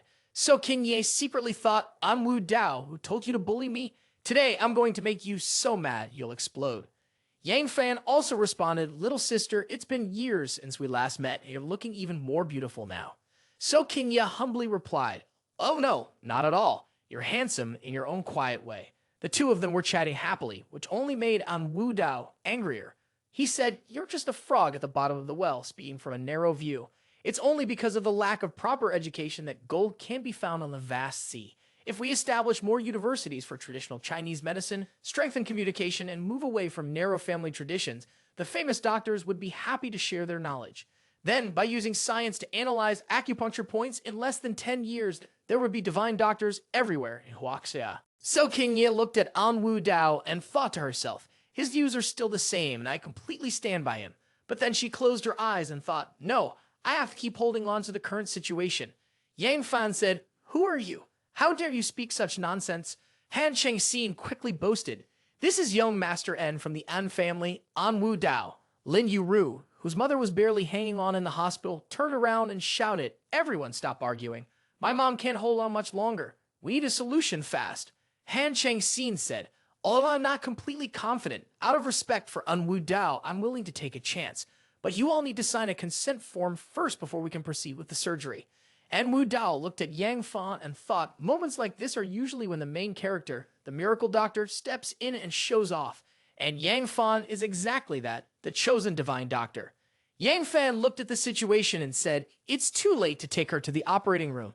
Let me show you something to widen your horizons. Immediately, a stream of red light shot straight toward Mother Lin, the 13 hairpins of the Devil's Gate. Mother Lin winced in pain, her eyebrows knitting together. Someone shouted, oh my god, it really is the 13 hairpins of the Devil's Gate, which has been lost for many years. Han Chengxin smirked and said, superstitious nonsense. How can a few needles like that cure someone? And Wu Dao thought to himself, to make fun of the main character, who's a legendary doctor right in front of him? He must be asking for trouble.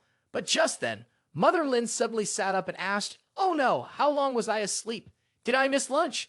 Han Chengxin looked stunned, his eyes wide in disbelief, his tongue hanging out as he shouted, wait, she really woke up. This also surprised En Wu Dao. Yang Fan, with a twinkle in his eyes, said, it was just a small illness, no big deal. The nurse nearby couldn't help but praise. Wow, amazing, so handsome too. A message popped up on the system. A new Heaven's proud son has been discovered. Heaven's chosen Yang Fan, title, Divine Healer with a golden hand and the 13 hairpins of the Devil's Gate. Mission, to bring about Yang Fan's downfall. Reward, 3 Heaven's chosen points, the 13 hairpins of the Devil's Gate, and ancient medical talent. As En Wu Dao read this, he thought, a downfall. Though it may seem a bit unethical, it's actually quite familiar to me. In the public room, Lin Yuru asked, En Wu Dao, where did you take my mom? En Wu Dao replied happily, even though she's awake, we still don't know if the tumor is still in her brain. I brought her to get a CT scan to check again. Lin's mother was still sitting in the wheelchair. Both Lin Fei and Lin Yuru spoke at the same time, saying the boss is really thoughtful. In the company's room, a nurse helped Lin's mother inside. En Wu Dao stood outside the door and said, Auntie, just stay in there and get treated. Don't rush. I'll wait for you out here. Lin's mother slowly walked in, then said, you're going through so much for us, Wu Dao. As soon as the door closed, En Wu Dao pressed the jade pendant around his neck and said, Sugai, buy a real-life puppet. A notification appeared on the toolbar. Successfully swapped for a real-life puppet. Remaining reputation points 2.7 million. Immediately, a puppet version of Lin's mother appeared in front of En Wu Dao. He looked at it anxiously and said, it really looks exactly the same. En Wu Dao squeezed the puppet's mouth, causing its eyes to bulge and tears to form. He smirked and said, hey, just close your eyes. It's fine. You're only a puppet, not a real person. Later, don't breathe. You need to pretend to be dead. And then she really did pass away. The door suddenly opened, and En Wu Dao quickly pushed the wheelchair in, shouting loudly, this is bad. Aunt just suddenly lost consciousness. So King Ye, worried, walked ahead and said, she was perfectly fine when she went out earlier. How could she suddenly be unresponsive? Lady Yuru, also panicked, ran over. En Wu Dao pointed directly at Yang Fan and asked, you should ask your senior about that. He's the one who examined her. Han Chengxin, angered, added, I told you he's a fraud, and I was right all along. So King Ye turned to Yang Fan and asked, Senior, the 13 hairpins of the Devil's Gate won't fail, will it? But Yang Fan remained calm and replied, It's just a case of the body going into a deep, suspended state of apparent death. Let me perform a little technique and she'll wake up in no time. He then quickly threw a needle. The 3 needles struck Lin's mother's head, and there was no reaction. This made him panic and think to himself, impossible. Why is she still stiff like this? I clearly used the 13 hairpins of the Devil's Gate correctly. It's supposed to remove blockages and restore life. Lin Fi angrily charged at Yang Fan and threw a punch. You piece of trash, you killed my mom. But Yang Fan quickly dodged the punch, which landed with a loud whoosh, though it still left a bruise on his face. He turned to So King Ye and said, Little sister, you have to trust me. The real problem isn't on my side. It's him. He pointed at En Wu Dao and added, he's the last person to have seen the patient. He must be the one who did something. So King Ye's face darkened and she yelled, Shut up.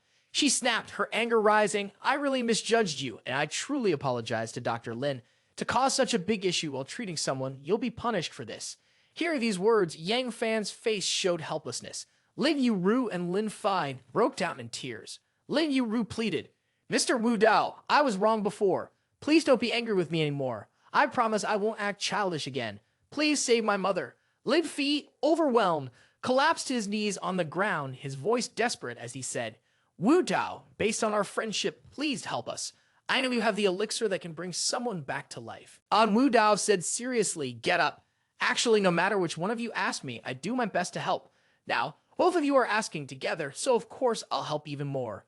He helped them both stand, but then, looking at Lin Yuru, and Wu Dao mischievously whispered, But Yuru, you better keep your word.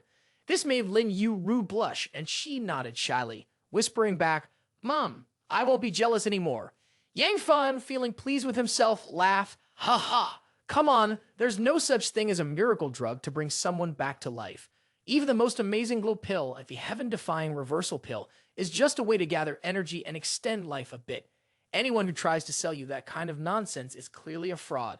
And Wu Dao replied, What about the Great Reversal Pill? Yang Fan grinned, The Great Reversal Pill is a family treasure. I can't let anyone see it.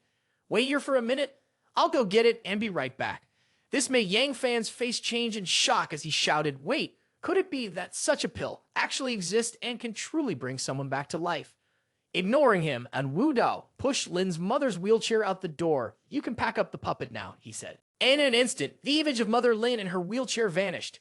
Back in the company office, and Wu Dao cheerfully said, Aunt Lin, sorry, I just went to the bathroom. I made you wait too long.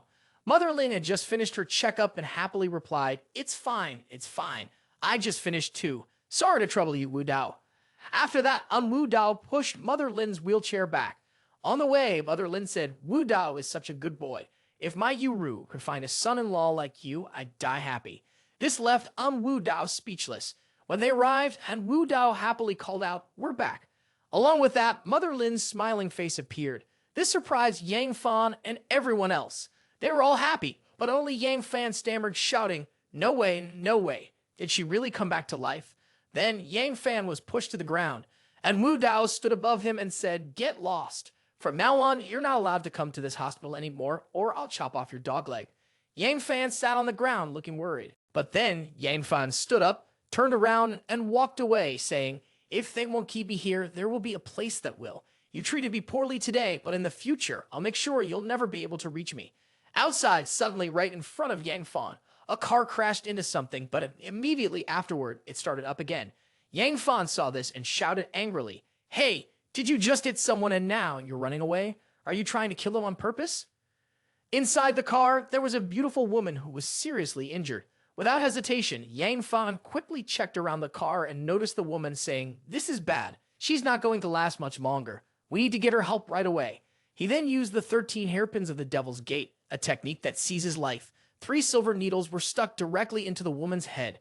After a moment, she woke up and asked, It was you who saved me, right?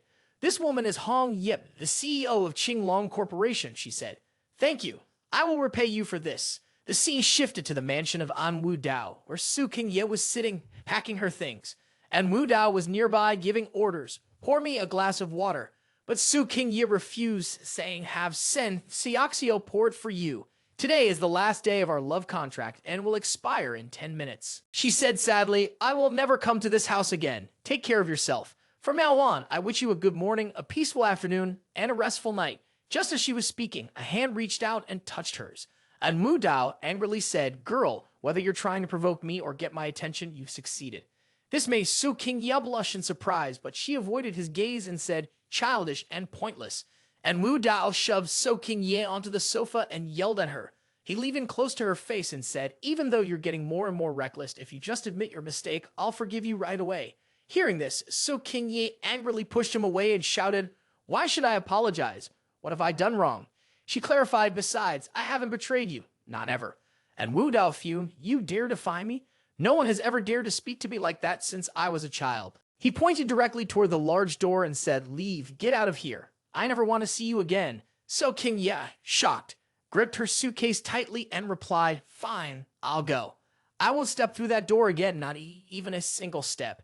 In her heart, Su Qingye felt disappointed and thought, how could he be so heartless? From a distance, En Wu Dao also felt a pang of disappointment and thought, why is she suddenly listening to me? Didn't she want to fight against me before? But then, En Wu Dao immediately shouted, "No," he cried out, "don't go." So Qingye, overwhelmed with sorrow, bit her lip and sobbed, her whole body trembling. She stopped walking, then quickly ran back and threw herself into En Wu Dao's arms, saying, "Wu Dao, I can't leave you. Without you, I don't know how I'll live." Above her head, a 99% favorability rating appeared, showing her unwavering resolve. Through her pain, Su Qingye said, "Wu Dao, I've been waiting for you to ask me to stay, because after the contract ends today, I have no reason to stay anymore." En Wu Dao looked at Su Qingye with a face full of affection and said, "I don't want you to leave, I want you to stay by my side forever." He then lifted Su Qingye's chin and gave her a deep kiss. As his restless hands slid down to her waist, she shyly whispered, "Are you crazy? This is the living room, we should go upstairs." And Wu Dao arrogantly replied, "I'll be wherever I want to be. No one can tell me what to do." He was half standing, half kneeling on the sofa, and the two of them were pressed close together. So Qingye shyly said, "Don't rush, let me take off this white coat first." But En Wu Dao stopped her. "No, don't take it off, just keep it on." Then the two of them continued their intimate moment. So Qingye shyly yelled, "You're such a pervert." As they got closer, becoming one, a feeling of deep affection appeared above So Qingye's head, labeled 100% and would never change, even until death. This made En Wu Dao very pleased. So Qingye, with a seductive tone, said, "I really like that wicked smile of yours." Luckily, there was a blanket on the sofa for the two of them to share, or else the scene would have been something the children shouldn't see, but was still there for us to witness. So Qingye said, "I've really fallen into your trap, haven't I? Now I'm liking the wicked smile of a bad person like you." Wu Dao pulled So Qingye close and said, "What bad person? Can you not stain my pure character?" Suddenly, En Wu Dao sat up seriously, revealing his muscular frame. "My feelings for you have always been sincere. If I'm lying, then I'll—" But Su Qingye immediately interrupted him, saying, "A paparazzi caught a shot of you with Bai Yumsi in the car, but I managed to get my hands on it." This made En Wu Dao's face change, his hair standing on end as he prepared to deny it. This. But then Su Qingye handed him a USB stick, and Wu Dao sighed and said seriously, "All right, I admit it, but I let myself get caught on purpose, just to make her wonder why." And Wu Dao remembered that in the capital, he had a fiancée from a political marriage. She was said to be the most talented woman in the world, but he had never met her. In his imagination, she was a very beautiful, graceful woman, always practicing some kind of magic. And Wu Dao said, "I hope those bad rumors about me will make her take the initiative to call off the engagement." After hearing all of this, Su Qingye threw herself into En Wu Dao's arms and said, "So that's what happened. I really did make things hard for you." Then she asked, "En Wu Dao, did you end up posting the content from this memory card or not?" But En Wu Dao handed the memory card back to So Qingye and said, "Now that it's in your hands, there's no need to post it. Just send it directly to her through the mail." A notification appeared on the taskbar. Mission to ambush So Qingye completed.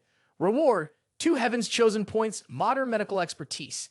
Immediately, En Wu Dao's body started to change. He absorbed all the medical knowledge and thought, is this really the peak of modern medical knowledge? If I combine Yang Fan's ancient medicine with modern techniques, wouldn't I be the greatest doctor in the world? While the two were lying face to face on the sofa, En Wu Dao looked at So Qingye and thought, but doesn't King only have 1 Heaven's Chosen point? Why did she have another one now? Suddenly, Su Gai appeared right in front of En Wu Dao and said, "That's because Su Qingye has an hidden Heaven's Chosen point." And Wu Dao jumped in surprise, his heart racing with shock. The next day, he immediately returned to his usual demeanor and asked, "What is the Hidden Heavens chosen score?" But Sugai replied, "Even I don't know what that hidden score is." Sugai was about to touch So King Ya's bright and beautiful face when she said, "It really makes people envious." This left En Wu Dao stunned, unable to believe what he was seeing. Then Sugai gave him a sharp look and said, "En Wu Dao, you need to understand that the people you're dealing with aren't easy. They are all favored by the heavenly Dao. Each of them has their own unique aura. Not everyone can be detected by the system." And Wu Dao thought seriously. Lin Fi has already been subdued by me, and Qin Tian has gone off to the western heavens. If there's any variable, it's just one. The sudden realization of something. He nervously said, "The Dragon King, Xiao Shen." The scene then shifted to a prison cell, where someone called out, "Xiao Shen, someone wants to see you." Xiao Shen was sitting in the cell deep in thought when Lu Man walked up, crossed his arms, and said, "Xiao Shen, I heard you're willing to make amends." Xiao Shen calmly replied from inside the cell, "That's right. I can help you solve your overseas troubles, but only if you agree to release me." Lu Man said seriously, "Fine, I can agree to that. But you must promise not to harm the one who reported you as En Wu Dao. Otherwise, I'll have to bring you back here." Xiao Shen was in prison, his face full of danger as he said, "En Wu Dao, ha ha." In the capital city, a large and developed urban area, vast and magnificent, at the Shang family estate, a beautiful woman ran in and shouted, "Young miss, the cute girl with the big chest and stylish glasses is Assistant Mi Lan. She has an announcement. I just received a video package from Jiang Cheng. It's from your fiancé." The beautiful woman with long hair asked, "Fiancé and Wu Dao?" The small assistant Mi Lan angrily said, "I've heard for a long time that he's a complete playboy. I didn't expect him to openly act like this in broad daylight." She showed a video of En Wu Dao with Bai Yangxi to the young miss shouting, "Young miss, he's clearly provoking the Shang family. Why not take this chance to break off the engagement?" The beautiful woman, her eyes shimmering with a purple light, asked, "Break off the engagement? Why?" And then the young miss of the Shang family, Shang Quanjia Lo, appeared. Mi Lan said, "Because he's out there making a mess. Why keep such trash around? We should kick him out right away." But Jia Lo immediately shouted, "Shut up. Marriage is a serious matter. How could it be a joke? We've already exchanged business cards. It's a formal engagement. In this life, you are definitely meant to be part of the En family. And Wu Dao is like a god. How could you ever change the course of fate?" This left the little assistant Mi Lan in a state of shock. Jia Lo snatched the tablet from Mi Lan's hands and said, "That's right. Starting tomorrow, you have to wear traditional clothing if you want to see me." Mi Lan was stunned as she left, thinking to herself, "It seems that the illness from 3 years ago has seriously affected the eldest Miss's mind. I heard that when she first woke up, no one recognized her. She kept speaking in ancient Chinese, then started wearing hand-styled clothes, spending her days here immersed in the arts of music, chess, calligraphy, and painting." As soon as Mi Lan left, Jia Lo was watching a video with En Wu Dao and Bai Yangxi. She said, "En Wu Dao, your body in this life is absolutely perfect." A seductive smile spread across her face. She continued, "En Wu Dao, I kill you in this life. As long as I kill you again in this life, your soul will be forever scattered, and I won't have to go through the torment of being with you life after life." The scene shifts to En Wu Dao's room. Sugai says, "Don't think that just because you're on the rise now, no one can touch you. If someone with great fortune decides to act, you might not even have a chance to call for help." Sugai warns him, and Wu Dao asks seriously, "Not even the great rejuvenation pill can save me." Sugai, licking her lips seductively, replies, "While you can rely on the system's bugs to keep live streaming and earn prestige points, the great rejuvenation pill isn't a cure-all. If you're dead too long, your soul may have already dissipated, or your body could be severely damaged. The pill won't be able to fix that." She climbs onto En Wu Dao's back and says, "That's why you should level up quickly and strengthen yourself. Only by stealing more Heaven's Chosen points will you have the power to fight against other Heaven's Chosen." This causes En Wu Dao's face to darken, while Su Qingya, lying nearby, sleeps soundly. Sugai leaned close to En Wu Dao's ear and whispered, "At that moment, the Heavenly Dao truly couldn't do anything to you. But overall, you're still very inexperienced." A title appeared on the toolbar, along with Heaven's Chosen points and authority. The Baron didn't need Heaven's Chosen points, but the system had been activated. The Viscount level 3 had activated the reputation points, and Wu Dao currently held this title. The Count level 13 had activated the villain points.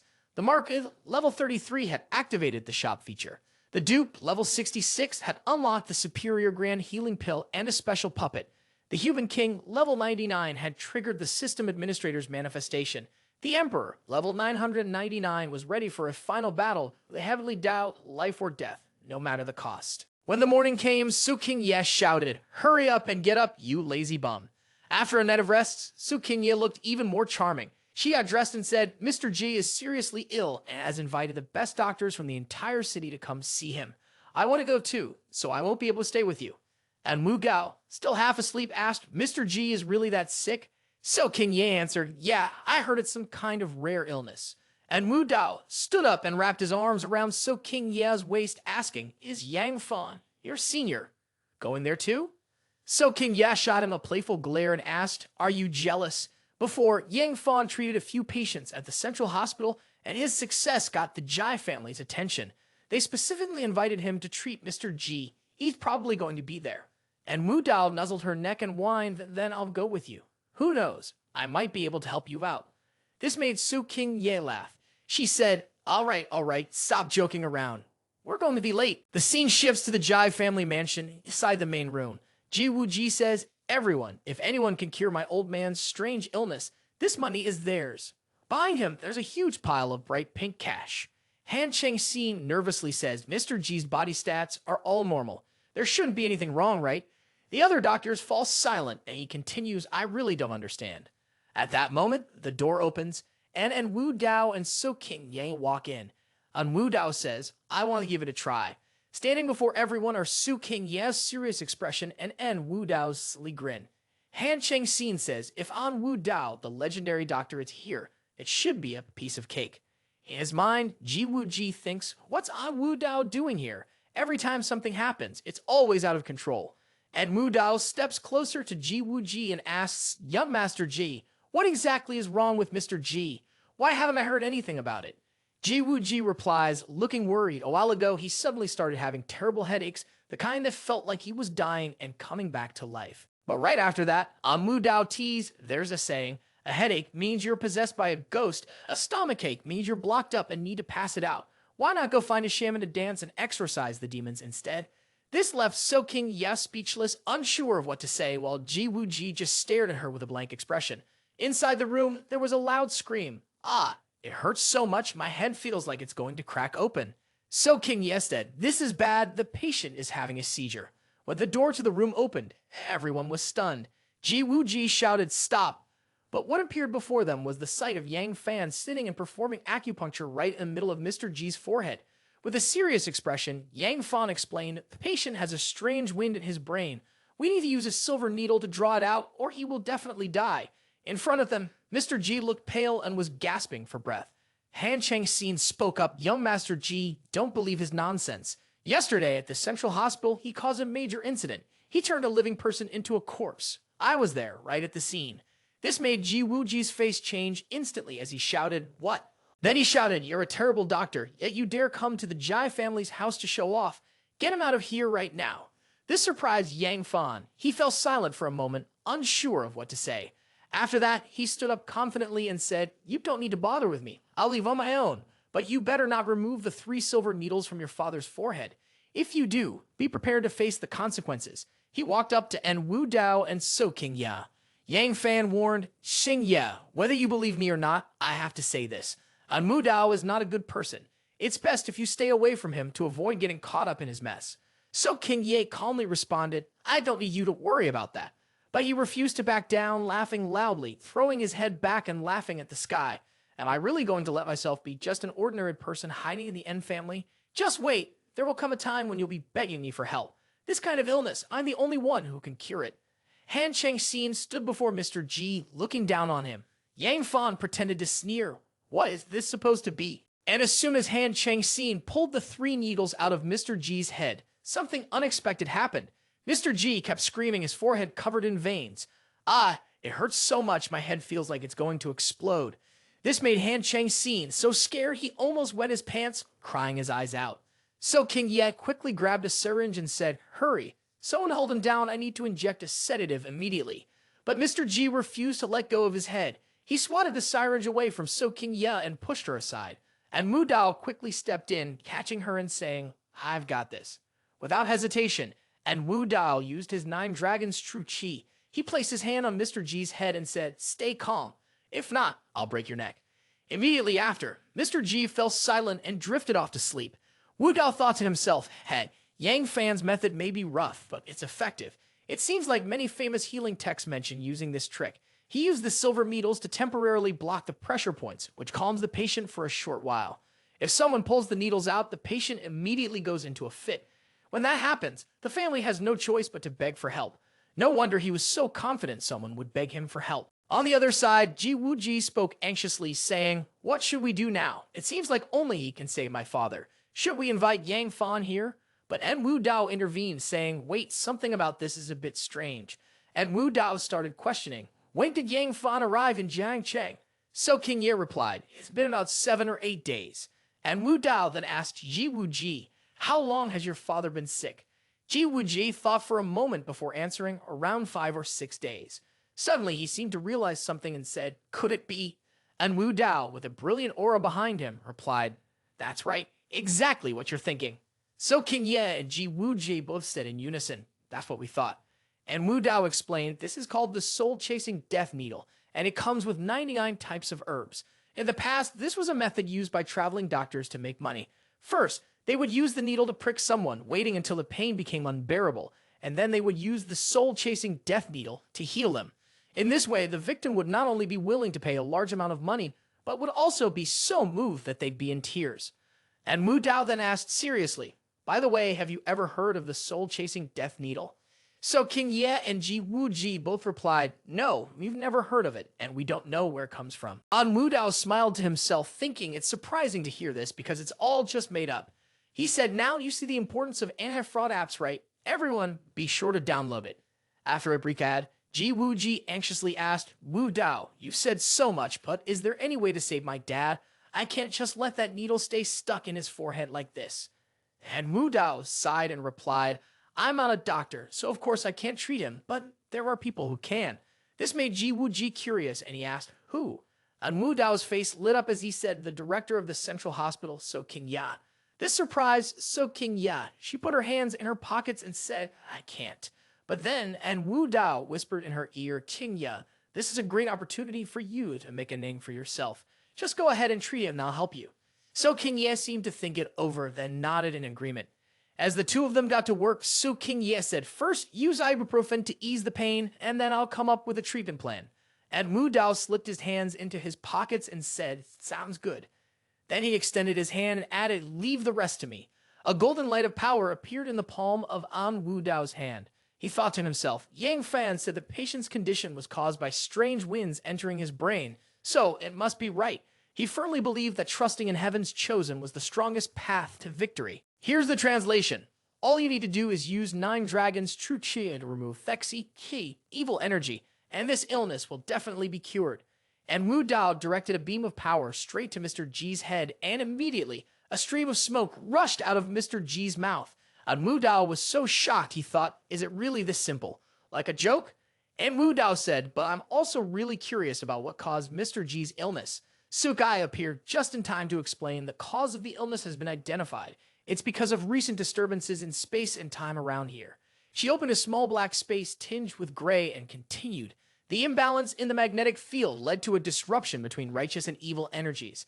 The patient was accidentally invaded by the evil energy. And Wu Dao asked worriedly, disturbances in space and time, a messed up magnetic field. What does that mean? Sugai answered seriously, put it simply, someone has recently been reincarnated. This left An Wu Dao stunned and fearful. Reincarnated? But right after that, a sly look appeared on his face. And Wu Dao said, isn't that the typical plot for the main character? Looks like we're about to get another Heaven's Chosen story. And Wu Dao said, Qing Ya, you can pull out now. And then Su King Ye also pulled out the silver needles. As soon as Mr. G was helped up, he had another episode. His eyes bulged, his forehead was even more covered in veins, and he screamed, "Ah, my head feels like it's going to split open." Ji Wuji panicked and quickly said, "This is bad. He's having another episode." Mr. G kept clutching his head, groaning in pain, which made everyone around them worry. But then he suddenly laughed and said, "It's okay. It's okay now. I'm feeling much better. The pain is gone. Yelling like that is just a bad habit of mine." This caused everyone to be so frustrated they almost lost it. And Wu Dao, King Ya, and Ji Wuji went outside to talk. En Wu Dao said, young Master Ji, Yang Fan has been plotting against the Jai family, making your father suffer terribly. A doctor with no ethics like that, are you really going to let him stick around for the new year? As they walked, Ji Wuji responded, Yang Fan dares to show off like this in front of the Jai family. If we don't teach him a lesson, won't people laugh at us for being weak? How will the Jiang family ever hold their ground in Jiangcheng if we let this go? Then he shouted decisively, where are they? Hearing the command, the guards quickly broke both of Yang Fan's arms and legs and threw him out of Jiangcheng. The bodyguards around them shouted in unison, yes, and then left. So King Ye exclaimed, oh wow! Seeing this, En Wu Dao asked, a bit jealous, what's going on? Can't handle it? So King Ye hurriedly explained, no, it's just that I didn't expect senior brother, who is so dedicated to traditional Chinese medicine, to turn into someone so obsessed with money. It's really embarrassing. Wu Dao coldly replied, everyone is driven by profit. People get messy and chaotic all for the sake of money. It's sad that for a small amount, some will disregard ethics and trample on morality. Ji Wuji, standing nearby, spoke up firmly, a fraud like that, with no medical ethics, I won't let him get away with it. I will expose his crimes to the entire country and let the traditional medicine community kick him out. With a vicious look on his face, Ji Wuji gritted his teeth and said, I'll make sure he is utterly ruined. Switching to the street, the Jia family's subordinates ran toward Yang Fan, shouting, stop, don't leave. Yang Fan, walking ahead with a smug look, thought to himself, I'm deliberately walking slowly, waiting for you to beg me. You've come to beg me to treat you. I'm really curious to see how you'll kneel and beg me. But immediately he was struck in the face. A bodyguard swung an iron rod, landing a punch that made him squint in pain, blood spilling from his mouth. The beatings came relentlessly, one after another, as Yang Fan curled up, holding his head to take the blows.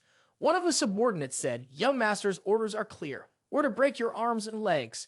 Just as the iron rod was about to strike Yang Fan's tightly held hand, another rod shot toward the subordinate's face.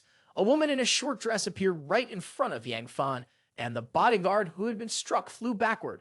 The woman with blonde hair said, let's see who dares to lay a hand on Hong Yip's benefactor. She held a sharp sword, and behind her stood many subordinates dressed in dragon pattern attire. Someone shouted, it's the Azure Dragon Group. Yip Su led her own group forward and said, Hong Yip, your reputation is impressive. You dare stand against the Jai family? Hong Yip replied, I thought it was someone important, but it's just Yi Su, the Jia family's adopted daughter. So when did the Ji family let you call the shots? Ji Wuji stood right beside her, placing a hand on Yi Su's shoulder and said, she can call the shots. Then Hong Yip clasped her hands and asked, could you two show some mercy and let Yang Fan go? But Yang Fan, deliberately enraged, shouted, Hong Yip, don't beg them. I tried to help them with their illness. If they don't appreciate it, fine. But now they repay kindness with hatred. But immediately Ji Wuji raised his staff toward Yang Fan and shouted, you're a coward with no moral sense. Now that you're lucky to be alive, you still don't know how to repent. You really want to die, huh? Without hesitation, Hong Yip drew her sword. In just a few moves, she quickly chopped through Ji Wuji's iron staff. She pressed the blade to Ji Wuji's throat and said, you want to die. Ji Wuji thought to himself, I originally thought that after being reborn, I could help the Jia family avoid this disaster, but it turns out we still couldn't escape it. In my past life, Yip Su's background led Hong Yip to destroy the Jai family. This time, I tried to hide Yip Su's identity, but whatever's meant to happen happens. At that moment, Hong Yip felt a sharp pain in her sword hand. She panicked and thought, plucking leaves, launching flowers, internal force projected outward, this is the sign of someone from the pre-heaven realm. Who could it be? While Hong Yip's face darkened with worry, and Wu Dao appeared, still holding a fresh leaf in his hand. He said casually, well, that's pretty good. On the side, Su Qingye remained silent, not saying a word. Hong Yip drew her sword again and asked, who are you? How dare you interfere with the Azure Dragon Group? And Wu Dao boldly replied, I'm Wu Dao. But Hong Yip, unfazed, responded, I don't know you. I've never had a drink with you. This made En Wu Dao feel embarrassed, and he awkwardly coughed. Aim. Yang Fan shouted, it's because of him that I failed so miserably. That old woman from last time was definitely faking her death. With my medical skills, there's no way I could have actually cured someone who was dead. If I had been a bit more patient, the En family's scheme wouldn't have worked. And Wu Dao calmly responded, so what? Everyone knows you turned someone from alive to dead. You'll always be seen in a bad light for that. No matter how much you scream now, it won't change the truth. To me, you're just a powerless, angry fool. This made Yang Fan furious. He yelled, you're really looking down on me. Yang Fan threw a few silver needles in retaliation, saying, "Try feeling the power of my heaven's proud son." Sensei Oxio was live streaming this moment, and the screen filled with comments. Here we go, here we go. A logistics minister is getting his turn. Time for the main character to shine. The little dragon and phoenix are showing off like the wind, always there for you. Immediately, En Wu Dao drew his short green dragon blade, easily blocking each of Yang Fan's attacks, which made Yang Fan's face turn pale as he nervously thought, how would he break my needle technique so easily? Who exactly is this guy? If he can do that, then let's see him take down the second strongest hidden weapon on the rankings, just below Confucius' spirit. Then he pulled out a tool covered in holes and shouted, "Storm of Pure Blossom Needles." Yang Fan proudly said, "The Storm of Pure Blossom Needles fires 27 needles at once. It gets its name because when they're launched, they look like pure blossoms. Let's see how you're going to block this one." Immediately, En Wu Dao slapped Yang Fan across the face, completely shutting him down. He asked, "You really think I can't avoid it?" Each streak of light from the Dao Island appeared thick and intense, making Yang Fan gasp in surprise. What? It disappeared. Hong Yip, watching the fight, couldn't help but worry. It vanished without a trace, almost like some kind of magic trick. Then the Dao Island appeared at Yang Fan's throat, and En Wu Dao materialized right behind him, asking, "Were you looking for me?" Yang Fan, terrified, asked, How? How did you get so close?" A message appeared on the tool. Successfully switched primary teleportation to a 100-meter square range, costing 1 million fame points. Remaining fame points, 2.8 million. En Wu Dao, observing the screen, was shocked. Wait, didn't I only have 2.7 million left last time? Why does it keep going up the more I use it? But immediately, the reason was laid bare. Sensei Oxio kept live streaming, which only boosted her popularity even more. Sensei Oxio even commented, "I really don't know how to explain this to everyone. Did the boss just teleport, or is he running faster than usual?" In the comments, Jiang Ji-man wrote, "The boss just wants us to believe in science. He turned around and completed the teleportation in a second. Not even the storm of pure blossom needles could be avoided, and the main character was getting stronger by the moment. The protagonist is a full-level human, which is bad news. That woman is trying to sneak attack our boss." Hong Yip rushed over at lightning speed to help. She swung a sword to block En Wu Dao, forcing him to retreat. Hong Yip shouted, "If you want to touch him, you'll have to step over my dead body first." And Wu Dao thought to himself that the system still hadn't marked the mission as complete, which meant Yang Fan hadn't truly fallen yet, so now wasn't the time to kill him. Outwardly, En Wu Dao smiled and said, "Careful with that sword, little sister." But Hong Yip didn't stop. She rushed straight toward En Wu Dao to fight him. She said, "An inch longer, an inch stronger." And Wu Dao instantly teleported right in front of her, grinning slyly. "An inch shorter, an inch more dangerous. Little sister, I'm happy to wrestle with you for 3 rounds, but don't cry when you can't take it." This made Hong Yip's face turn bright red, but she quickly snapped back, fuming. "You pervert. Getting close to me won't be that easy." And she struck again toward En Wu Dao, causing him to exclaim, changing the angle from behind. Good technique. But the more they fought, the stronger it became, and Wu Dao began to take action. A throwing dagger appeared in his hand. He said, "Then take this attack of mine." 36 petals of the blood lotus throwing dagger. Far off in the distance, Hong Yip was struggling to hold her ground. She shouted, as expected from a master of innate skills. She managed to block one of the throwing daggers and added, "But still, there's something missing. Just a little more firepower would be enough." But immediately from beside her, a short dragon-shaped dagger pressed against Hong Yip's neck. And Wu Dao spoke. "Who's missing the firepower, I wonder?" And Wu Dao stood right behind Hong Yip, smiling as he said, "I used the same technique to subdue Yang Fan earlier. Why did you learn from that?"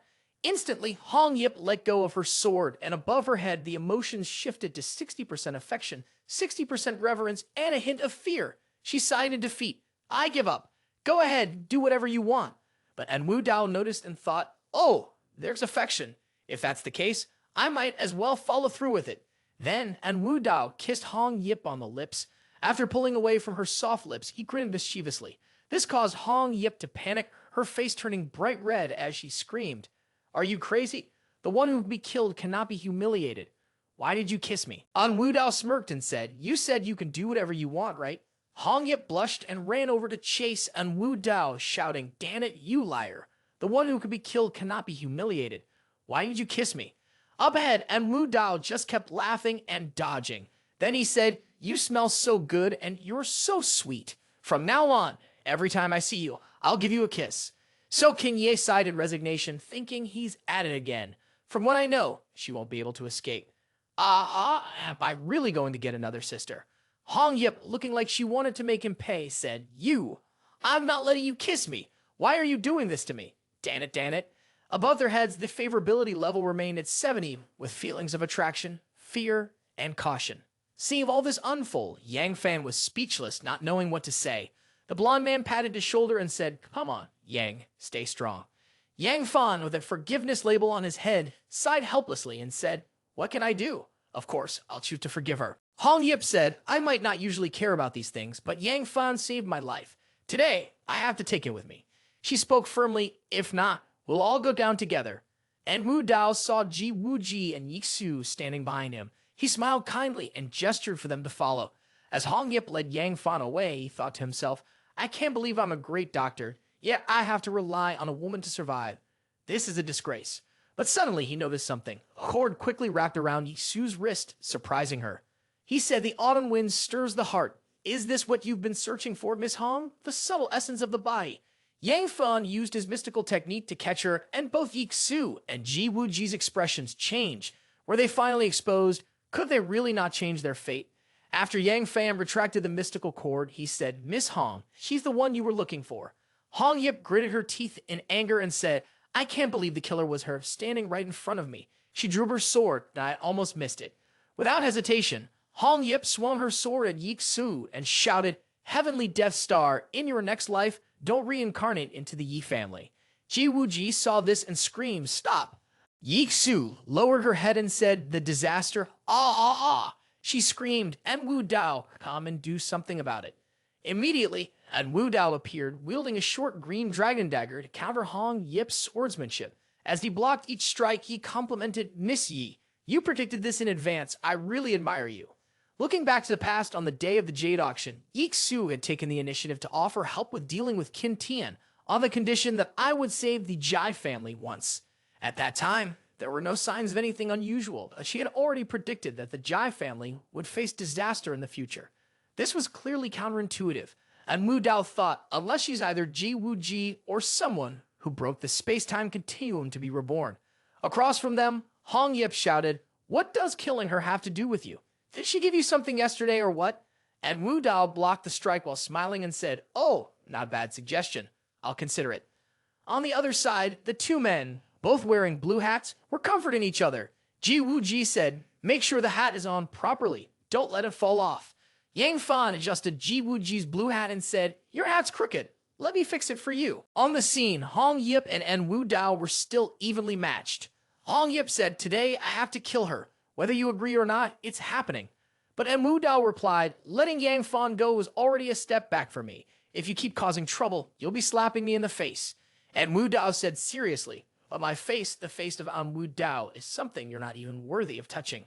Immediately, the power of the green dragon dagger grew stronger, knocking Hong Yip aside. She stood in front of her subordinates and shouted, "Azure Dragon Group, heed my command." Behind her, the subordinates shouted in unison, "Yes." Hong Yip screams, "Stop killing for me." Jin Wuji, worried, said, "The Azure Dragon Group is made up of seasoned warriors extremely fierce. We can't stop them." So King Ye, panicked, said, "Don't tell me you're planning to have Wu Dao fight 100 people alone. Do you want to get him killed?" Yixu, coldly from behind, said, "En Wu Dao, I asked you to save the Jai family, not me. You can withdraw now. If someone has to die today, let it be me, Yixu." En Wu Dao unleashed the 9 dragons' true chi along with a blood lotus flying peach and said, "I haven't tried yet. How do I know I can't win?" This surprised Yixu, but she also spoke with concern, saying, "Why would you risk your life for me against someone else? You're the most valuable young master in Jiangcheng." And Wu Dao turned his head and replied, "Oh, the reason's simple. A beauty like you being harmed would be such a waste. I just appreciate the good things in life."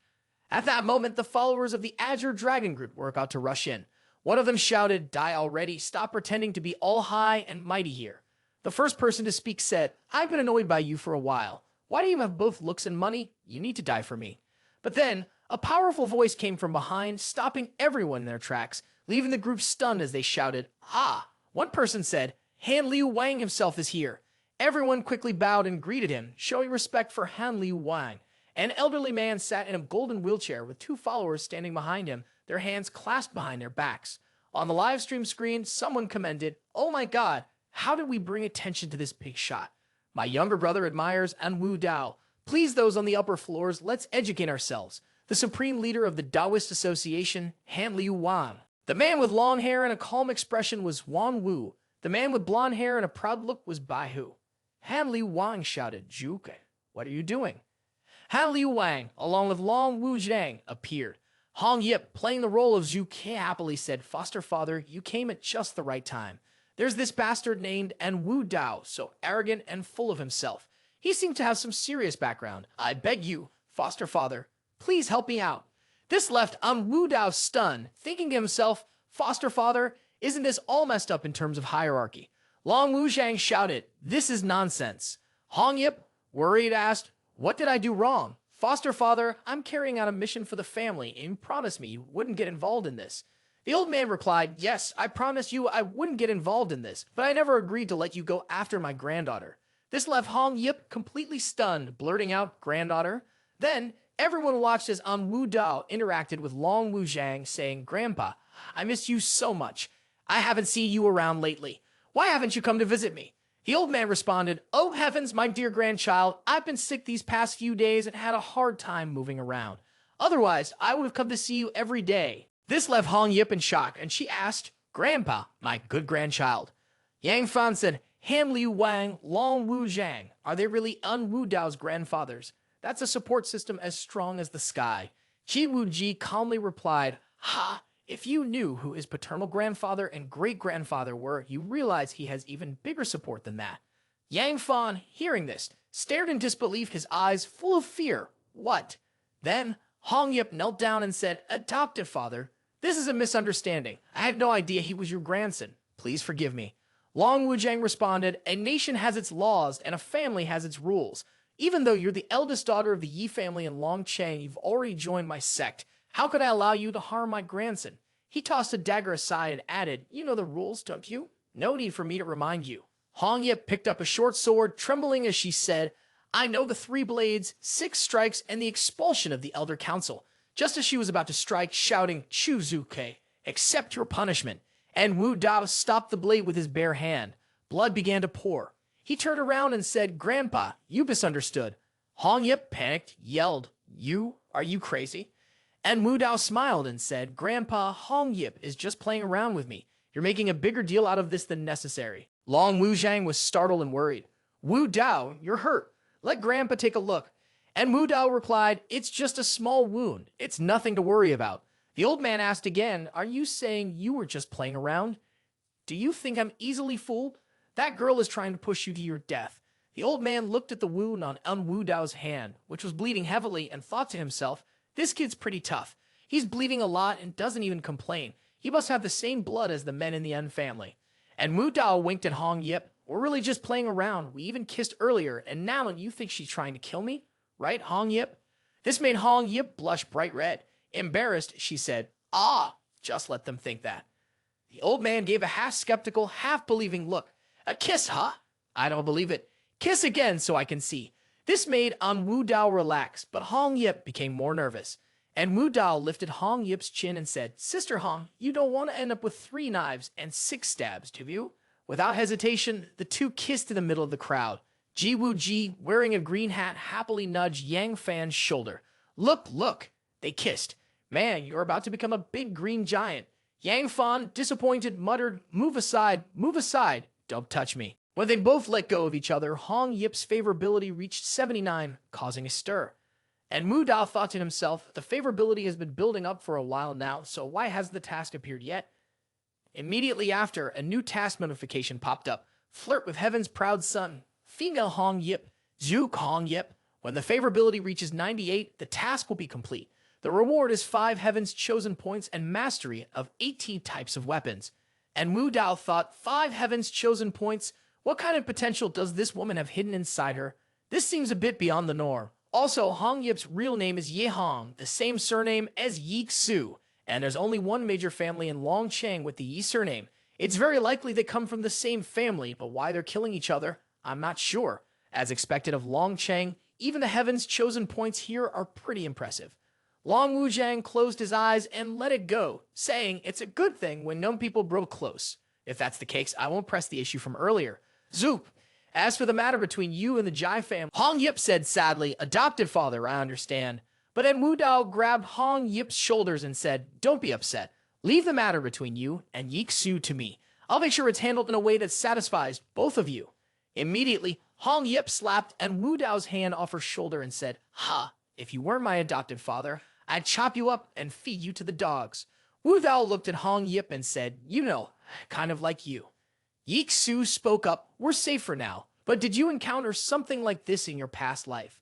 Ji Wuji replied, I've never heard of anything like this. What I've heard about the An family in my previous life is very different from what's happening now. At this point, En Wu Dao had already been killed by Xiao Shen a long time ago. The Dragon King had also started a full-scale war with the An family.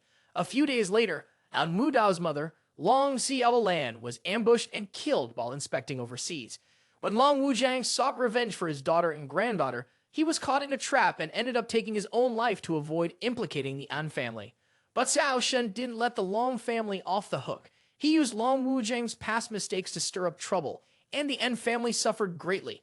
Not long after, En Wu Dao's father fell seriously ill and suddenly passed away. Various branches of the En family were either investigated or killed.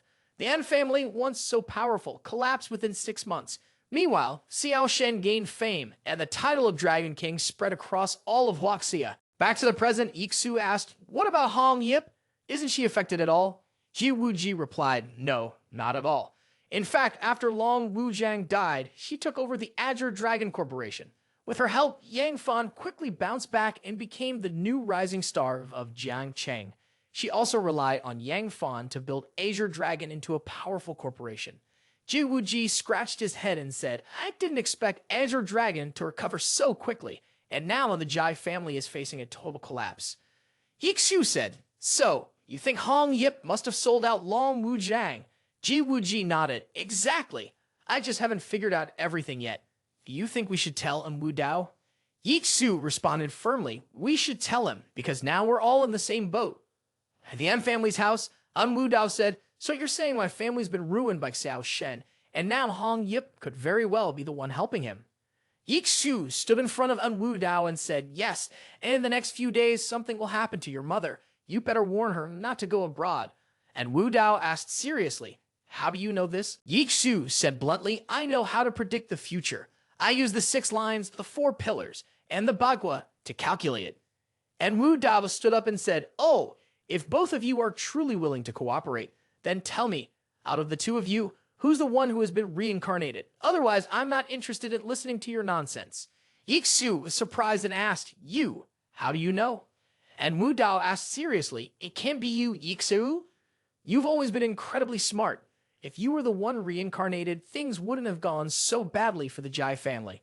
And Wu Dao was sure and said, it's you, right? Ji Wuji. Ji Wuji, looking tired, also spoke frankly, yes, I was reincarnated from 10 years in the future. He told me that in October of this year, after your grandfather's suicide, the Azure Dragon Corporation was taken over by Hong Yip. Then, on the night of Chinese New Year's Eve, Hong Yip slaughtered the Jai family. Yixu was killed on the spot by her. My older brother, Jai Feng Ming, and I luckily escaped, but we went through endless struggles, tasting the cold indifference of the world. Later, my younger brother had some success, and 10 years later, he returned to Jiangcheng to fight Yang Fan. By then, he was the man behind the Azure Dragon Corporation. The Jai family finally started to recover, but because those 10 years were so hard, I was already exhausted with illness all over my body. Afterward, when I was being treated, Yang Fan used underhanded tricks, and I suffered in bed for 7 days before I passed away. When I woke up, I was back 10 years ago, exactly in this moment. Jane Wuji said sadly, I know it sounds like I'm rambling. You probably won't believe me, but those 10 years felt like a nightmare. There were times when I couldn't even tell what was real and what wasn't. A message popped up on the toolbar, Heaven's Chosen Ji Wuji. Title, Great Young Master, Rebirth, Golden Finger, Prophecy Technique. Mission, capture or kill Ji Wuji. Reward, 5 points of Heaven's Chosen Prosecution. Allows you to see the past of others. And Wu Dao thought the reward has been reduced so much. Could it be that the prophecy technique is too powerful? A pale, slender hand rested on En Wu Dao's shoulder. Su Gai appeared behind him and said, "This isn't because my abilities are lacking, but because your rank is too low. If you were a count right now, you'd complete the mission and get the prophecy technique." En Wu Dao seriously thought to himself, it seemed like he needed to speed up and earn more points. Su Gai said, "Compared to the Golden Finger, I'm more interested in his Heaven's Chosen points." Ji Wuji was clearly just a regular Heaven's Chosen. His storyline was pretty straightforward. He was reincarnated for revenge and to change the past. He was worth maybe 2 Heaven's Chosen points at most, but for some reason, the system gave him 5 points. Maybe he had some hidden story arc, or maybe a great emperor was protecting him. And Wu Dao reassured Su Gai, "Miss Su, don't worry too much. Once I finish my mission, you'll know the answer." But immediately, En Wu Dao was met with rejection. Su Gai said, "Ha, stop touching." But Yang Fan was a charming and carefree man, surrounded by beautiful women everywhere. His harem was like a sea of stunning women, all of them deeply admired by others. A scene appeared of Yang Fan sitting among these gorgeous women, dressed in short skirts, black skirts, red skirts, and there was even one girl lying in a pile of gold. And Mu Dao, feeling disgusted, said, "What about So King Ya? How many women is he with now?" Ji Wuji explained, "At your funeral, So King Ya committed suicide alongside you. She didn't live to see Yang Fan rise again." This made En Wu Dao's face darken, and he exclaimed in surprise, "What? King Ye actually?" Just then, Su King Ye entered and asked, "Wu Dao, earlier, Mom Wu called and asked what you wanted for dinner tonight. I told her to make the chicken feet and duck head you like the most. Is there anything else you'd like?"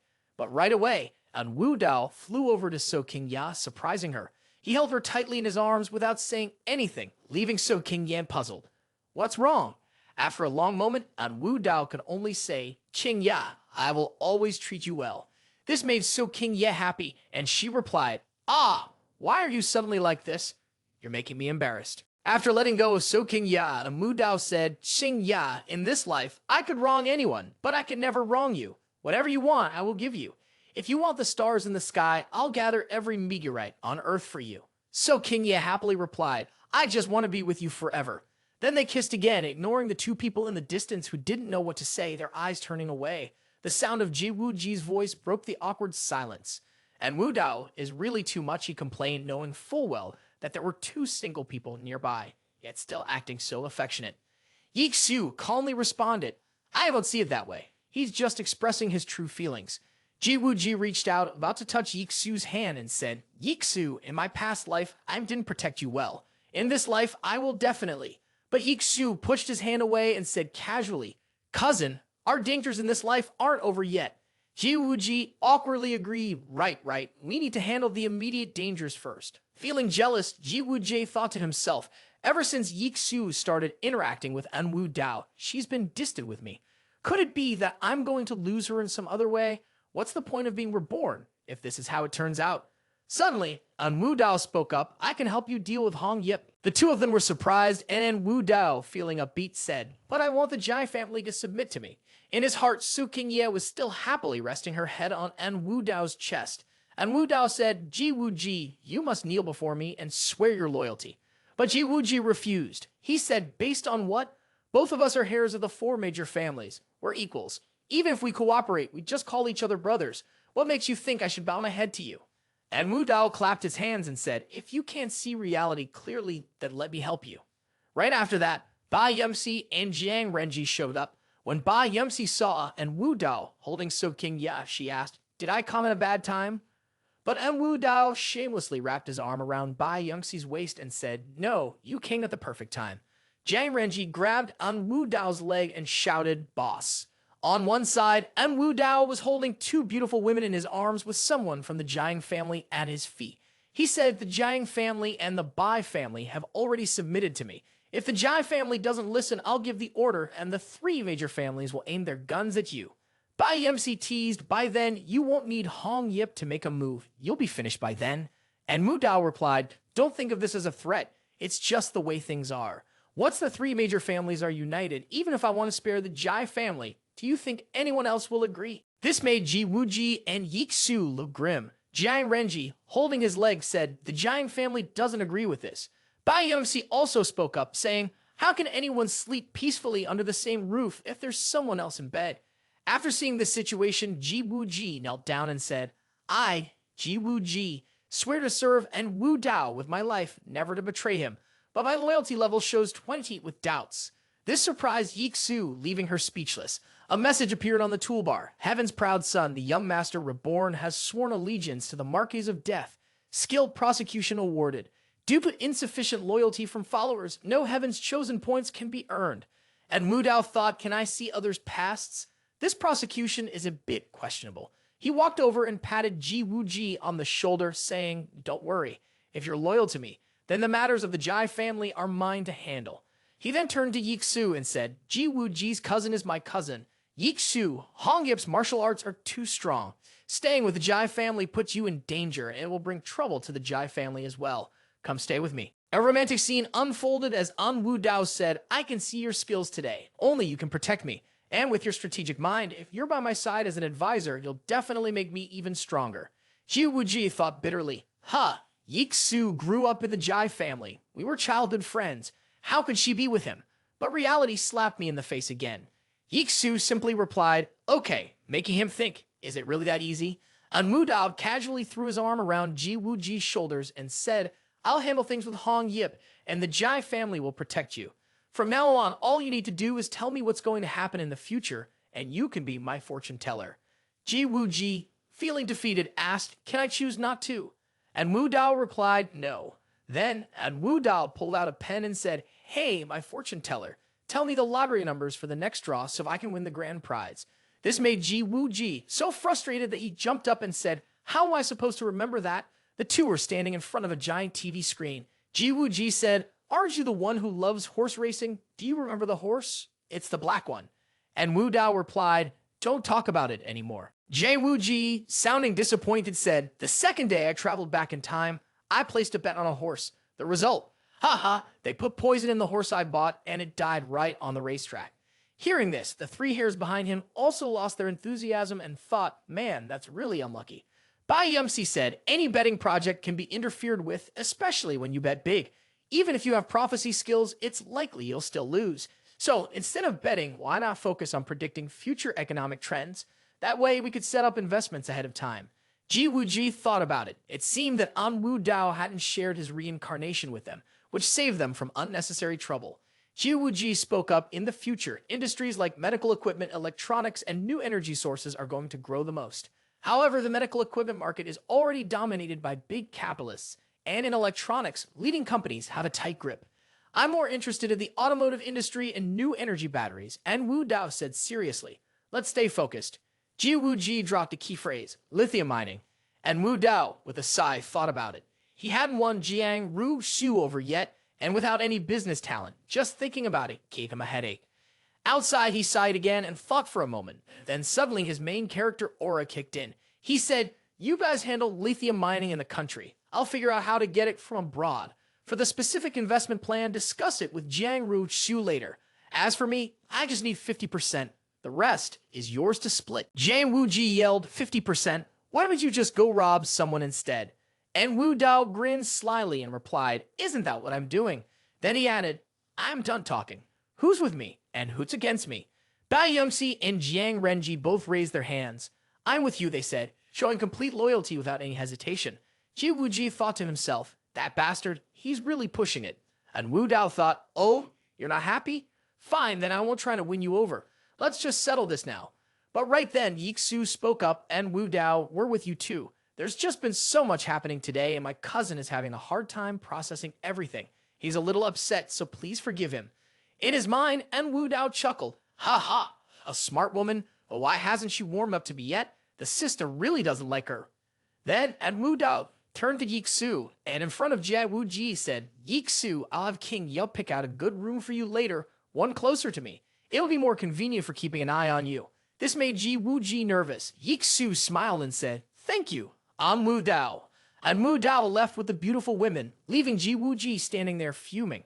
Jiang Renji slapped Ji Wu Ji on the back and said, come on, man, take it easy. It's just a pretty woman, and she's not even worth half the trouble of your whole family, right? Just relax. Ji Wu Ji didn't know what to say and just sighed. En Wu Dao thought to himself, if I provoke him like this and he can still hold back, fine, I'll let it go. As for the Jai family's issues, I'll take care of it. Yixu looked at Ji Wuji with disappointment and thought, cousin, you're still not as sharp as En Wu Dao. En Wu Dao isn't genuinely trying to help us. He's only doing it because of a past promise. That's why he's deliberately provoking you. He wants you to give up on the collaboration. That way, he can just sit back and watch us fight it out, and in the end, he'll benefit from it. The reason I'm being nice to En Wu Dao is just to keep him calm for now. We can't turn on him yet. We still need his protection. Yixu felt really down, thinking to herself, cousin, I don't want to leave the Jai family, but I have no choice. Only if I leave will Hong Yip stop targeting the Jai family. If I stay, history will repeat itself, and the Jai family will suffer again. Cousin, take care of yourself. Just as they were about to leave, a kid with a slingshot took aim at En Wu Dao and shot a small rock that hit him right on the head, causing him so much pain he almost cried out. A large bump appeared on his forehead. The boy ran off immediately, but En Wu Dao shouted, "Get that kid over here." Lin Feng quickly used his martial arts to catch the boy. After Lin Feng grabbed the corner of his shirt, he brought him in front of En Wu Dao. The kid with purple hair yelled, "Let me go, let me go." Lin Feng said, "Kid, you're trying to attack my boss in front of me. Do you think you can disrespect me like that?" This was the second young master of the Jai family, Jai Fengming. En Wu Dao angrily grabbed Jai Fengming by the head and said, "Why are you acting out like this? Who told you to use a crossbow to attack someone?" Jai Fengming cried and accused, "You're bullying my brother, and I want to steal Sister Su Yi from you. I have to fight you." And Wu Dao shook Jai Fengming's head and said, "Kid, if you want revenge, you need to become strong enough. Even if I gave you a chance now, you wouldn't be capable of doing anything." He Xu stepped in to stop them. En Wu Dao, he's just a kid. But En Wu Dao angrily replied, "A mischievous kid." Suddenly, Su Gai appeared and shouted, "Kill him."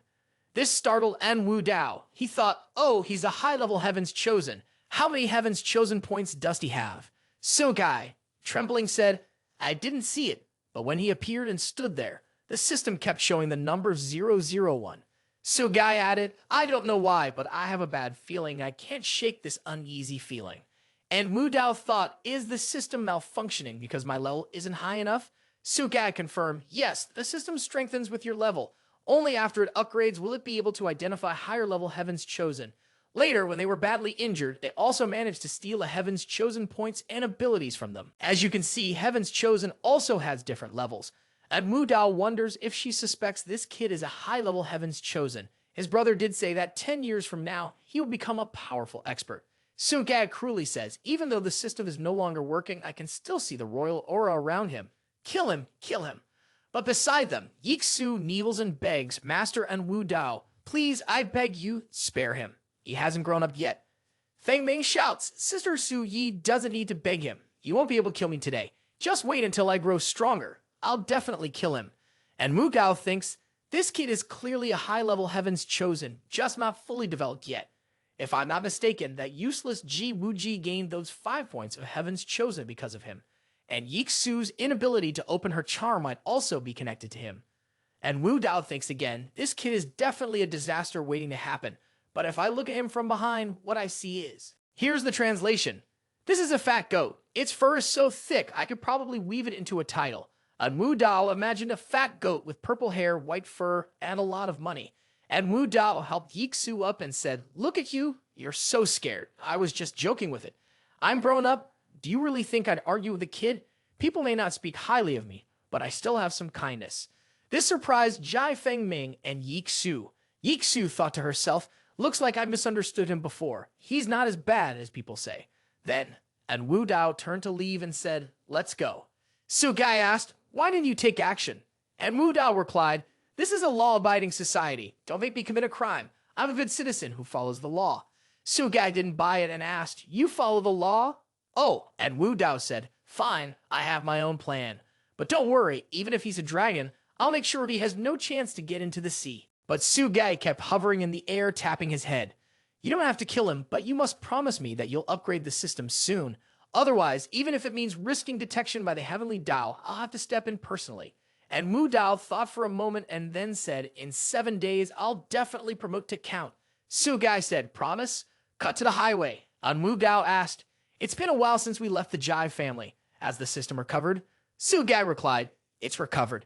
And Mu Dao said, adjust the attribute interface and let me see how many more Heaven's Chosen points are missing. The character system interface showed God-tier demon Marca's level, Heaven's Chosen points 8 out of 13.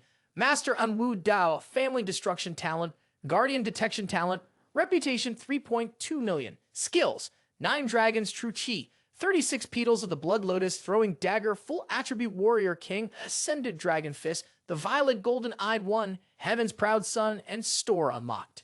Sukai said, 5 points left. What if we deal with Jiwu Ji? That should cover it. And Wu Gao stopped him. That would be like drinking poison to quench your thirst. Let's not even talk about how much Jai Feng Ming's royal fees will be triggered. You won't be able to get Yixu's Heaven's Chosen points either. Don't think that her attitude toward me is good. It's all just for show. She grew up with Jiwu Ji, and they have deep feelings for each other. It was already hard enough to rely on her. Don't make things harder for me. I'm actually hoping Yixu gains more points. Sugai angrily said, you can't kill this person, you can't kill that person. So what exactly are you planning to do? At that moment, En Wu Dao pointed to the toolbar and said, aren't these 5 points better? You could raid Heaven's proud son, Hong Yip. When the opponent's favorability reached 98, the mission was completed. The reward for the mission, 5 points of Heaven's Chosen, mastery of 18 weapons, and a favorability of 79. Sugai thought for a moment and then said, you've only met Hong Yip once, and you already plan to win her over in 7 days. Isn't that just wishful thinking? Why don't you go after Jiangru Chu and Bai Yangxi? Together, they have 6 points. And Wu Dao replied, 6 points? Are you sure? Jiangru Chu only has 1 point, and Bai Yangxi only has 2. Sugai opened the toolbar and said, hey, just take a look for yourself. Mission 1, raid Heaven's proud son, Jiangru Chu. When the favorability reached 99, the mission was completed. Reward, 4 points of Heaven's Chosen, business talent, and a favorability of 68. Mission 2, raid Heaven's proud son, Bai Yangxi. When the favorability reached 98, the mission was completed. Reward, 2 points of Heaven's Chosen, discovery talent, and a current favorability of 90. The talent has been obtained. En Wu Dao said, it's common for people's favor to change because human hearts are unpredictable, especially women's. But why has Jiangru Chu's Heaven's Chosen score suddenly gone up? Her husband is in prison because of me. Why is it rising out of nowhere? Unless. Suddenly, En Wu Dao realized something and spoke up. Jiwu Ji said, when my mother was inspecting work abroad, Xiao Shen tried to assassinate her. If you calculate the timing, that's tomorrow. Immediately, En Wu Dao's face filled with fear as he thought, could it be that Xiao Shen is out of prison already? He then ordered Lin Feng, change direction, and head back home.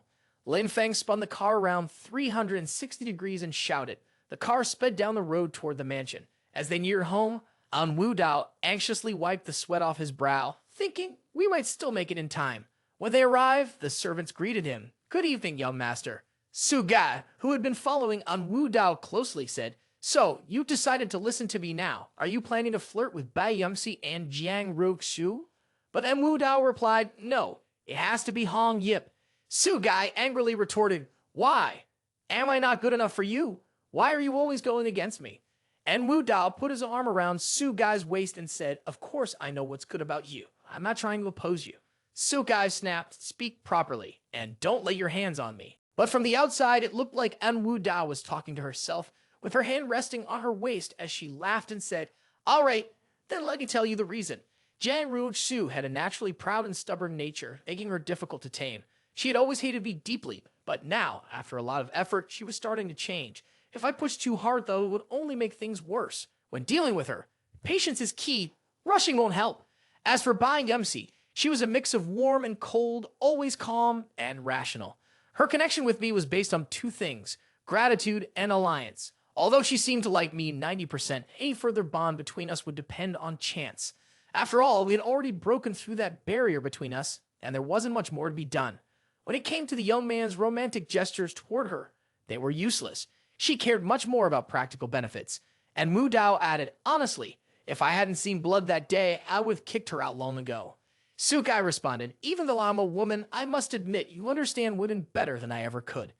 In her heart, Sugai couldn't help but smile and think, as expected, my master knows best. A woman then walked over and said, so, my child finally remembers his old mother at home, huh? Long Xiao Lan appeared, and En Wu Dao stood in front of her, happily saying, Mom, you never age. You'll always be young and beautiful, forever 18. His mother smiled, then hugged En Wu Dao and said, my son always speaks so well. I love listening to you. But En Wu Dao, feeling a bit shy, replied, "Mom, don't say that. I'm grown up now." En Wu Dao looked at his mother and thought, "Mom, in my past life, I caused you harm when Xiao Shen hurt you. In this life, I will make sure that tragedy never happens again. I'll eliminate Xiao Shen and destroy the curse that has plagued the En family." Suddenly, his father, Wu Dao, appeared and said, "Ha, she spoiled you. You're getting worse and worse." This startled En Wu Dao, making him feel scared. En Wu Dao, his father, Dao Hai, the governor, called out, "Come to my study. I need to talk to you." And Yi then walked inside, leaving the two women outside. En Wu Dao, feeling frightened, looked up at his mother with tearful eyes and whispered, "Mom, I'm scared." Long Xiao Lan, equally upset, snapped, "What's there to be angry about? If he dares to scold you, he'll have to deal with me." She then turned to comfort En Wu Dao, saying, "Don't be afraid. If your father dares to hit you, just call out for me. I'll go beat him up myself." And Wu Dao felt a little better and softly said, "Thank you, Mom." The scene shifts to the study. An Yi sits at the calligraphy desk and says, "Sit down. Let's talk." After En Wu Dao sits down, he asks, "What rumors have you heard lately? Are you planning to criticize or warn me again?" In his mind, he thinks, "I don't know why, but in front of my father, I always feel the need to act rebellious, almost like it's become a habit. Maybe it's just the rebellious streak in my bones." Seeing En Wu Dao sitting with his legs crossed in a lazy manner, An Yi snaps, "Sit properly." Startled, En Wu Dao quickly straightens up. He thinks to himself, "Oh, the family bloodline keeps me in check." And Yi pulls out a newspaper with a bold headline. Surprising. Young Master En Wu Dao and Bai Yemsi, CEO of the Bai family, publicly declare their love. He says, "Are you going to explain?" And Wu Dao reads it aloud and says, "Dad, you like reading gossip too." But then he looks displeased and says, "Be serious." And Wu Dao replies seriously, "Yemsi and I are indeed on the same page, but she knows that the business can't allow for interfamily marriages, so there's no need for me to take responsibility." And Yi frowns and says, "So, just because you don't have to take responsibility, you won't? Yemsi is not a little girl anymore. If this is ruined by a kid like you, how will I face the elders in the Bai family?" And Wu Dao says earnestly, "Dad, I hope you won't interfere with my private life. There are reasons I can't explain. It's related to the system. In the future, there may be no shortage of beautiful women around me. I really don't have a choice. If I don't, I'll end up in a very bad situation." This left An Yi completely confused, but when he heard this, he became extremely angry. He said, "What are you talking about? Are you saying you'll die without a woman? How can you say such shameless, immoral things?" Immediately afterward, he grabbed a newspaper and angrily hit En Wu Dao. While hitting him, he yelled, "You! Get out of here! I don't have a son like you! Get out now!" After En Wu Dao quickly ran out, An Yi, panting and feeling helpless, muttered, "What kind of karma have I created to have a useless son like this?" His face changed and he sighed. "The good name of the En family is ruined by this rebellious son. I'm ashamed in front of my ancestors." When En Wu Dao left the study and went downstairs, Long's mother asked, "Did he hit you?" En Wu Dao replied, "No, but it seems like he's really angry." Long's mother cheerfully said, "Let him be angry, who cares? As long as my son isn't getting beaten, that's all that matters." Then with excitement, she asked, "Quick, tell me if you decided who you want to marry." This made En Wu Dao nervous, and he asked, "Huh?" She looked over at the two young women and said, "This girl, King Ye, is very good. She's respectful and really cares for her mother. I like her a lot. The girl next to her seems to be from the Jai family. She's very beautiful, and your children together will surely be stunning." En Wu Dao was also taken aback by his mother's judgment, but Mrs. Long smiled and said, "Yemsi may be a bit older, but she can still have children. The most important thing is that she knows how to manage the household and handle her child's personality at the right time. I'm very satisfied. This girl, though we just met, seems quite well behaved." She then looked at Bang Yumsi and Sen Sioxio and said, "If you had to choose one, which one would you pick as my daughter-in-law? They're both good kids. It's such a tough decision." And Wu Dao, with a lecherous expression, responded, "I'll take all of them. I want everything." Mrs. Long laughed brightly and said, all right, that makes it easier for me then." But En Wu Dao, suddenly afraid, quickly changed his tone and said, "No, Ma, I was just joking." He then shoved his hands in his pockets and said, "Mom, let's talk about something serious. Tomorrow, aren't you going abroad for work?" Mrs. Long happily patted his hand and said, "Yes, you're getting older and starting to care about my work now." But En Wu Dao confidently replied, "Mom, I'll go in your place." The scene shifted with the sound of a trumpet blaring, followed by the heavy beat of drums. A banner overhead read, "Welcome."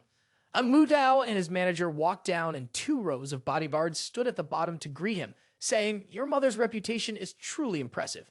This welcome ceremony is quite grand." As soon as En Wu Dao and his manager got into the car, a man with blonde hair and a smug expression said, "Oh, walking right into your own trap." Without missing a beat, he pressed a red button, causing the car to explode in a fiery blast. When the car went up in flames, people around them screamed in panic. The blonde man, Yama, scoffed and said, "Huff, someone like you thinks you can break the Dragon King's hands? I'm more than enough to take care of you." But just then, a figure appeared in front of him, grinning wickedly. It was En Wu Dao. Seeing him, Yama's eyes widened in shock, and he shouted, "Didn't you just get blown to bits?" And Wu Dao smirked and replied, "I didn't die in the explosion. How else could I have lured you out?" A message appeared on the toolbar. Successfully switch real person to puppet, costing 1 million fame points, remaining 2.2 million points. Behind him, Yixu stood with a look of approval, and Wu Dao couldn't help but praise her. Yixu is truly a brilliant strategist. She never misses a detail. Yixu humbly responded, "You're too kind." Standing nearby was Jiang Ruxu, and Wu Dao then pointed at Yama and explained, "Ruxu, this man is your husband's subordinate. He controls the bombs used to kill people. Every one of his underlings is a criminal." Jiang Ruxu froze, then said, "He's my ex-husband." Yama's face turned pale, and he quickly tried to explain, "Sister-in-law, let me explain. We were only targeting En Wu Dao. We didn't need to kill any innocent people." En Wu Dao was preparing to strike when he said, "I have nothing but contempt for people like you who dare to act but won't take responsibility. Just now, wasn't the translator and the driver innocent when they got in the car?" This caused Jiang Ruxu and Yama to freeze in surprise. Just as Yama was about to make an excuse, En Wu Dao threw a short green dragon dagger toward him and shouted, "Shut up." But Yama quickly fought back, getting ready to split into multiple forms. With a confident smirk, he said, "You think a single throwing knife can take my life? You're underestimating me." Someone in the crowd yelled, "Oh, he dodged it." Immediately after, Yama grabbed 2 pistols, one in each hand, and said, "Even if I don't kill you, you're still going to die now." Before he could fire, a bullet pierced through his head. Lin Feng, watching from the side, casually said, "Been abroad too long and got stupid. Don't you usually watch the undefeated war god and the twin eagles?" As Yama collapsed to the ground, Lin Feng quickly fired a few more shots into him, adding, "Before you kill someone, you shouldn't talk too much, especially not strike a pose." A notification popped up on the tool panel. Successfully killed General Yama, Lord of the Long Kings, and obtained 1 Heaven's Chosen point. And Wu Dao thought he understood now. Xiao Shen was the Dragon King. The reason there was only 1 Heaven's Chosen point left was that the rest of his points were divided among the 3 major generals under him. The Heaven's Chosen score was tied to the divine mandate of these figures, which explained why King Ye had hidden points. After dealing with Yama, Lin Feng turned to ask, "What should we do next? This is Xiao Shen's territory. Should we ask the government here to increase security?" And Wu Dao replied, "Well, we might as well ask our strategist Yi." Yixu answered casually, "Honestly, it's better to follow what you've all suggested. On our way here, Xiao Shen probably still has 2 major generals, the Fortune God and the Tyrannical Ruler. With Tyrannical Ruler's influence in this country, he could definitely deploy security forces to protect us, but increasing security would only add more enemies." Lin Feng seriously put his gun away and said, "All right then, I have a few old comrades here. We can take refuge with them for now." But Yixu responded coldly, "No need. After losing Yama, they'll definitely be blinded by vengeance. It's better if we stay at the hotel they arranged for us. We can turn this situation to our advantage." The scene shifted to a luxurious, gold-plated hotel. En Wu Dao, Yixu, Jiang Ruxu, and Lin Feng entered. 2 rows of guards stood perfectly straight, welcoming them. And Wu Dao thought to himself, this place wasn't originally a designated hotel. It was actually Xiao Shen's headquarters. It was clear that Xiao Shen's influence here was massive, able to make the government move the survey team's location to his territory. Yixu, looking worried, said, "I didn't expect them to make this move. Our danger level is really high right now. But we've already entered the tiger's den, and now that we're in, there's no turning back. Let's just stick to the plan." As night fell, Jiang Ruxu entered En Wu Dao's room and confronted him. "You brought me here under the pretense of buying lithium ore, right? So why are Xiao Shen's people here? You clearly set me up to be in an impossible position." En Wu Dao stepped closer, grabbed Jiang Ruxu's chin and said, "Of course we're here to buy lithium ore, but the grudge between us and Xiao Shen needs to end now." A -10 trust score appeared above her head. She replied, "But I don't want to be him, and I definitely don't want to be your pawn." And Wu Dao glared at the camera as if deep in thought. He then moved closer to Jiang Ruxu, preparing to kiss her. Another -10 trust points appeared, and immediately, En Wu Dao pinned both of Jiang Ruxu's hands to the wall above her head. "Woman," he said, "looks like you still don't understand the situation." Jiang Ruxu thought to herself, "So, he's finally making a move. Whatever, I shouldn't have expected anything from him. He's just a spoiled playboy after all." On top of her head, a positive aura appeared, showing a favorability rating of 78. Jiang Ruxu's expression was a mix of frustration and tenderness. En Wu Dao said, "This is just a small punishment. If it happens again, you won't be so lucky." Xiao Shen, who was watching for the camera, had a terrifying look on his face. He gritted his teeth and said, "En Wu Dao, if you dare touch my woman, you're as good as dead." Immediately, he shouted to his subordinates, "Go bring them here. I'm going to kill En Wu Dao right in front of Ruxu." His subordinates shouted in unison, "Yes, sir." Without hesitation, a foot kicked open the door. Xiao Shen's men stormed in, some carrying guns. En Wu Dao questioned, "Tyrannical ruler?" The tyrannical ruler replied, "En Wu Dao, didn't expect this, did you?" En Wu Dao quickly shouted, "Someone, we're under attack." The tyrannical ruler arrogantly pointed a gun at En Wu Dao and said, "Don't bother calling for help. Your security team has already been replaced with my people." Then all of Xiao Shen's subordinates raised their guns, ready to turn En Wu Dao into a pincushion. He shouted, "Take them to meet the Dragon King." En Wu Dao, enraged, shouted back, "Dragon King Xiao Shen, isn't he supposed to be in prison? You bastards won't die peacefully." Walking down the hallway, the tyrannical ruler said, "En Wu Dao, I never thought you'd be stupid enough to walk right into your own trap." En Wu Dao calmly replied, "Who do you think you are to mock me?" Hearing this, the tyrannical ruler, furious, pointed a gun at En Wu Dao's head and said, "You're about to die, and you still dare to act tough." En Wu Dao turned and cunningly said, "This spot will do." This confused the tyrannical ruler. Immediately, a surge of blue energy shot into his stomach, causing him to cough up blood and collapse right there, along with the group of subordinates who had been trying to restrain En Wu Dao. As everyone fell to the ground, the tyrannical ruler, barely hanging on, weakly asked, "You, were your hands tied?" En Wu Dao turned toward him with a sinister smile and replied, 3 days make all the difference. Did you really think I was still the same En Wu Dao you could easily crush?" At that moment, the green dragon dagger flew back to En Wu Dao's hand, and the restraints were undone. Lin Feng stood by, waiting for instructions. En Wu Dao said, "It's up to you." Tyrannical ruler thought, "Big brother, be careful, be careful." En Wu Dao. Then Lin Feng raised his gun and said to tyrannical ruler, "Sorry, I need to borrow something from you." A notification appeared on the toolbar. Killed tyrannical ruler, a general under the Dragon King, and earned 1 heaven's chosen point. The scene shifted. En Wu Dao, Jiang Ruxu, and tyrannical ruler had been replaced and were now preparing to enter the Dragon King Xiao Shen's lair. Tyrannical ruler said, "No matter what happens inside, you guys stay out. I can handle the Dragon King." The subordinates around them all replied, "Yes, sir." As soon as the 3 of them entered, the door closed behind them. Tyrannical ruler said, "Dragon King, I brought them. This kid still can't take a single hit." Xiao Shen turned to smile and called out, "Ruxu."